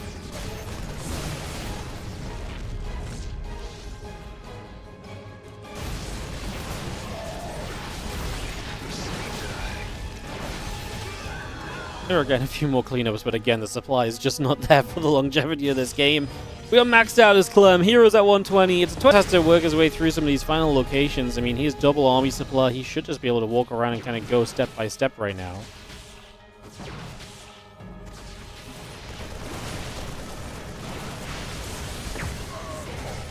Still push through. The cannon will fall. The gateways will drop. Should see the rest of the bio coming by again. Medivacs, Fusion Core all coming up. You see that Planetary Fortress continuing through sit there and look cozy. Hero is still getting expansions up, man. Like, he is still getting going. You see the Fusion Core, the +2 ship weapons, and that +3 attack upgrade all coming online. It's another nice storm into the snipe onto a high tempo because we don't have detection. It's that stage of the game where Hero is just in tons of trouble. Missing some Medivacs on this army, which might make it somewhat interesting.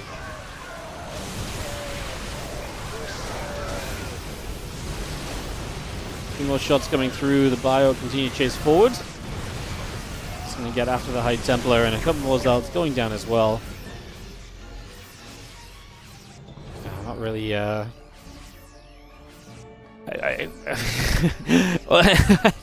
always hard to cast the game when it's, you know, we are watching one guy be literally like 70 supply behind for 5+ minutes. Like, none of these fights are even really hopeful for Hero. It's just kind of waiting for Clem to kind of take the final fight and jump in on this. We are not far from this one being completely rounded out. GG's. There we go. We are going to get there. The game is called. Clem takes it 2-1. It will be a Clem Bion final coming up next, best of 5 style, in just a few moments. Before we get into the finals, guys, if you are enjoying the stream today, do consider, if you're on the YouTube stream, hitting the like button, hitting the subscribe button. We are on a bit of a long-term goal towards 50,000 YouTube subs, so if you can help push us 1 or 2 closer to that, that would be amazing. We super appreciate it, and YouTube loves it when you guys click the buttons below the stream. YouTube likes getting its buttons pushed. What can I say? If you're on Twitch, hit the follow button, and thank you so much for joining us so far. We're going to run some ads. On the other side, it's going to be Bion versus Clem best of 5. So if you're going to see those ads, I'll see you on the other side of it. If you don't see the ads, then you can listen to me as I wait for them to veto and we get ready to roll into this grand final. Bion Clem. Bion, 4th time ever in the finals of a WardiTV Monday. Meanwhile, Clem, his 29th final. Bion won the first ever edition of this tournament. Lost to Hero in edition 26. Beat Maxpax in edition 33. Funnily enough, funnily enough, out of all the kind of the big boys that you expect Bion to play against, like, Bion's finals have come against the big 3 now, essentially, is what I'm trying to say. Like, he played Gumiho in the first final, but then lost to Hero, beat Maxpax. Playing against Clem here, it's the last of the top 3 most winning players in this tournament series. For him to go up against, will he be able to take down Clem today to be 3 wins and 1 loss? Or will he take a loss and be 2 wins, 2 losses in the finals? We'll find out soon. Like I say, I'm just spurting history because I keep on enjoying reading these stats and figuring out things to talk about with it as we get ready to roll.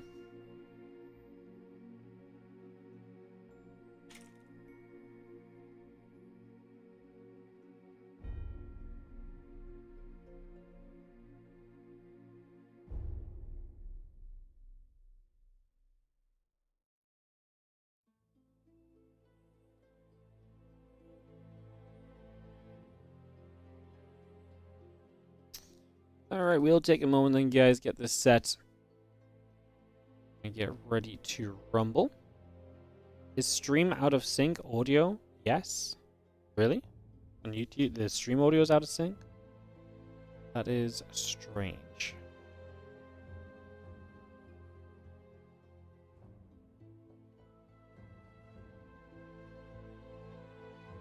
I don't really know what to do about that, if that's true. Waiting for Bion and Clem to veto, of course, guys. A couple of moments, and we'll start to figure out what these maps will be. I think I'm just going to nip BRB 1 moment, and we'll come back and get into this. So, be right back.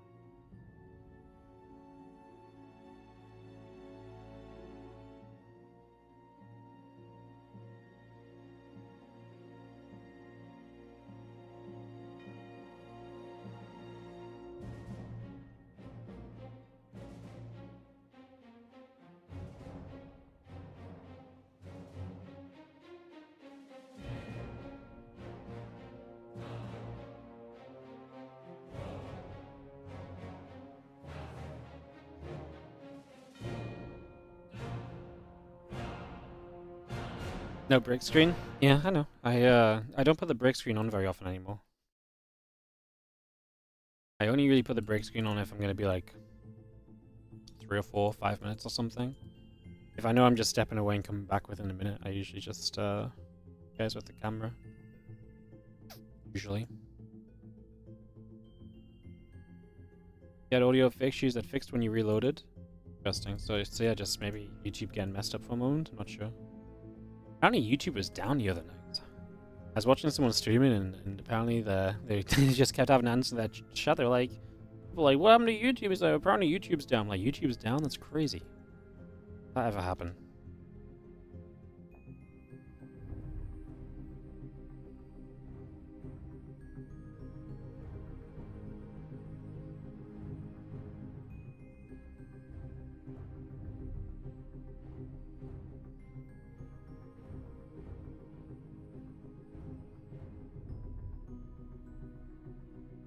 We heard you love to talk about balance. Are we balance one in chat?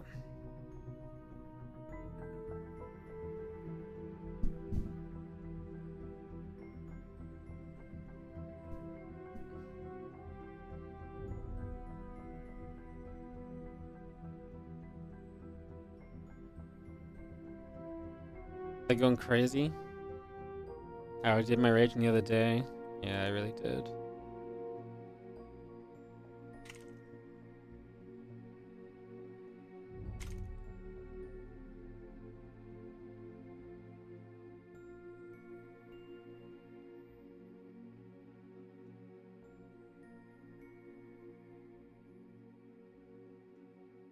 What do we balance right now? Are Protoss players upset that Protoss players didn't win?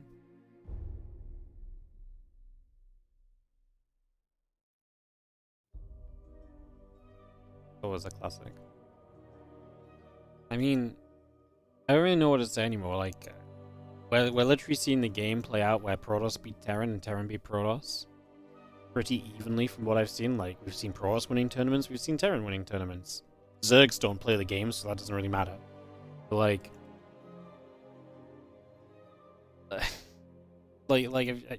I don't know. Like, I've watched a lot of StarCraft since the patch, and I feel like a lot of the time I'm just like, I actually feel like anyone can win rather than just one race can win. Feels like it's pretty even right now, honestly. I don't think it's the only thing I'm a bit worried about is sometimes late game it feels like Terrans get in this position where they can kind of make it very difficult for the Protoss army to get back in the game. But I don't know if that's just a lot of the time the Terrans get into a good position, they just play it out. Similarly, like when Protoss has a good position, Terrans also can't get back in the game, you know, a lot of the time too. But I don't know if that's really something worth bringing up even. I just, yeah, I don't know.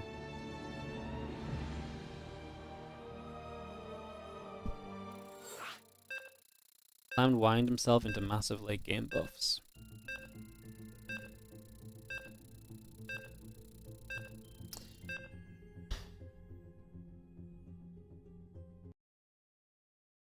But I mean, like,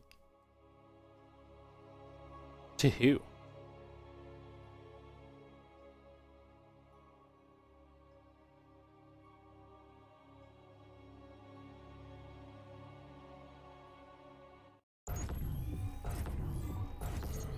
I don't know. Maybe we should just see how the games go. I mean, we literally had Protoss versus Protoss finals in the TLMC tournament. Protoss have won a lot of the online cups recently, so I just don't see how we can... And Terrans still feel the need to play early aggression because Protoss are still very good in the mid game. So I don't really see how we can really be upset about Protoss. Like, I could understand... Well, no, I actually don't know how you've been upset about anything. The game honestly feels pretty good at the moment, and at least fresh enough that nothing has settled to the point where it's like, yep, that sucks. So, I think we should just chill out about it. Alright, top left side. Red Terran player, who is not a Terran today, is a Protoss in this grand final because he likes to play the PvT instead of TvT. It's going to be Team Liquid's Clem, and last time he played against his opponent, it was an absolutely amazing series. Series of the year, like, honestly, we had is Bion in the bottom right from the Shopify Rebellion. We had such a crazy day that Saturday of the TLMC playoffs because we had Reign or Cure, which was like one of the best series we casted in probably the year. And that was probably the best series of the year on my channel for about an hour and a half until Bion and Clem played. And then that was an incredible series as well. It was an absolute banger of a best of 5. And excited to see what they show us on this one as they play against each other on this game number 1. Starting up right here on Ruby Rock.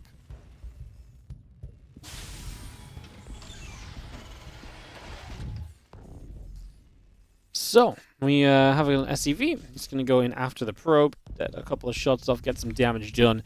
Early game looking to be nothing too suspicious as we do not have any proxies, we do not have anything untoward in the early stages. So everything looking pretty regular for the first few moments here. Reactor going down onto the barracks.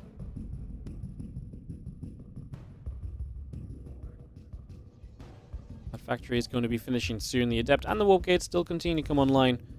And like I said, I really hope we at least get one game where these two kind of go late. I actually think the current way that this matchup is playing out is really good for both of these guys to end up in very scrappy games. Because I think Bion actually plays himself into positions where like he fights those late game armies, but like never super cleanly. But he's very good at playing scrappy, so it's kind of fine. That's what we saw a lot of in that TLMC playoff series between these two, and that's why I'm like, I just want to see one of these get even one late game between these guys would be awesome. Hey, what's up, Wesley? Thanks so much for Monday, Friday, Wrong Day Cup. Hell yeah, no worries, man. It is the last Wrong Day Monday of the year unless something comes up that I'm not aware of right now. We should just have pretty much non-stop StarCraft 2 Monday Cups on Mondays until 2026 at least. And like I say, right now, no plans or reasons why anything should be delayed anywhere. So, just going to see the Hellions going to fire down the Adept, which will fall. So the Adept will drop. The Gateway going to come down to the front. And we have the Adept going to show up to finish off with SCV. We'll shade this one away and get rid of that.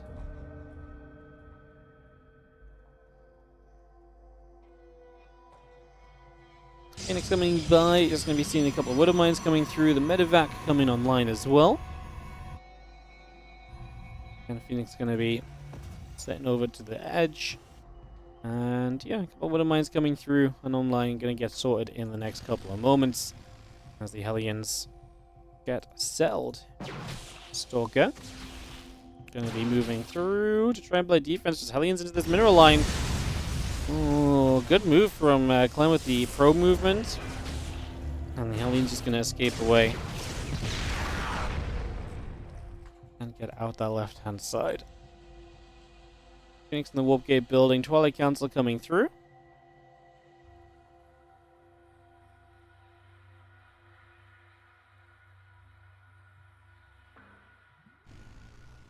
Council builds and these few Hellions get turned around. It really felt like that was actually going to be a disaster for Clem, and then very nicely handled by him. And then Bion actually got the Hellions out as well, so like I say, kind of a fun little sequence of events on that one. As we go, Twilight Council, the Assimilator, joining together. And the Stalker is going to be there with the Adept to turn that back around the other way. A few Phoenix up in the skies. Medevac boosting about. We just have the other Phoenix still moving their way across right now as well. Phoenix going to jump onto that Medevac. Widow Mines will unload. Burrow, bam on the Phoenix, bam, bam. Both Phoenix going, both Widow Mines getting rid of the Phoenix there. As obviously Phoenix are ideal in this scenario because now they're going to be able to completely shut this down. It's kind of cool from Clem because Clem is typically, oh, that Widow Mine, Clem didn't see it. Retarget is good as well. Bam for the 8 probes. And Bion gets in for some worker kills. But yeah, basically what I was about to say is that Phoenix is not really the go-to for Clem in this matchup, so playing away from the Blink. I mean, that said, I guess Phoenix have never really been strong since Clem started playing PvT. But going to be fun to see him play some stuff that isn't just Blink focused there. Nice little play with the lift on the Cyclone to get away. And again, as Clem continues to expand his kind of depth of build orders in this matchup, it's going to be fascinating to see just how good he can really peak at. I mean, now if he starts playing Phoenix Stars, it's just something else you've got to be ready to kind of play against when he's playing against this guy's...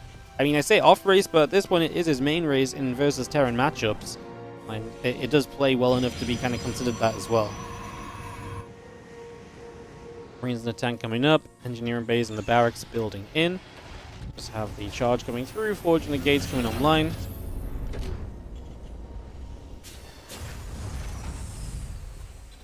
Storm will build. Clem getting himself ready for that next stage of the game. Obviously, losing those 8 workers is pretty rough. Unnecessary, right? You're looking for better damage to deal with that a lot of the time.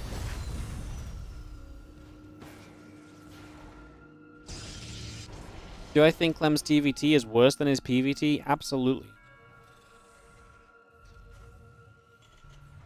I mean, do you think he... I mean, he hasn't played TVT in a year.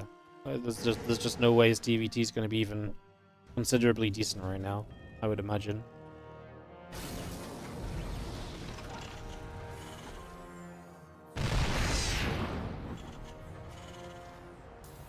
Impact Combat Shield, +1 and +1, all coming through as Bion gets a good set of upgrades going so far. Still ladders though. Yeah, but doesn't he just insta-leave TVTs? I'm pretty sure he just insta-leaves TVTs.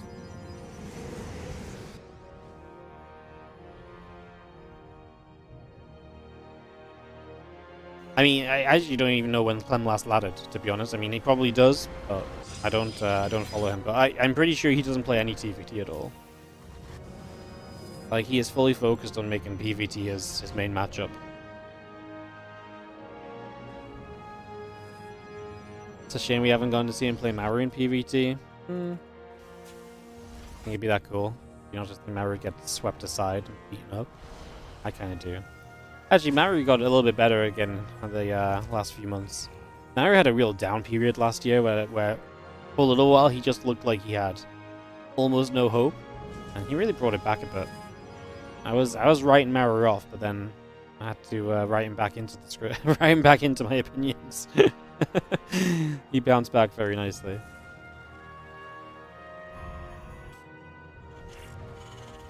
It's funny because Maru actually had some good events last year. He had some good showings. He also had some showings that made me really feel like Maru was, like I say, he was just kind of past his prime. So.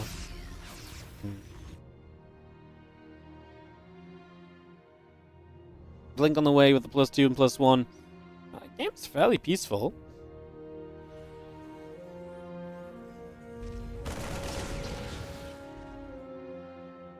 And Zealots, Phoenix joined together. A few Zealots out into the center. Just going to be seeing the medevac. Getting pushed away. Rest of the Bio joining up there as well. Blink and the other upgrades coming online. There's the Robo Base still coming through. Just going to be seeing the Zealots. Going to try and get in. Get after the other units. There's a little run-in in a way because you kind of find a way to that siege tank, but it took a long time to get there. It's actually kind of weird. You had to run so deep onto the base, and in the end you took so much damage. So Clem just throws units into Bion's army and gets absolutely nowhere with it at all. And this is going to be Bion capitalizing on what was already a good start and now pushing himself into a better position entering into the later stages of this mid-game. As Clem looks for a switch from the Storm he already has into the Robo Bay for the Colossus to be added onto. A couple of warp-ins, the starport coming up, Sensor Tower coming by. Again, Medevac Marauder on the way with the patch on this Prism. Bion has been doing such a good job. He was true against Maxpax as well. He did a great job of just shutting down so much of the aggression. He never let Maxpax get true control of these games. You see the Cyclone is going to lock onto the Adept right there. The Vikings still gather up. The Medevac's overhead. And now Extended Thermal Lance +2/+2. Colossus and the rest all coming in as well. Robotics Facility is going to be on its way. Cannon, a couple of gates coming over.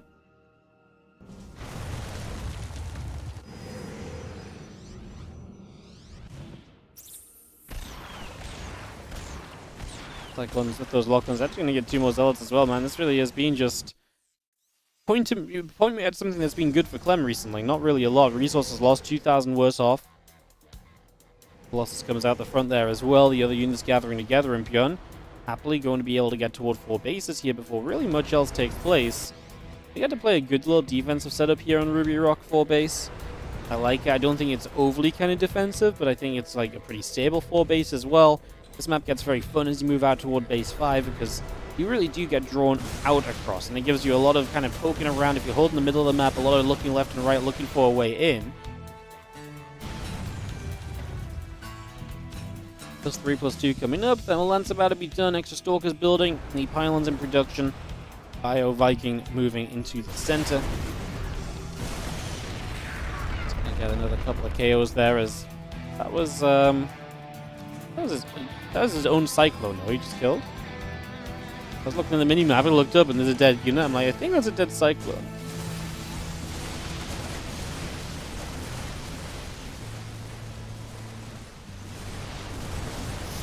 I'm just going to get to those rocks. We knock that down.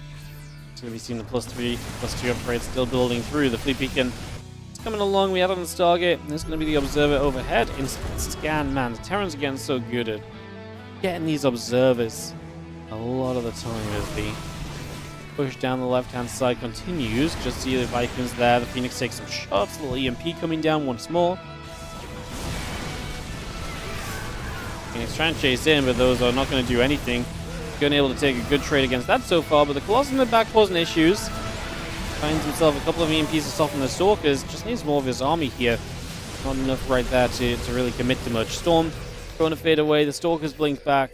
And again, we have the rest of the Vikings coming through. Marine Marauder and Command Centers coming online as well. The other upgrades still building into place.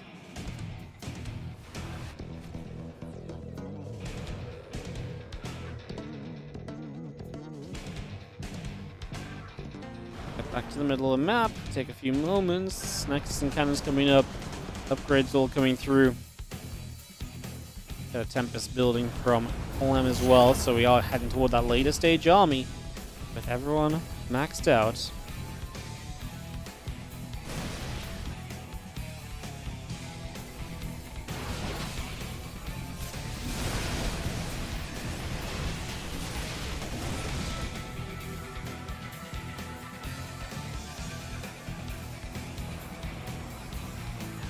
To move through. Again, a couple of the Tempest setting up. The Nexus still on the way in. Just going to be seeing the Bio looking to fight against a couple of those Stalkers as well.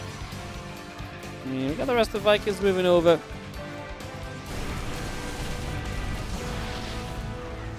And a couple of SCVs gathering up. Just going to see the Zealot Stalker coming through. The High Templar going to be there. +2 air weapons on the way through. +3 shield arm on the ground. Liberator's building, and we are entering a little bit of a later stage opening game. 13-14 minutes in right now as you just settle down and wait for what comes next. Clem is taking a lot of bases. Taking that forward base, taking that run around the far left-hand side. This one's going to get intriguing because obviously you see Bion kind of expanding to that bottom left side as well. So as he gets to 5 base, and there's already a Clem base nearby in that bottom left, this area over here is going to become very competitive and very feisty, so it's going to start initiating some pretty fun back and forth, I imagine. It's hard to believe they're both just going to sit there with bases nearby and not doing anything just yet.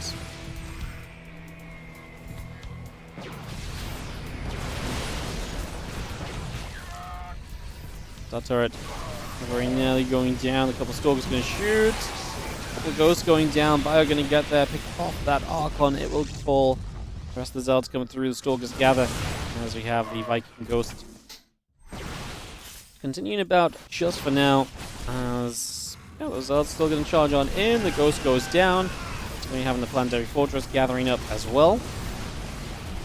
Holding this should be a defense for the moment, but then you got things going on elsewhere as Clem tries to make this game active all over the map.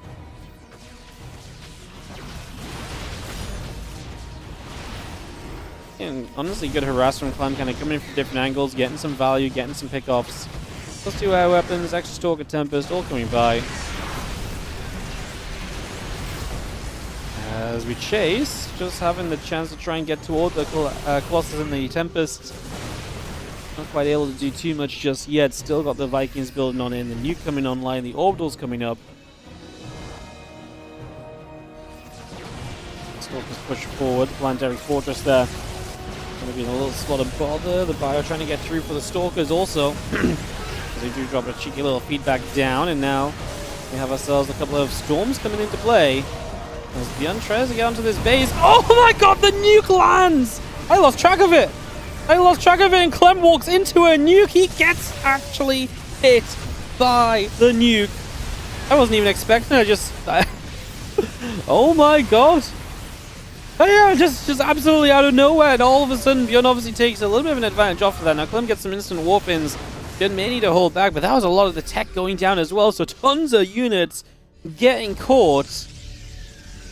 My goodness, that is one hell of a way for this game to set up. Wow.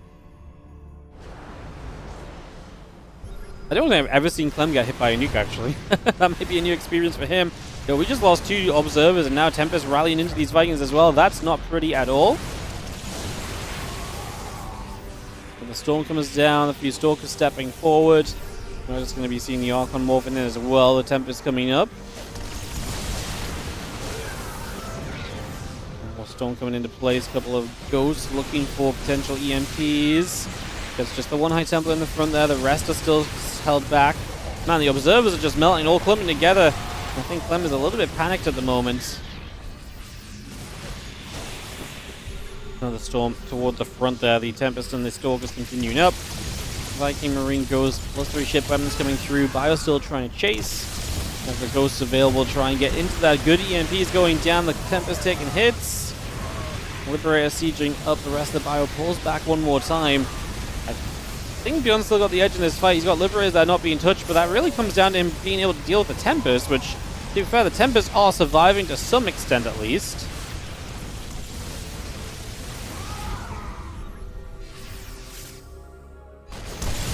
Get underneath. 1 Tempest, 2 Tempest continue to go down. Just going to be having the Bio pulling back a little further.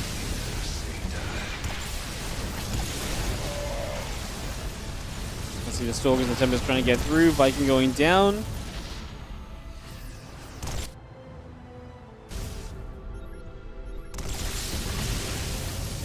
Back over. Viking's going to shoot. Tempest going to take another shot or so. Got the single Ghost coming forward. EMP goes down. EMP all over the place. We've seen the Storm dropping in 1 or 2 more times. Bion trying to hold this position. All this action in the top right. Too much going on here for the rest of the map to really be used at all just yet. Got a Tempest shot of 2. EMP on the High Templar. Storm will fall. We get forward again. The Vikings coming forward. Still looking to get to this right now.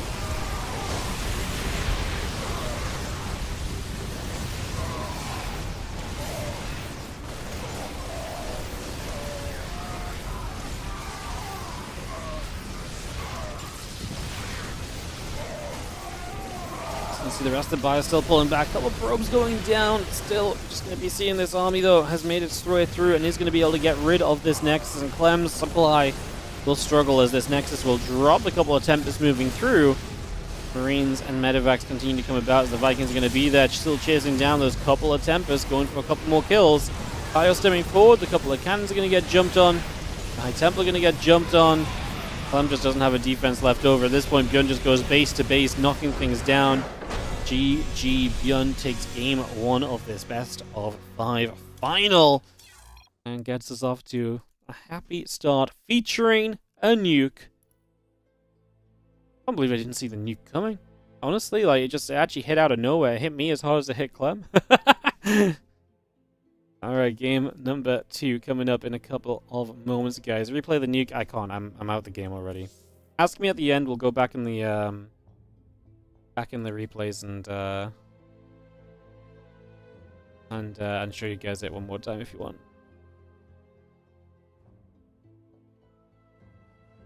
Got a clip of the nuke. When they host game 2, I'll show the nuke clip at the very least. And this really came out of nowhere as well. Like, I heard a nuke go off. I kind of just presumed it was wherever, and didn't really think much of it again. I tell you what, I wonder if the red map, you know, really had a part of this. I was just waiting for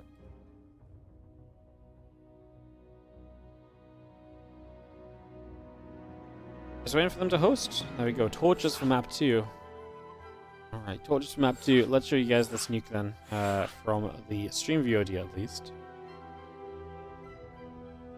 We do drop a cheeky little feedback down, and now it's right there as well. I just didn't look at it. We have ourselves a couple of storms coming into play. He just steps into it. There's everything. Oh. How much supply was that? He's maxed to 152. Oh my god, the nuke! 50 supply nuke is absolutely brutal. Goated clip. Hands! I lost track of it! And Clem walks into a nuke. He gets actually hit. Oh, that's funny. It's not funny if you're Clem, but funny that it happens because it doesn't happen a lot. And we got a nuke landing on the army in game 1.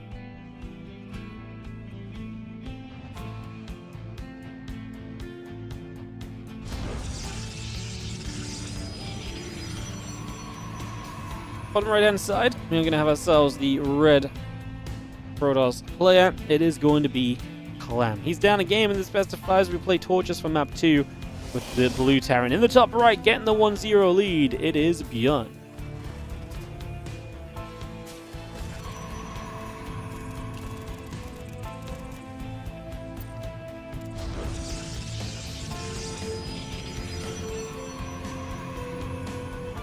Reminds you of Solo losing the Broodlords to the nuke. I mean, that was a bit more. That was even worse than that, though. He lost even more supply, I believe. Never see nukes anymore. I never see a nuke landing like that either.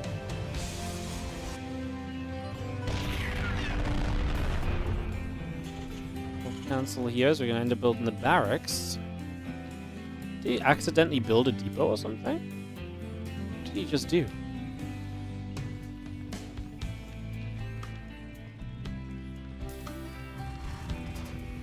Oh, he's building an engineering bay. Hey, why was he building an engineering bay? Did Clem just accidentally build an engineering bay to start this game? What is going on?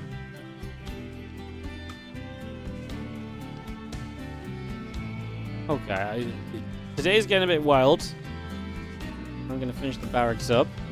Yeah.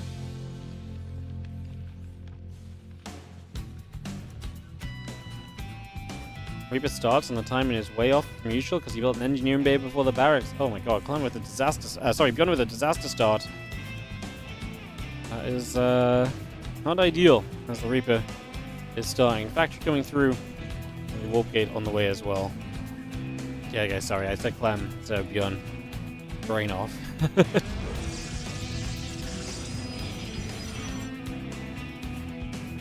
Yeah, I can only imagine that's a misclick. There's no reason you build an engineering bay in your corner and then cancel into the barracks. You know, one of those, I don't even look at the production tab because I just presume it's a freaking barracks, you know, and then I think Bion did the same the moment it starts finishing up. He's like, wait, that's an engineering bay. He's like, shoot, cancels, goes from there. I mean, hey, Clem might be thrown really off by this time, and if nothing else.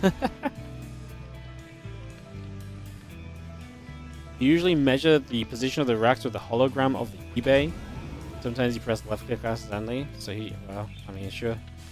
Whatever it was, he's definitely not meant to build it. That much we can say for certain.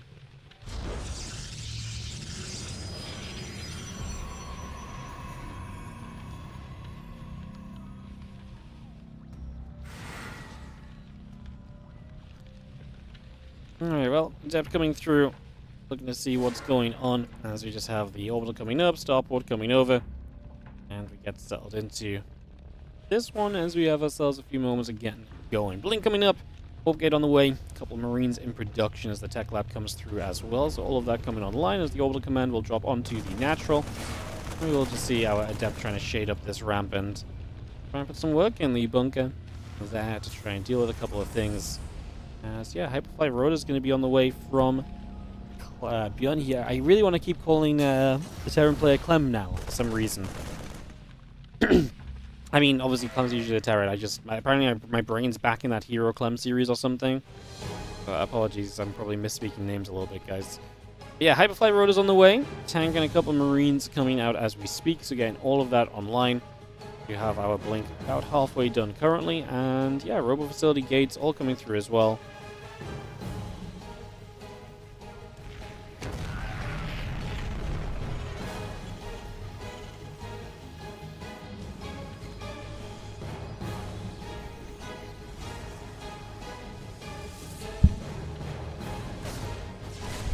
Stalker gonna shoot, Reaper gonna fire. We're not gonna see the Stalker getting rid of the Reaper, as I just have a couple of barracks coming in.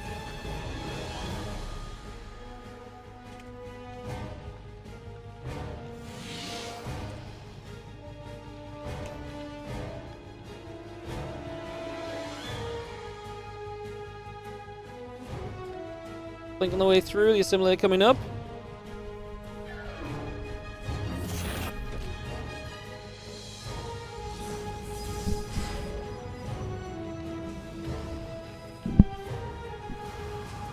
Engineering bay coming about. Just going to see the siege tank coming in as we are going to see the Stalkers going to blink onto this first bunker. There's going to be 4 gates of Stalkers from Clem.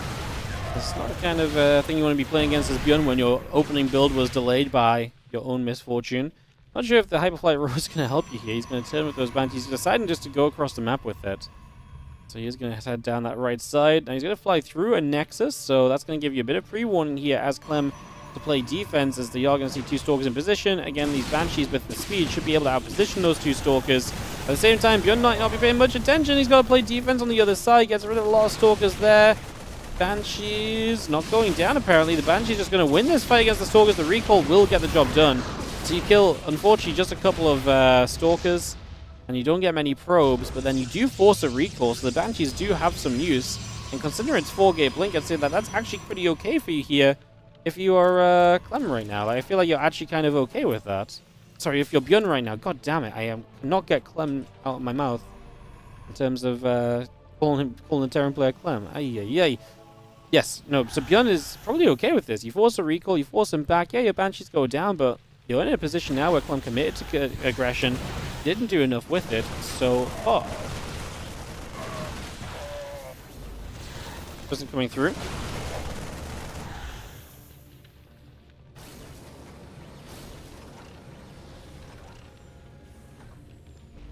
Stim in the +1 coming about, Marine tank coming over, the extra barracks on the way in, +1 Storm and the charge coming up as the Stalkers will sit there. A couple of SCVs mining their way through the gold mineral line over on this side. So we're just going to open that up.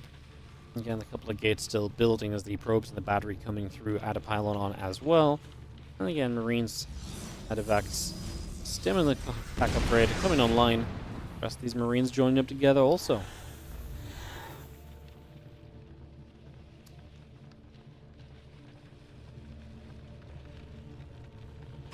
Well, Clem obviously gets to settle here. Bion will get some of his bio upgrades. Clem's going to get to Storm before we see anything else really kind of feisty happen, so you get to settle things down in that regard, if nothing else. As against Impact and Combat Shield, all building up. We got the +1 on the Storm coming through too. Once those upgrades are done, we're going to see some very different fights as Bion starts to press down this right side. He's going to pull the boys. Okay, Bion with the SCV pull.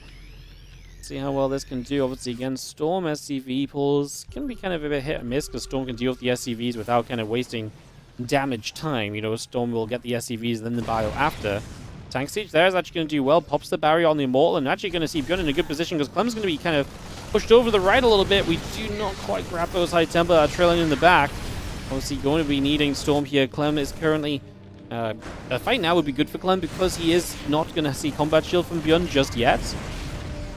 But very patient right now. There's a good Storm. You have to stop and do some healing with those Medivacs. They're going to be drained of energy very quickly and start to set up a bunker. Like I said, I don't think Bion wants to go for the bigger fight until Combat Shield is done. Storm coming down. We're actually going to keep chasing forwards here. The High Templars going down now as the Siege Tanks have done their job as well. Good zoning, and Bion going to run through. Those probes are going to have to pull off this position, and this Nexus is in trouble as Bion is going to knock his way through the third. Now, that's going to knock you down to 2 bases each. But Bion's obviously setting up further forward with even more Siege Tanks now, and will continue to try and push the issue and take advantage of a Clem who's obviously not got enough yet. Otherwise, he would not have been retreating away for this last little bit of time. Medivac's going to actually unload into the main base even and just jump straight across there. Zealot's going to come through. A couple Stalkers setting up. Storm onto the high ground. Going to catch a few of those Marines as well. The SCV's pulled back a second. And we do have a Immortal still coming up. The extra Marines in production. Just continue to bring this in. The Zealots are going to charge onto those tanks. Gun takes a moment to run back with the Marines, which I understand to some extent, but like I feel like he actually could have stopped and hit the Zealots already. Still up about 10 army supply. Is it enough? This robo facility powered by 2 pylons. The battery's going to go down before it actually gets fully used. The Marines on the high ground running past. We get rid of the High Templar, but I think the Immortals are going to be too tanky, and I think Clem is going to make a hold, as pulling all the way back and defending the natural was all he needed in the end, as Bion had to keep going. That'll be GG. We tie it 1-1 in this BO5. So we're tied 1-1, and we are going to be going to game 3. Couple of moments.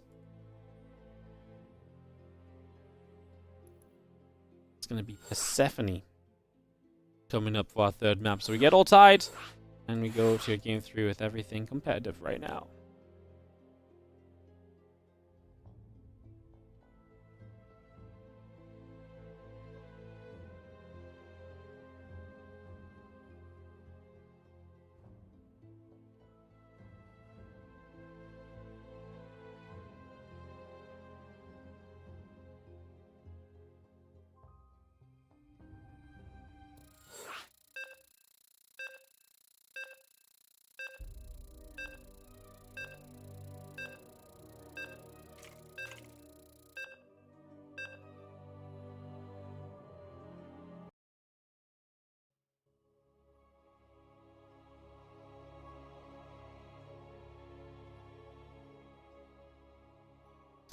It's definitely coming up as we get game 3 on the go. Then, guys, get this ready to roll.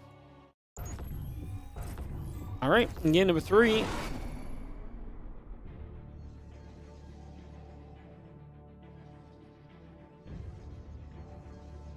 In the top left-hand side, our red Protoss is going to be Team Liquid's Clem. Up against the blue Terran in the bottom left-hand side, it is Shopify Rebellion's Bion.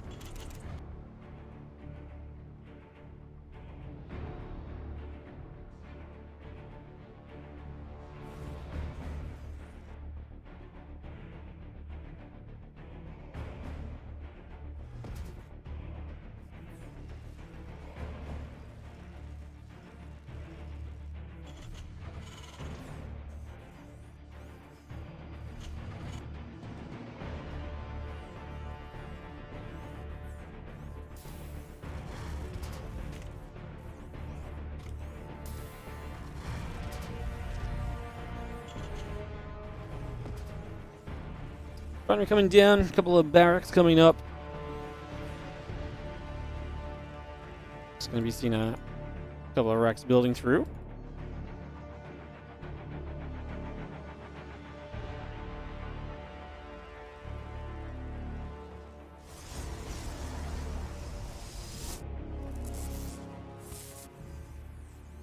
So it's full on proxy mode from Bion here, and it is just off the single gas, so now we're going to throw that in the tech lab though, so we are going to see some marauders from Bion here in this one. So aggression setting through, and the probe is going to scout this immediately. Tech lab cancels and the Reaper starts instead.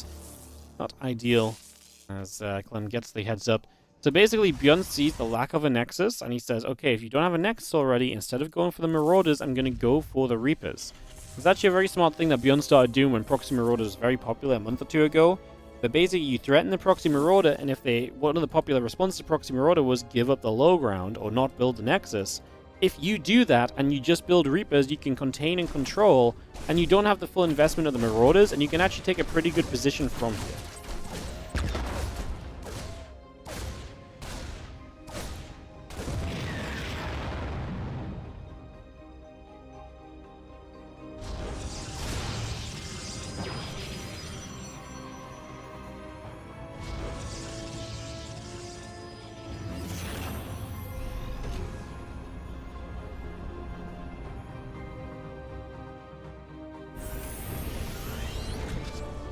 Going to be seeing the Twilight Council Nexus and the Wolf Gate continue to come up.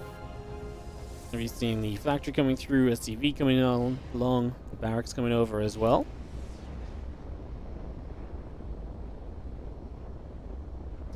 Those Reapers gather, and obviously the barracks head home so they can get to business for the next stage of this.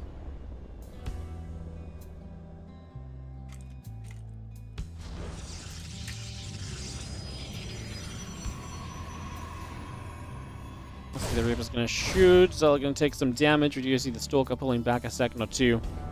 Again, the Blink and the Warp Gate coming online. The gateway building through. Nexus is going to be done very shortly. As again, there's out and a couple of Stalkers will gather at the front. The barracks still holding into play. There we get set up with that factory as well. Both barracks then retreating back to the bottom. A third command center coming straight down.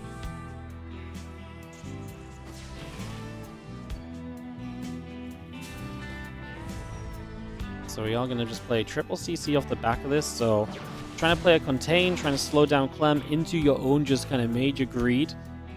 And those Reapers step back. Siege tank on the way through. Blink is halfway, so we're going to be not far from potentially Stalkers on the map being able to be a bit aggressive. We're already 2 gateways. Robo done soon.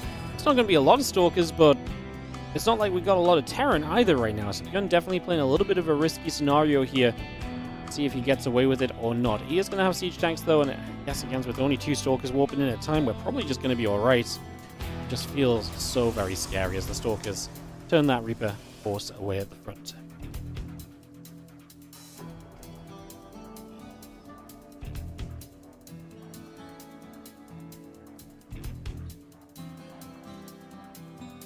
Marine tank coming through, Stim on the way. Racks on the bunker coming along as we see the Reapers gathering together.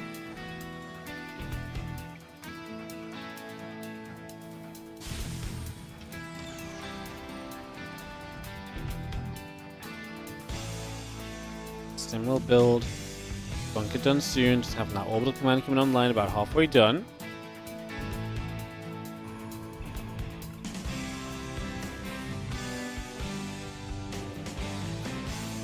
Charge will just begin. Again, the gateway and the observer coming about. The couple of stalkers unloading. The Marines want to step over here. Tanker not in position to deal with the drop. So obviously has to relocate with that, and that's going to be an opening for Clem to get some damage done already at 4 SCV kills. Obviously with triple command center you can take a bit more damage here than you usually would be able to. Especially in a game where Clem is still yet to go to his own third nexus, so there is that benefit. There is that benefit, but it doesn't matter if you decide it doesn't matter. He's down 12 workers. Oh, I mean that's just giving up without the fight. Game 4 going to be on the way. I can't really tell you much else other than that.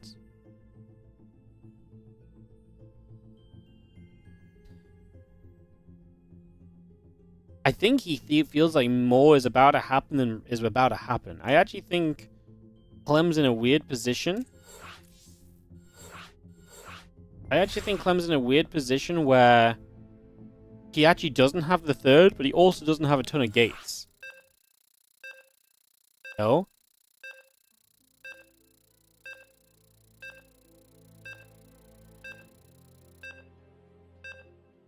Like, the only thing coming from Clem was the Prism and 4 Stalkers, no?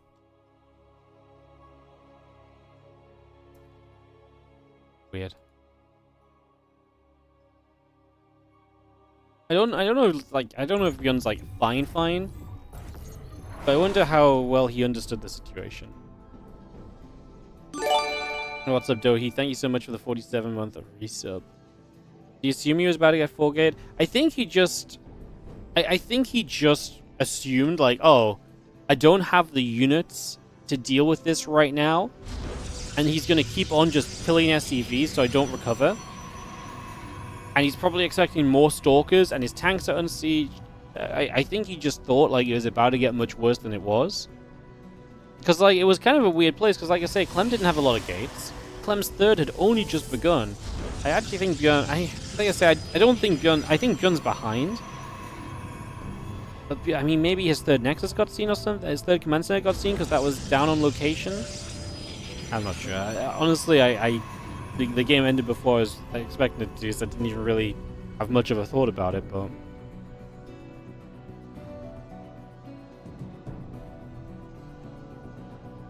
yeah, I don't know. I think it just felt bad. It felt bad, the vibes were off, and so we go to game 4 with Clem now in the lead 2-1. Moment. Pro nibbling, SCV taking some damage.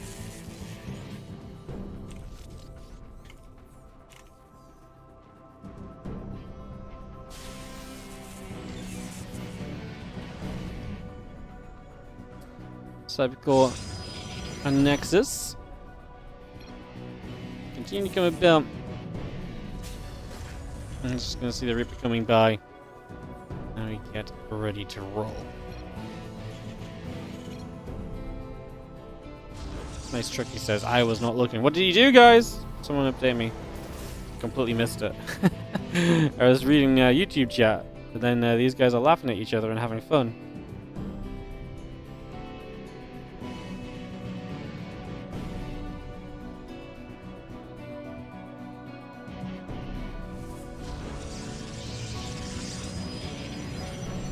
Why is my stream being away? I want to rewind.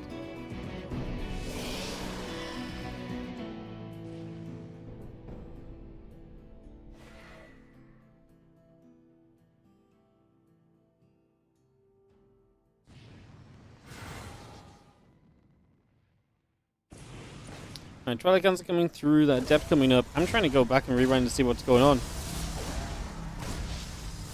What the hell happened that they laughed at each other? Can I get some info?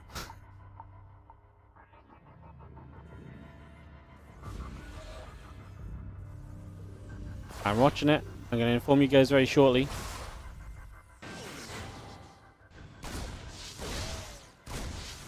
as Reaper pings around. Oh. Yeah, okay. So he, So what happened, is that Reaper dead? That Reaper's dead, right?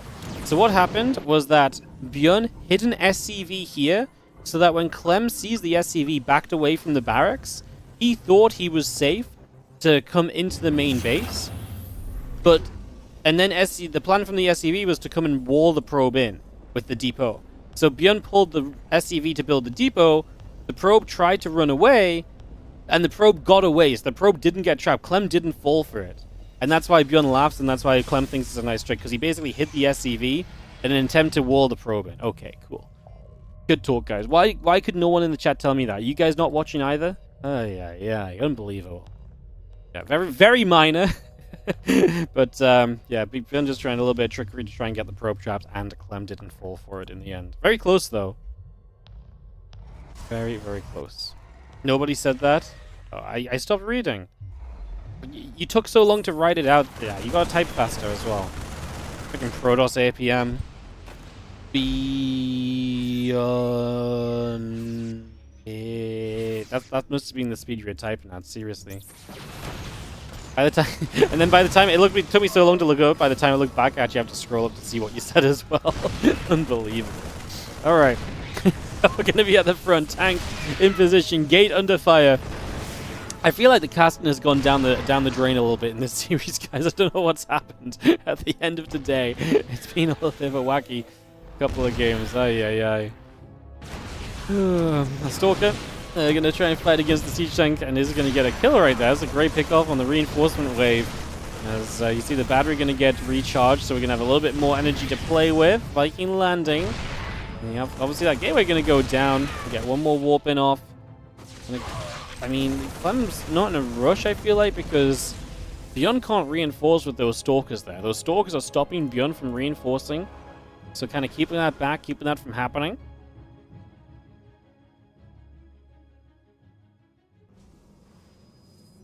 Settle about Viking tank coming through. Say it's just you can't get reinforcements across the map, so Clem is in no rush to clean this up. Yeah, Depth Shade to take some shots initially. Stalkers blink in. We're going to target the Prism. Ooh. I kind of like targeting the Prism because that's something you kind of have to rebuild if you then want to be aggressive on the counterattack. Whoa, those Stalkers, that was not a good blink. Whoa, I'm going to get so many Stalker kills, no? Considering this hadn't been reinforced for so long, that was an even trade for Bion in the end. Usually you see those kind of go super in the Protoss favor. And yeah, I love the Prism target fire because getting rid of the Prism means that you have to rebuild the Prism to truly be aggressive on the other side. Like, yes, the Stalkers can walk across, but you can't reinforce these Stalkers. You don't have that secondary kind of blink effect of like a, being able to lift the Stalkers into the Prism and so on. So that doesn't exist either.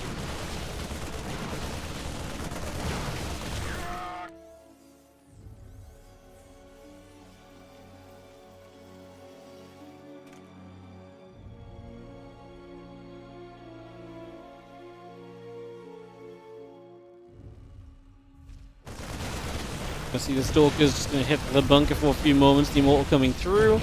Some damage being done.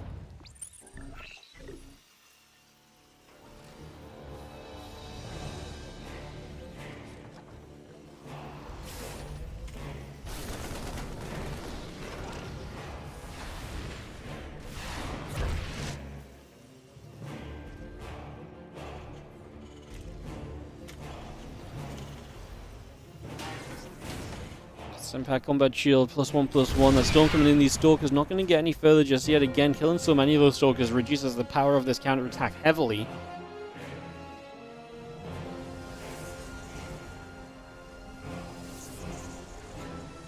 And those upgrades still coming about. Just bringing ourselves into play. Storm finishing very soon, and another Zealot warping in as the High Templar joins with it. Armory, barracks, ransom debt building. All coming online as those 1/1 upgrades and that combat shield really continue along. Just for now, Rain's going to get a little scan. Observer goes down.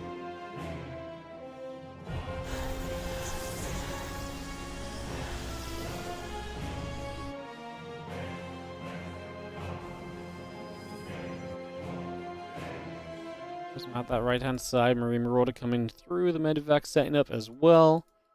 Take a few moments there as the Stalkers step across, and again, the armory coming about. Missile turret on the way. Just going to get a little bit of bio running in after that Stalker as well. Now the Viking going to be there to turn the Prism back the other direction. And cluster shells finishing very soon. Extra Vikings coming up. Cluster shells really is about to be done.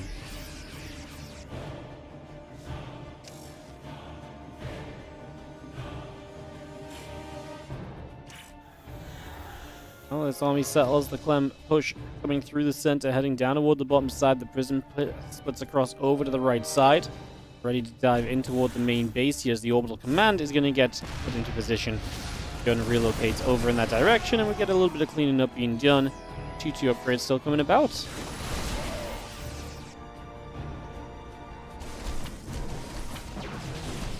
So stepping down, the Ghost Academy coming through. We just have the 2-2 upgrades on the way as well. And just have ourselves the +2, the Forge, the Nexus coming into play. Got a little scan off to pick off the Observer as well. The Vikings clearing that up easily. Clem still pushing down this right side. Up 2-1 in this best of 5. A win on this push wins him the series, wins him his 20th WardiTV Monday Cup.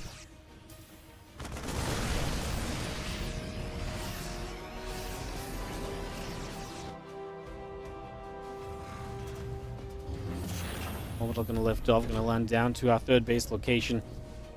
Gensalt, High Templar, Mortal, Gathering, and Clem ready to threaten the moment that Bion takes that base onto position here. Marines is going to get rid of the Zealot for the moment. The couple shots coming through. Here we go. Clem looks like he wants to dive. In we go. High Templar's ready to drop some storms. Ooh, that was not it, though. That was a... I don't think that storm would have been good when Storm was... before Storm got changed, to be honest. That Storm's a lot better. And most importantly here, we're going to walk our High Templar into the EMP, and they're leading the army that's never the way. I don't think it's mattering. Clem just has significantly more supply to win this game with, it seems. That was a messy fight from Clem. I was going to say, most importantly, stopping that third base from coming online. But yeah, he actually really... messy fight in the end. Doesn't matter too much. Doesn't matter too badly. We are going to get cleaned up, and this is all going to get rounded out with Clem coming in favor in victory. I mean, they've gone down too many SCVs at this stage. Reinforcements are likely going to kill him. As we're going to do our best getting back into this natural, but again, just not really looking great in the grand scheme of things here. More shots coming through. Zod, Stalker, Mortal still fighting forward. And we are going to see Clem taking the 3-1 victory in this best of 5. That is going to be our series wrapped up and done.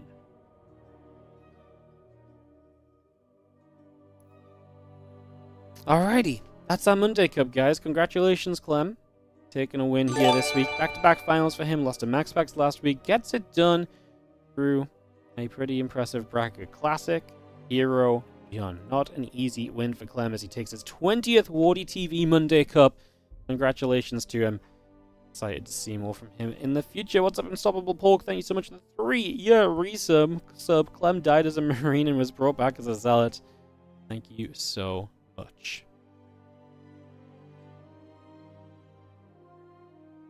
Guys, if you did enjoy the stream today, first of all, I just want to mention the Patreon page, patreon.com/WardiTV, where 100% of any pledge goes directly into WardiTV tournament prize pools.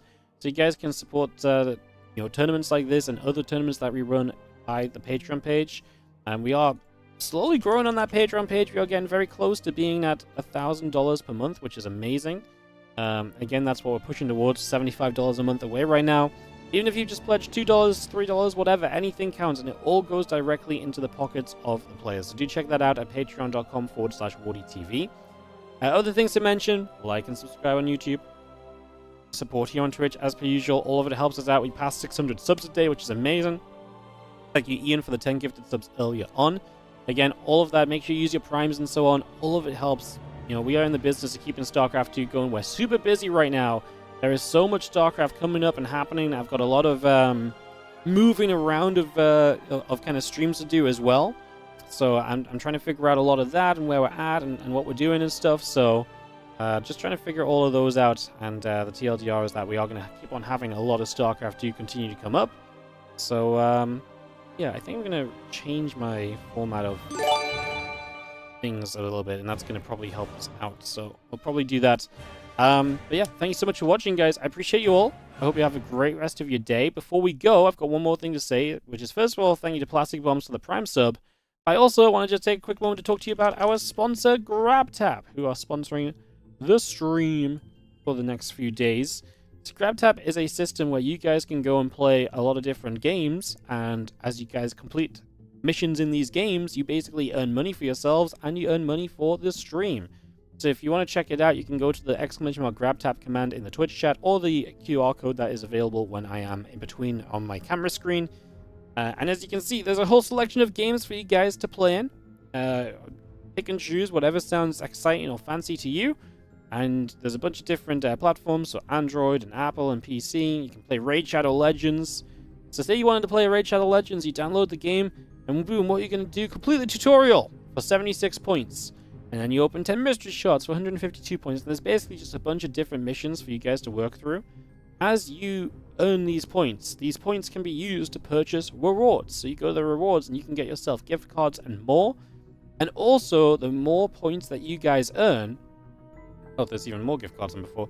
The more points that you guys earn on these missions, the more that we get back out of it as well. So these are all games, like some of these, like Call of Dragons, is a game we've played on stream multiple times before and, you know, done sponsors with.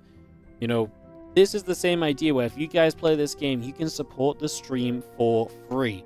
All you got to do is head on over, download through the link, and anything you earn through playing any of these missions goes towards our kind of bonus as well. And that bonus rewards us with money that we can put more back into StarCraft 2. So that is a GrabTap. If you want to check it out, guys, again, it's !GrabTap. The link is in the Twitch chat already. Or you can head on over to the... or you can use the QR code when it comes back to my camera as well, if you do so fancy it. And, yeah, do check it out. Like I say, obviously, it's a bunch of different games to pick between and so on, so you guys can pick and choose what you want if you want to check it out. Again, it's a free way to support the stream, and also you can make some money yourself. Are the games any fun? I mean, honestly, when I played Call of Dragons, I really enjoyed it when I played it for a week or two. When we played StarCraft Fleet Command, we actually really enjoyed this one as well. Those two were probably favorites on the stream. I mean, a lot of these games are more mobile-y and have, like, mobile game elements, so it depends what you're into, obviously. Play responsibly if you do play. But, I mean, they're all different. Like, Mech Arena is kind of cool as well. We played this one once. This was pretty awesome. This is like a Mech v Mech kind of battle arena, so... Yeah, I mean, it depends what you're into. Like, some people are going to not really vibe with any of these games, and some people vibe with a lot of them. But, yeah, I like Call of Dragons. I like Star Trek Fleet Command. I like Mech Arena. I think those are the three I've tried. Mech Arena is definitely my third choice. Like, Star Trek Fleet Command was genuinely fun. It was actually good. So, alrighty, guys, check that out. Again, that's our sponsor, GrabTap, and thank you so much if you do give it a look. What's up, Bison Boy 6? Thank you so much for the 10-month resub on the Prime. It says, yeah, StarCraft. Hell yeah, thank you so much, buddy. And Taco Stuff with the 30 bits. Appreciate you very much, Joe. Alrighty, guys, I hope you guys have a great rest of your day. I'm away Saturday and Sunday. I'm back Monday, but no Monday Cup. We'll be doing the Monday Night Weekly, so I'll be back on Monday evening, so kind of like 48 hours from now, basically. 24, 48, 72 hours from now, basically, we'll be live with Monday Night Weekly, so I hope you guys can survive 72 hours without me. I'm not here over the weekend. Back Monday evening, and then we'll be on with, like I say, that full week of StarCraft where I'm still trying to figure out where exactly we're meant to fit in all of these different tournaments. So yeah, I'm figuring out all of that as we go, trying to see what we can do, and hopefully, get some stuff going. Awesome, guys. Thank you so much for watching. I appreciate you all. I hope you guys have a great time. Next time you see a WardiTV Monday will be the end of October, and it'll be back on Mondays for the rest of this year. And we'll see you guys next time. I'm going to run some ads on the outro, and then I'll host someone up on Twitch and send you guys onwards on YouTube. There'll be a new YouTube upload in an hour and a half, as per usual as well, guys, so you can check that out. And yeah, thank you so much for watching. I appreciate you all, and I'll see you guys next time. Bye-bye.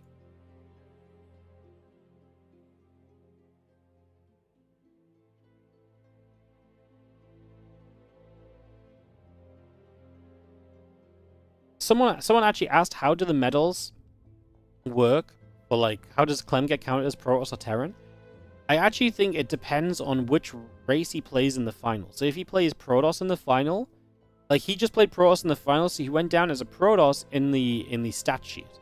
Whereas if he played Terran in the final, he usually goes down as a Terran.